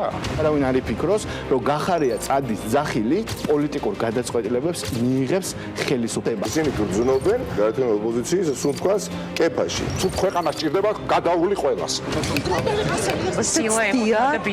ყველას ერთად ეკუთვნოდა ეს სილა. ადამიანები, რომლებიც მასობრივად ჩადიოდნენ ცუდ რაღაცებს, ეხლა ჩადიან კარგ რაღაცებს. არ არის კატეგორია, რომელსაც მჯერა, რომ საარჩევნო დაპირებები იქნება შესრულებული. თქვენ ბიძინა ივანის ესაუბრებით თუ ის აპირებს არჩევნები იგივე მეთოდებით ჩაატაროს, მისი ჭიქიდან ჩაისწავლემდა. ივანიშვილი იყო პრაქტიკულად პატარა სახელმწიფო, რომელიც საქმეს არჩევდა. დინაშვილები და ყვიციანები ჩვენ ისინი დავამარცხოთ. უნდა დამთავრდეს ხარდაჭერა ბოკერია და სააკაშვილებისადმი. ნატოში უფრო ადრე შევა საქართველო, ვიდრე ირმა ინაშვილი გიგაბოკერია შეიყვარებს. ჩვენ გვაქვს უფლება გქონდეს ჩვენი რეაქცია ქვეყანაში განვითარებულ პროცესებზე და ჩვენ ეს რეაქცია აუცილებლად უნდა გქონდეს.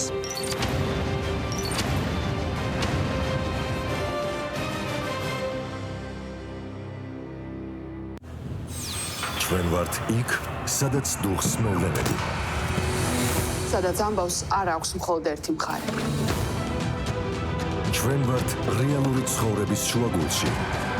და ვიცით თავისუფლების, დამოუკიდებლობის, ღირსების ფასი.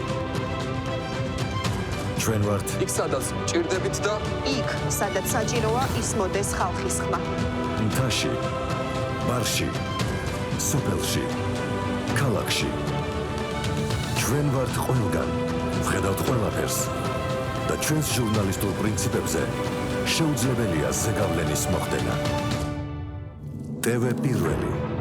გავლენების მიღმა, მოვლენების შუაგულში.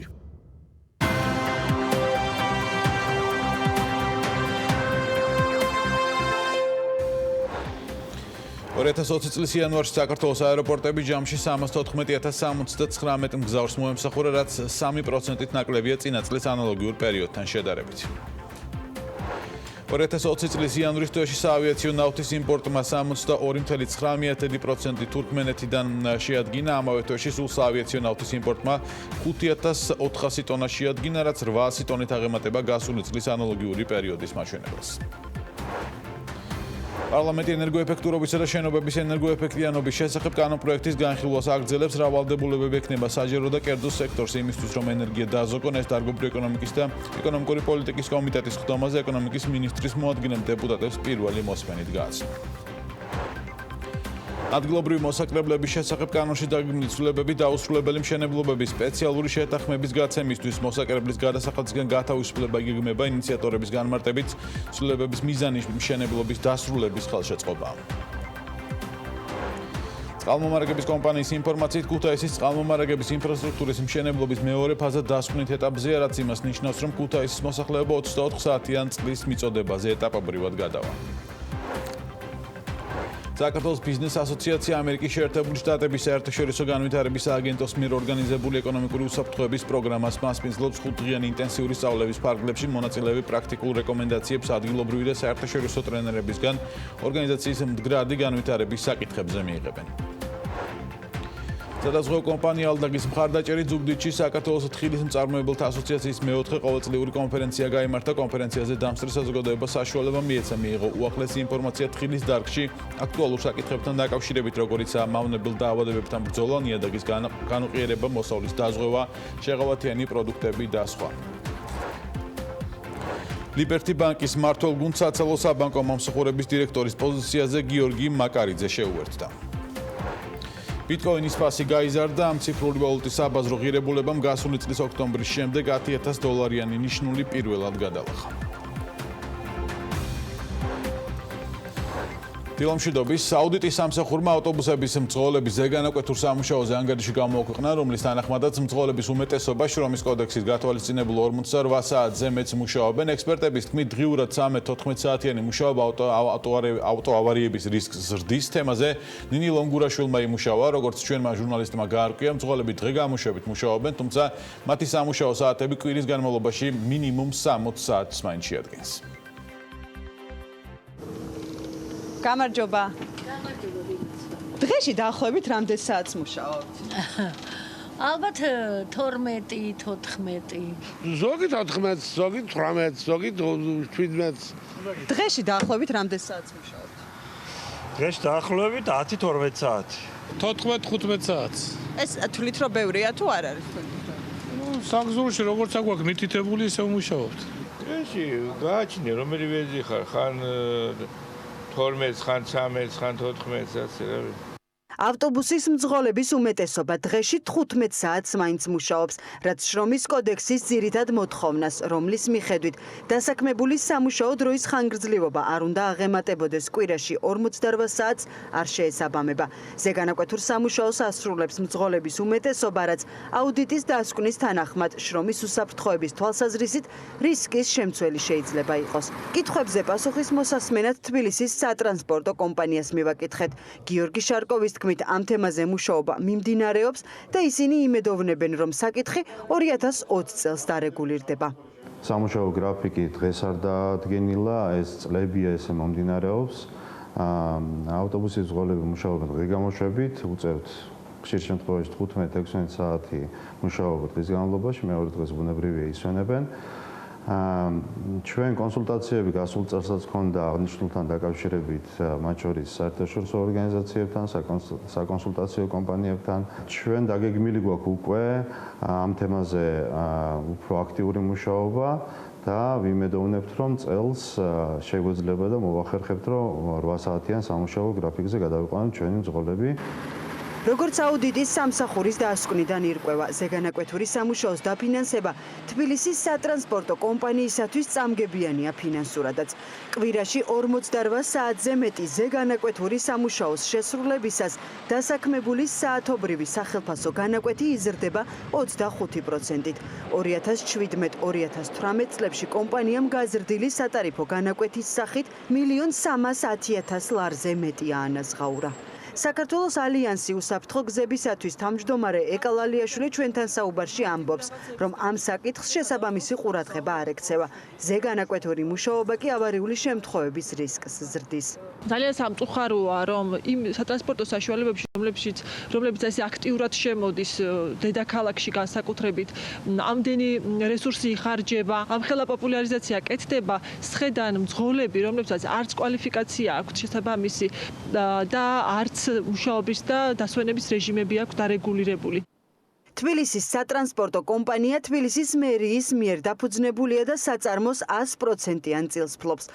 კომპანიის ძირითად საქმიანობას კი თბილისის მასშტაბით რეგულარული სამგზავრო გადაყვანა წარმოადგენს. 2017-2018 წლებში თბილისის სატრანსპორტო კომპანიის შემოსავლები ჯამში 548,128 ლარი იყო, ხოლო ხარჯები 386,858 ლარი.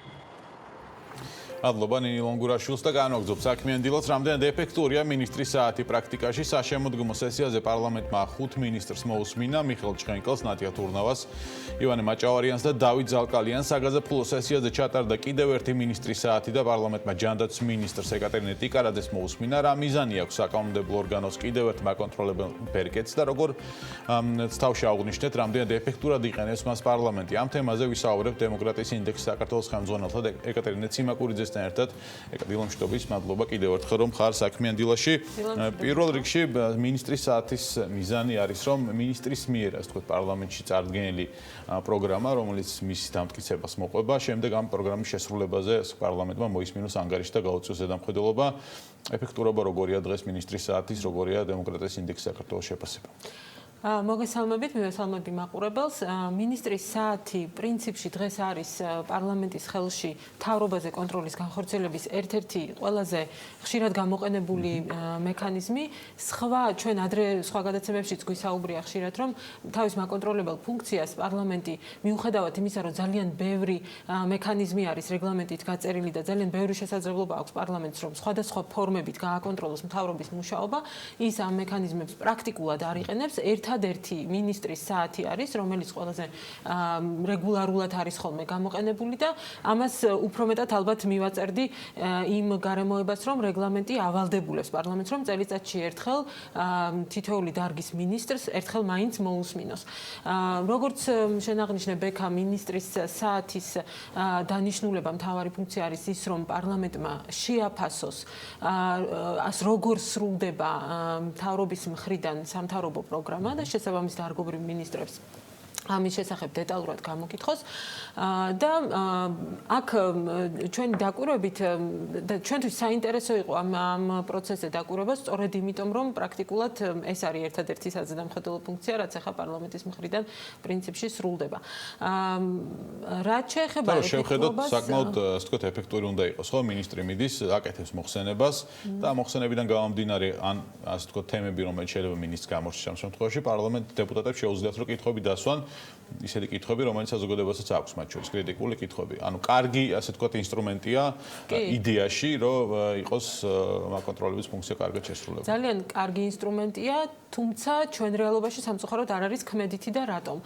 პირველი და მთავარი ხარვეზი, რაც ამ პროცესს ახასიათებს, ის არის, რომ მართალია საჯაროდ ხდება მოსმენა, თუ განსაკუთრებით ოპოზიციის წარმომადგენლები ესწრებიან სხდომებს, დაისმება ხოლმე კრიტიკული შეკითხვებიც მათ შორის, თავად მინისტრებიც აკეთებენ ხოლმე მოხსენებებს, თუმცა საბოლოო ჯამში ეს პროცესი არაფრით არ სრულდება. კონკრეტული შედეგი, მაგალითად, პარლამენტის მხრიდან რომ მოხდეს შეფასება, როგორ შეაფასეს კონკრეტული მინისტრის საქმიანობა და პროგრამის კონკრეტული მიმართულებების განხორციელების მდგომარეობა, რამე მითითებები, რეკომენდაციები ხომ არ ექნებათ კონკრეტული უწყების მიმართ, ამასთან დაკავშირებით არანაირი დოკუმენტი პარლამენტის მხრიდან არ გამოიცემა. ანუ ვალდებულებაც არ აქვს და ალბათ იმიტომ ხო? ამას ხელს უწყობს ისიც, რომ არც რეგლამენტით არ აქვს ასეთი ვალდებულება, თუმცა ჩვენ დავინახეთ, რომ საბოლოო ჯამში შემდეგ პრემიერ-მინისტრსაც უსმენს, რა თქმა უნდა, პარლამენტი ამავე ფორმატში და ამავე მიზნით და იქ რეგლამენტით არის გათვალისწინებული, რომ პარლამენტს შეუძლია გამოსცეს პარლამენტის დადგენილება ამ საკითხთან დაკავშირებით, თუმცა არც იქ არ ყოფილა გამოცემული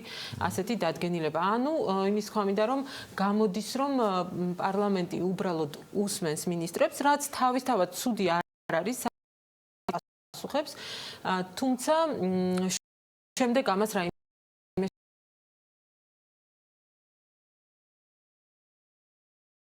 ანგარიშის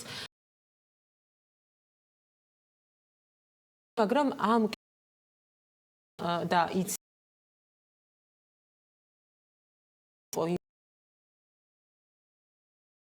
სახორციელებლად არ არის დიახ, მაგრამ მალე ერთი წელი გავამოკლეთ ამ ეგ არის პრობლემა დრო პროგრამის დაწყებიდან და მე ახლა ამ საკითხის შინაარსში არ შევალ და ალბათ ვერ შევალ, მაგრამ სიღრმეებში, მაგრამ ფაქტია, რომ კითხვები დაისვა ამ საკითხთან დაკავშირებით, მათ შორის დეპუტატების მხრიდანაც და ისიც ფაქტია, რომ ეკონომიკის მინისტრმა უბრალოდ პასუხი არ გასცა კონკრეტულ კითხვებს.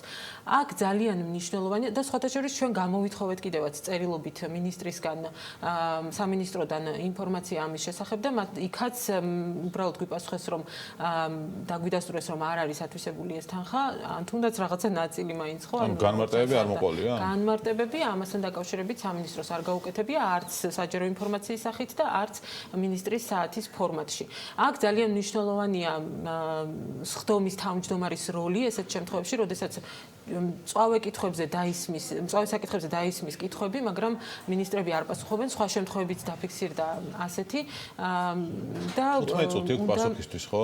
ანუ შეუძლია თუ რა თავმჯდომარეს გააზარდოს ეს დრო, ან მოინიშნოს კითხვები, რომელიც შეიძლება იყოს უფრო საინტერესო და ამის მიხედვით წაიყვანოს სხდომა, ანუ არის რაღაც საშუალებები, ხო, რომ გამოიყენოს. დროის რეგლამენტის საკითხი ძალიან მნიშვნელოვანი საკითხია, ბექა, რასაც შენ შეხედა, ამაზეც ვიტყვი, რომ დავასრულო წინა საკითხი, ეს არის თავმჯდომარის როლი, როგორ მოხერხდება, რომ მინისტრმა ყველა მწვავე კითხვას უპასუხოს, გასცეს პასუხი, ეს თავმჯდომარის როლი ამ საკითხში არის ძალიან მნიშვნელოვანი და ჩვენ გვინახავს არა მარტო საქართველოს პარლამენტშიც არის კარგი მაგალითები, კარგი კომიტეტების თავმჯდომარები პლენარული სხდომაზე ნაკლებად მინახავს, მაგრამ ალბათ შესაძლებელია, რომ იქაც კარგად უხელმძღვანელოს თავმჯდომარემ და ასევე უცხო ქვეყნებშიც კარგი მაგალითები, სადაც სწორედ თავმჯდომარე განსაზღვრავს ერთის მხრივ, რომ კონკრეტული საგნობრივ საკითხებზე ისაუბროს და შემოიფარგლოს მინისტრიც და დეპუტატიც და მეორეს მხრივ ძალიან არ დარჩეს პასუხგაუცემელი კონკრეტული კითხვები. და ეს საკითხი რა თქმა უნდა უკავშირდება დროის განაწილებას, დროის ეფექტურად გამოყენებას პარლამენტის მხრიდან და ამ პროცესმა ხუთივე მინისტრის გამოკითხვამ აჩვენა, რომ არაეფექტურად ხდება პარლამენტის მხრიდან დროის გამოყენება. ხო არის ხოლმე შემთხვევები, რომ დეპუტატები კონკრეტული შეიძლება საერთოდ სხვა თემაზე გააკეთონ განცხადება და არც კითხვა დასვან, არც არ ვიცი, არც ამე მოსაზრება შეკრან და ანალიზი გააკეთონ. არაერთი შემთხვევა ფიქსირდება ასეთი, განსაკუთრებით საპარლამენტო უმრავლესობის წევრი დეპუტატები აკეთებენ ამას, რომ როცა ნაცვლად იმისა, რომ კითხვა დასვან პოლიტიკურ შეფასებებს გააკეთებენ, შეიძლება საერთოდ არ იყოს კავშირი იმ საკითხთან. უშლის ხელს ალბათ ისიც, ანუ რომ ეს მინისტრის საათი იყოს კარგად ეფექტურად გამოყენებული, ისიც რომ ოპოზიცია კონკრეტულ შემთხვევებში რამდენიმე შემთხვევაში არ ესწრებოდა საერთოდ ცდომას და შესაბამისად მეტი ასე თქვა თავისუფლება ჰქონდათ იქ მინისტრებს. რამდენიმე დამოუკიდებელი დეპუტატი იყო, რომლებიც უწევდნენ კითხვებს, მაგრამ რთულია ალბათ რომ უმრავლესობის წევრები უფრო მეტნი არიან და ამით შედარებით მეტი ნაკლები დრო აქვს შესაძლოა. კი, ცხადია, სექტემბერ-ოქტომბერში ჩატარებული მინისტრის საათები გაცილებით უფრო ჩართულობითი იყო და ბევრი დეპუტატი სვამდა კითხვებს ოპოზიციის მხრიდან, მათ შორის და უფრო მწვავე კითხვები დაისმოდა. უკვე ნოემბრიდან, ასე ვთქვათ, როდესაც ბოიკოტი გამოაცხადა ოპოზიციამ, დამოუკიდებელი დეპუტატები, რა თქმა უნდა, მონაწილეობენ ისევ ამ პროცესებში და მნიშვნელოვანი იყო მათი როლი, თუმცა გაცილებით უფრო აქტიური და ეფექტური იქნებოდა, რომ სრულყოფილად ყოფილიყო წარმოჩენილი ოპოზიცია ამ პროცესში. ეკა, საბოლოო ჯამში შეჯამების რო ვთქვათ, დასკვნა რა არის, რომ მინისტრის საათი არის კარგი ბერკეტი, მაკონტროლებელი ფუნქციის გამოსაყენებლად, მაგრამ ეფექტურად მისი გამოყენება არ ხდება რიგი მიზეზების გამო. მოლოდინი რა გაქვს 2020 წელს საარჩევნო წელი, ამას უგეკითხები, როცა ხარეთ საქმენილის ეთერში და შეიძლება თუ არა რამე ამ პრაქტიკაში. მოლოდინებს რაც შეეხება ერთი ალბათ სამწუხაროდ დარწმუნებული ვარ იმაში, რომ ამ მოწვევის პარლამენტში უკვე არაფერი არ შეიცვლება, იწურება ამ მოწვევის პარლამენტის ვადა და ჩვენი მცდელობები, რომ გამოვიტანოთ ყველა ის პრობლემა და ხარვეზი, რაც ახასიათებს პარლამენტის მუშაობას, სწორედ იმაზე არის, ასე ვთქვათ, განსაკუთრებით გათვლილი, რომ დავანახოთ სტანდარტი მომდევნო პარლამენტს, რა სტანდარტით გვინდა, რომ ის მუშაობდეს და ამასთან ჩვენ გვექნება საკანონმდებლო წინადადებებიც რეგლამენტთან დაკავშირებითაც მათ შორის, რამაც წესით უნდა გააუმჯობესოს საზამხედველო პროცესი. მადლობა ეკატერინე ციმაკურიძეს, დემოკრატიის ინდექსის საქართველოს ხელმძღვანელს, რომელიც საქმიანი დილის ამ ბლოკის სტუმარი იყო და შემდეგ უკვე რამდენიმე წუთში რეკლამის შემდეგ რა სიკეთის მოტანა შეუძლია და რატომ არის მნიშვნელოვანი ყველაზე დიდი ტურისტული გამოფენა ბაზრობის მასპინძლობა საქართველოსთვის. მარიამ ადამია გაგვაცნობს IT Berlin-ს და სტუდიაში მაია სიდამოინძე ProTravel Georgia's მმართველი პარტნიორი გვანცა რაზმაძეს ტურისტული კომპანია Caucasus Travel-ის დირექტორის მოადგილეს უმასპინძლებს.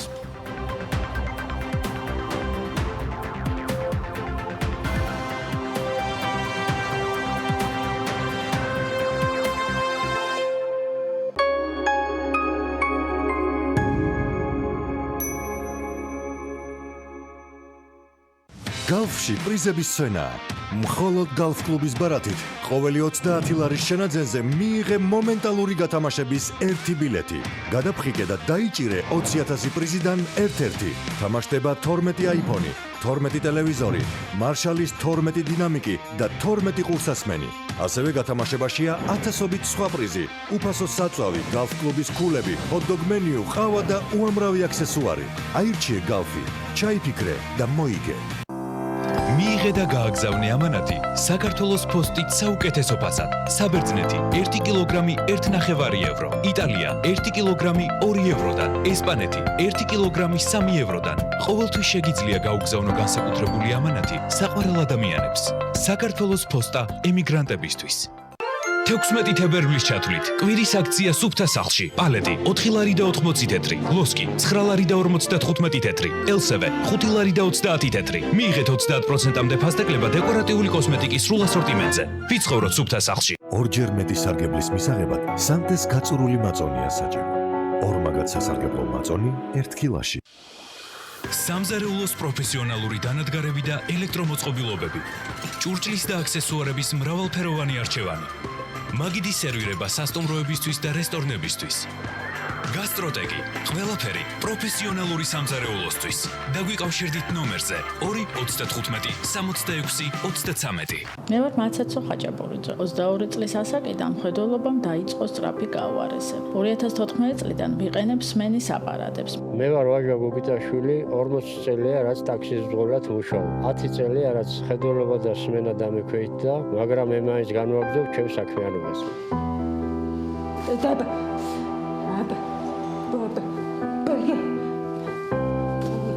გამოდი გარეთ. გახდი სოციალურად აქტიური. შენ ჩვენ გვჭირდები.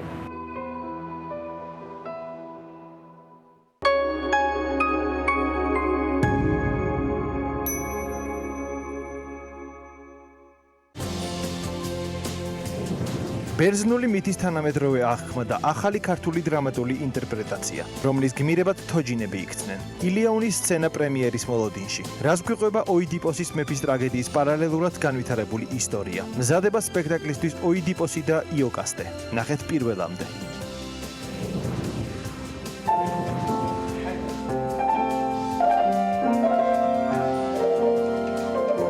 ქართველი კონცერტმაისტერი, რომელიც უკვე 30 წელია ლასკალაში მუშაობს. თანამშრომლობა მსოფლიოში აღიარებულ ოპერის მომღერლებთან და ხელშეწყობა მილანში კარიერის დაწყების მსურველ ახალგაზრდა შემსრულებლებს.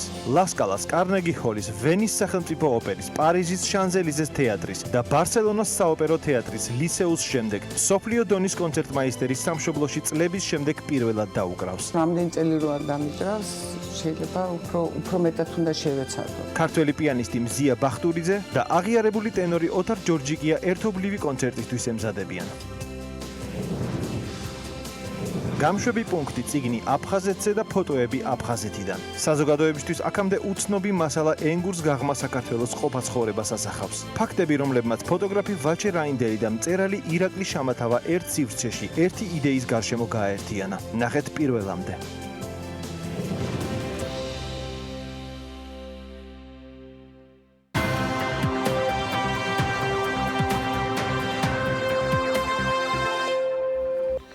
სოფლიოში ყველაზე დიდმა ტურისტულმა გამოფენა ბაზრობამ, რომელიც ქალაქ ბერლინში იმართება, მიიღო გადაწყვეტილება საქართველოს 2022 წელს გახდეს ამ გამოფენის მასპინძელი ქვეყანა. ამის შესახებ უკვე ბევრი ითქვა და დაიწერა, თუმცა ჯერ კონკრეტულად რა ბენეფიტების მიღება შეუძლია საქართველოს და რატომ არის მნიშვნელოვანი ქვეყნისთვის.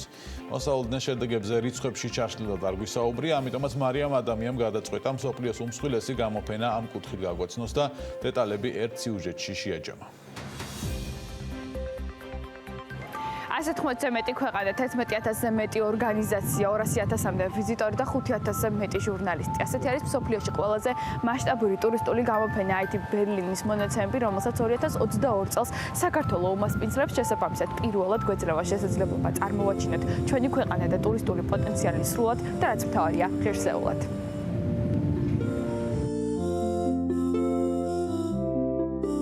ჩვენ გავიმარჯვეთ, ურთულეს კონკურენციას გავუძველით. 30 ქვეყანას ვაჯობეთ და სპეციალურმა კომისიამ საბოლოოდ არჩევანი საქართველოზე გააკეთა, რაც იმას ნიშნავს, რომ ბრძოლას ყოველთვის აქვს აზრი. და თუ კი ჩვენ შევძელით და უკან ჩამოვიტოვეთ ქვეყნები, რომლებიც ტურისტული ბაზრის უდიდეს წილს ფლობენ მსოფლიოს მასშტაბით, მაშინ კიდევ უფრო მეტის გაკეთებაც შეგვიძლია მომავალში. მაგალითად იმის, რომ მსოფლიოს გავაცნოთ პატარა, მაგრამ ძლიერი ქვეყანა. ამისათვის мотиваცია უკვე საკმარისი გვაქვს. ახლა დროა მზადება დავიწყოთ 2020 წლისთვის და დავმტკიცოთ პირველ რიგში ჩვენს თავებს და შემდეგ ყველა დანარჩენს, რომ ტურიზმი ჩვენი ძლიერი მხარეა და შეგვიძლია ღირსეულად ვუმასპინძლოთ მილიარდიან აუდიტორიას.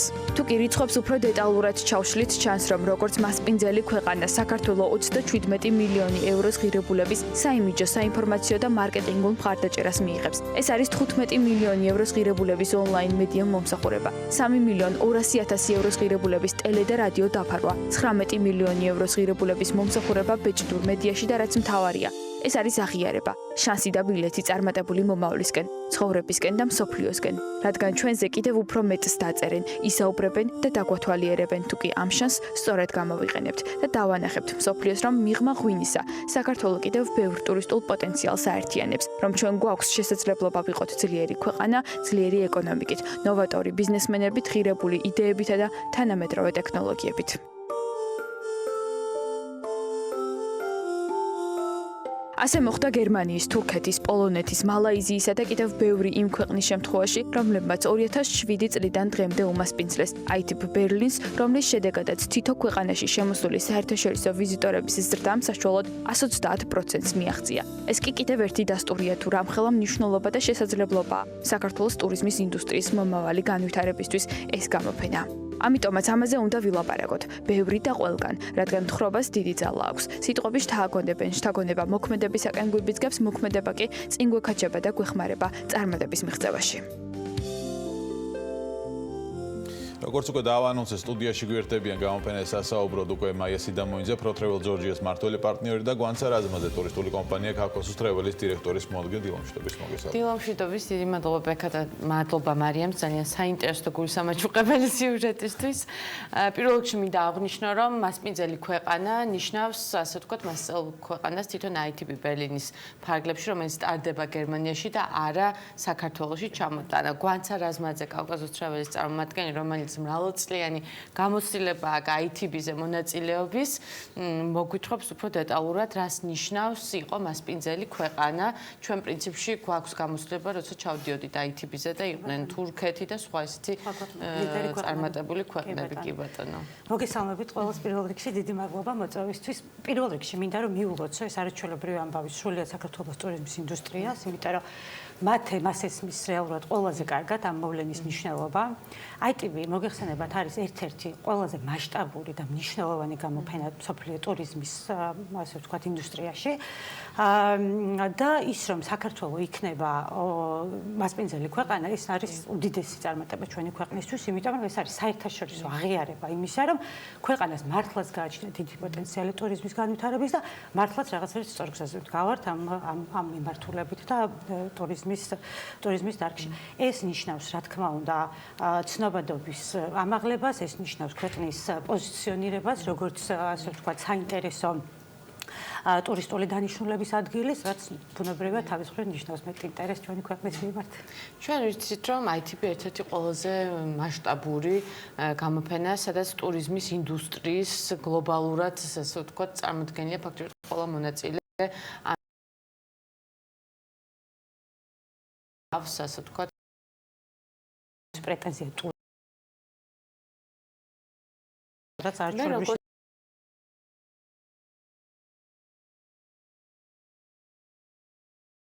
უშუალოდ რა იქნება? გამომდინარე ექცევა ყოველთვის საერთაშორისო და ადგილობრივი ისედაც მედიის ინტერესის ქვეშ. შესაბამისად, როდესაც ხარ მასპინძელი ქვეყანა, ხარ გამოფენის ვებგვერდზე, ხარ ყველა ბეჭდურ მედიაში, რომელიც ურიგდება ყველა მონაწილეს. საუბარი არის 200,000-მდე ვიზიტორზე და 180 ქვეყანაზე და უამრავ სტენდზე, აი წარმოუდგენელი მასშტაბის გამოფენა არის. ქალაქში ასე ვთქვათ, სარეკლამო ბანერები ნიშნავს, რომ სრულიად გერმანია, სრულიად ბერლინი მოცული არის ამ თემით. და თვითონ გამოფენა აბსოლუტურად ყველგან სადაც გაიხედავთ, ჩათვალეთ, რომ არის საქართველო. ანუ ეს მართლაც უზარმაზარი შესაძლებლობაა. მე როგორც მახსოვს სტენდის მაგივრად ასე მე მგონი მთელი პავილიონი. პავილიონი არის უზარმაზარი, არის პრესკონფერენციები, არის ინტერვიუები, ანუ ინტერესი ბუნებრივია ქვეყნის მიმართ, რომელიც მასპინძლობს ორგანიზებას, არის უზარმაზარი და ის რომ გახდე მასპინძელი ქვეყანა, უნდა რეალურად ამ დარგში იყო ლიდერი და მართლაც აღიარებული, რაც ახლა ფანტასტიკური არის. ამ ხრივ ასევე ჩვენი პოზიციების გერმანულ ბაზარზე გამყარებას. აუცილებლად, როგორც აღნიშნე, ასე ვთქვათ, ევროპის გულში მიმდინარეობს ღონისძიება და პირველ რიგში გერმანია არის ამ შემთხვევაში, ასე ვთქვათ, სამიზნე ბაზარი, ესე გამოდის და ბერლინი. გერმანია, ევროპა მთლიანად სწორედ ის ბაზარი, რომელიც ჩვენ გვჭირდება. კიდე ჩავერთვები ერთხელ, მაიკო, რომ როგორ უნდა გამოვიყენოთ ეს ღონისძიება, ანუ როგორ ფიქრობ, რა უნდა წავიღოთ, ასე ვთქვათ, ბერლინში, საქართველოდან, რამდენად მიზნობრივად უნდა იმუშაონ, თქო, ტურისტულებმა, თქო, მომსახურების სექტორში ჩართულ სხვა კომპანიებმა რა უნდა ვაჩვენოთ იქ 200,000-ზე მეტ ვიზიტორს, რამდენად მნიშვნელოვანია რომ სწორად და კარგად მოემზადოთ ამ ღონისძიებისთვის, აი წვადი წავიღოთ, ღვინო წავიღოთ, რა უნდა წავიღოთ. ალბათ ვერ წავიღებთ. თუმცა გამორიცხული არაფერი არ არის, არ ვიცი შეიძლება რაღაცა მასპინძლობა გაკეთდა, რაღაცა მოხერხდეს. ამ გამოფენაზე მართლაც არის ასე ვთქვათ, გაკეთდება სამზარეულოს კუთხე, ხდება ღვინის დეგუსტაცია, რა თქმა უნდა, ხა ბუნებრივად ჩვენ ძირითადი პროდუქტი, რაც არის ძლიერი მხარე, ეს არის ქართული კულტურა, ჩვენი ქვეყნის პროდუქტი, რაც ძირითადად გადის ამ ბაზარზე. ღვინო თუნდაც რა თქმა უნდა, ალბათ ღვინის დეგუსტაციებიც უნდა იყოს, ბუნებრივია კომპანიები უნდა მოემზადონ გულისხმობ ბიზნეს, ტურიზმის მოემზადონ დიდი მოთხოვნისთვის. მხოლოდ ტურისტული კომპანიები არ უნდა იყოს, ალბათ უფრო წარმომადგენლობითი უნდა იყოს ღვინის კომპანიები, ავიაკომპანიები და კი ბატონო, ეს არ არის მხოლოდ ტურიზმის, არა ქვეყნის ტურიზმი ხდება მასპინძელი, არამედ ქვეყანა არის მასპინძელი. შესაბამისად, ინტერესი მთლიან ქვეყნის მიმართ მატულობს და თუ კი ასე ვთქვათ, ვინმე არის ამ ინდუსტრიაში პირდაპირ ან ასე ვთქვათ, იდიბად ჩართული, რა თქმა უნდა იყოს ამ გამოფენაზე წარმოდგენილი. მქონდა თუ არა გამოხმაურება უკვე თქვენს კომპანიას, მაგალითად თქვენი პარტნიორებისგან? ჯერ იმდენად ახალი ამბავია, რომ ჩვენ თვითონაც ასე ვთქვათ, ძალიან შოკურ მდგომარეობაში ვართ. თუმცა რა თქმა უნდა ვაპირებთ, რომ ყველას შევატყობინოთ ამის შესახებ, გავაგზავნით ნიუსლეტერებს. ეს არის ასე ვთქვათ, გარდა იმისა, რომ ქვეყნისთვის ასიკეთო საქმე არის, ბიზნესი წაადგება ძალიან ტურიზმის, რადგან ანუ მიგვაჩნია, რომ მოთხოვნას გაზრდის ეს ყველაფერი და ინტერესს და ჩვენს პარტნიორებს. თვითონ აი მაგალითად თქვენი კომპანიიდან როგორ ემზადებით 2022 წლისთვის გექნება თუ არა მე განსხვავებული მიდგომა როგორ უნდა ასე თქვა წამოშთეთ იქ? პირველ რიგში რა თქმა უნდა ამ შესაძლებლობებს გამოვიყენებთ ჩვენს პარტნიორებთან. 22 წლამდე მათ შორის, ანუ მთელი ამ წლის წლების განმავლობაში გამოვიყენებთ, ასე ვთქვათ, ამ მისიის იმისთვის, რომ ინტერესი გავზარდოთ, არა მხოლოდ გერმანიაში, არამედ ასე ვთქვათ, სხვა ქვეყნებშიც, რომელიც ჩვენი მიზნობრივი ბაზარი არის. რაც რა თქმა უნდა მოგვეხმარება ახალი პარტნიორების მეზიდვაშიც და ახალი მომხმარებლების იწყება უკვე ამ მარტიდან, რომელიც უკვე ITB მარტში ტარდება ხოლმე ჩვეულებრივად ბერლინში, აქედან გამომდინარე სავარაუდოდ უკვე კომპანიები ქართული ემზადებიან, როგორ ასე ვთქვათ, დაიწყონ თუნდაც ამის პოპულარიზაცია გამოფენის ფარგლებში. და როგორც ვიცი, გარკვეული ასე ვთქვათ, წინსვლა არის იმითი, რომ პავილიონითაც გადავინაცვლეთ და უკეთესი ადგილი გვაქვს წელს ITB-ზე. კი, აბა ITB-ზე უკეთესი ადგილი გვაქვს და რეგრამდენდაცვის სტენდიც უფრო დიდი იქნება, ანუ ჩვენი წარმომადგენლობა იქ იქნება უფრო ასე ვთქვათ, შთამბეჭდავი. წელს უკვე რა თქმა უნდა, როგორც ჩვენ ისე ყველა კომპანია იწყებს მუშაობას ITB-თვის შეხვედრების დაგეგმვაზე, რომ ასე ვთქვათ, პოტენციურ პარტნიორებს თან დაიწყოს მუშაობა და სეზონისთვის მზადება. შესაბამისად, არ ვიცი, ეს არჩეულებრივი ამბავი, ყველას გეხმარება იმაში, რომ ეს და შემდეგი გამოფენები ამბები ბევრი არ ხდება ხოლმე, ერთი რაც მახსენდება, არ ვიცი, შეიძლება რამდენი მოხდა და მავიწყდა, მაგრამ ხო, წიგნის მასპინძლობა იყო სუპერთასი 2015 წელს, რომელიც დინამო არენაზე ჩატარდა, ეს ITB-ა და ეხლა იქნება ევროპის ჩემპიონატზე, რომ გავა საქართველოს ნაკრები ამ ვიდეოს მოვჭრი მე მარტის ბოლოს და წარმატე მინდა უსურო ამ შემთხვევაში ტურისტულ სექტორს ქვეყანას ზოგადად და კარგი საშუალებაა მისი პოზიციონერებისთვის და წარმატების. აქედან უნდა ვიძახოთ ეხლა ხო მარტიდან უკვე ვიწყებთ ITB. დღეიდან ამაზე საუბარი ხმამაღლა. მადლობა ჩვენ სტუმრებს და მასპინძელს მაია სიდამოიძეს, Pro Travel Georgia's მართულ პარტნიორს, რომელიც მასპინძლობდა გვანც არაზმაძეს, ტურისტული კომპანია Caucasus Travel-ის წარმომადგენელს. ჩვენ ვასრულებთ ამით საქმიან დილას, გემშვიდობებით საქმის კურს ეთერებამდე, რომელიც დღის განმავლობაში იქნება ტელევიზიის ეთერში 13 საათს 45 წუთზე, 17 საათს 45 წუთზე. დროებით.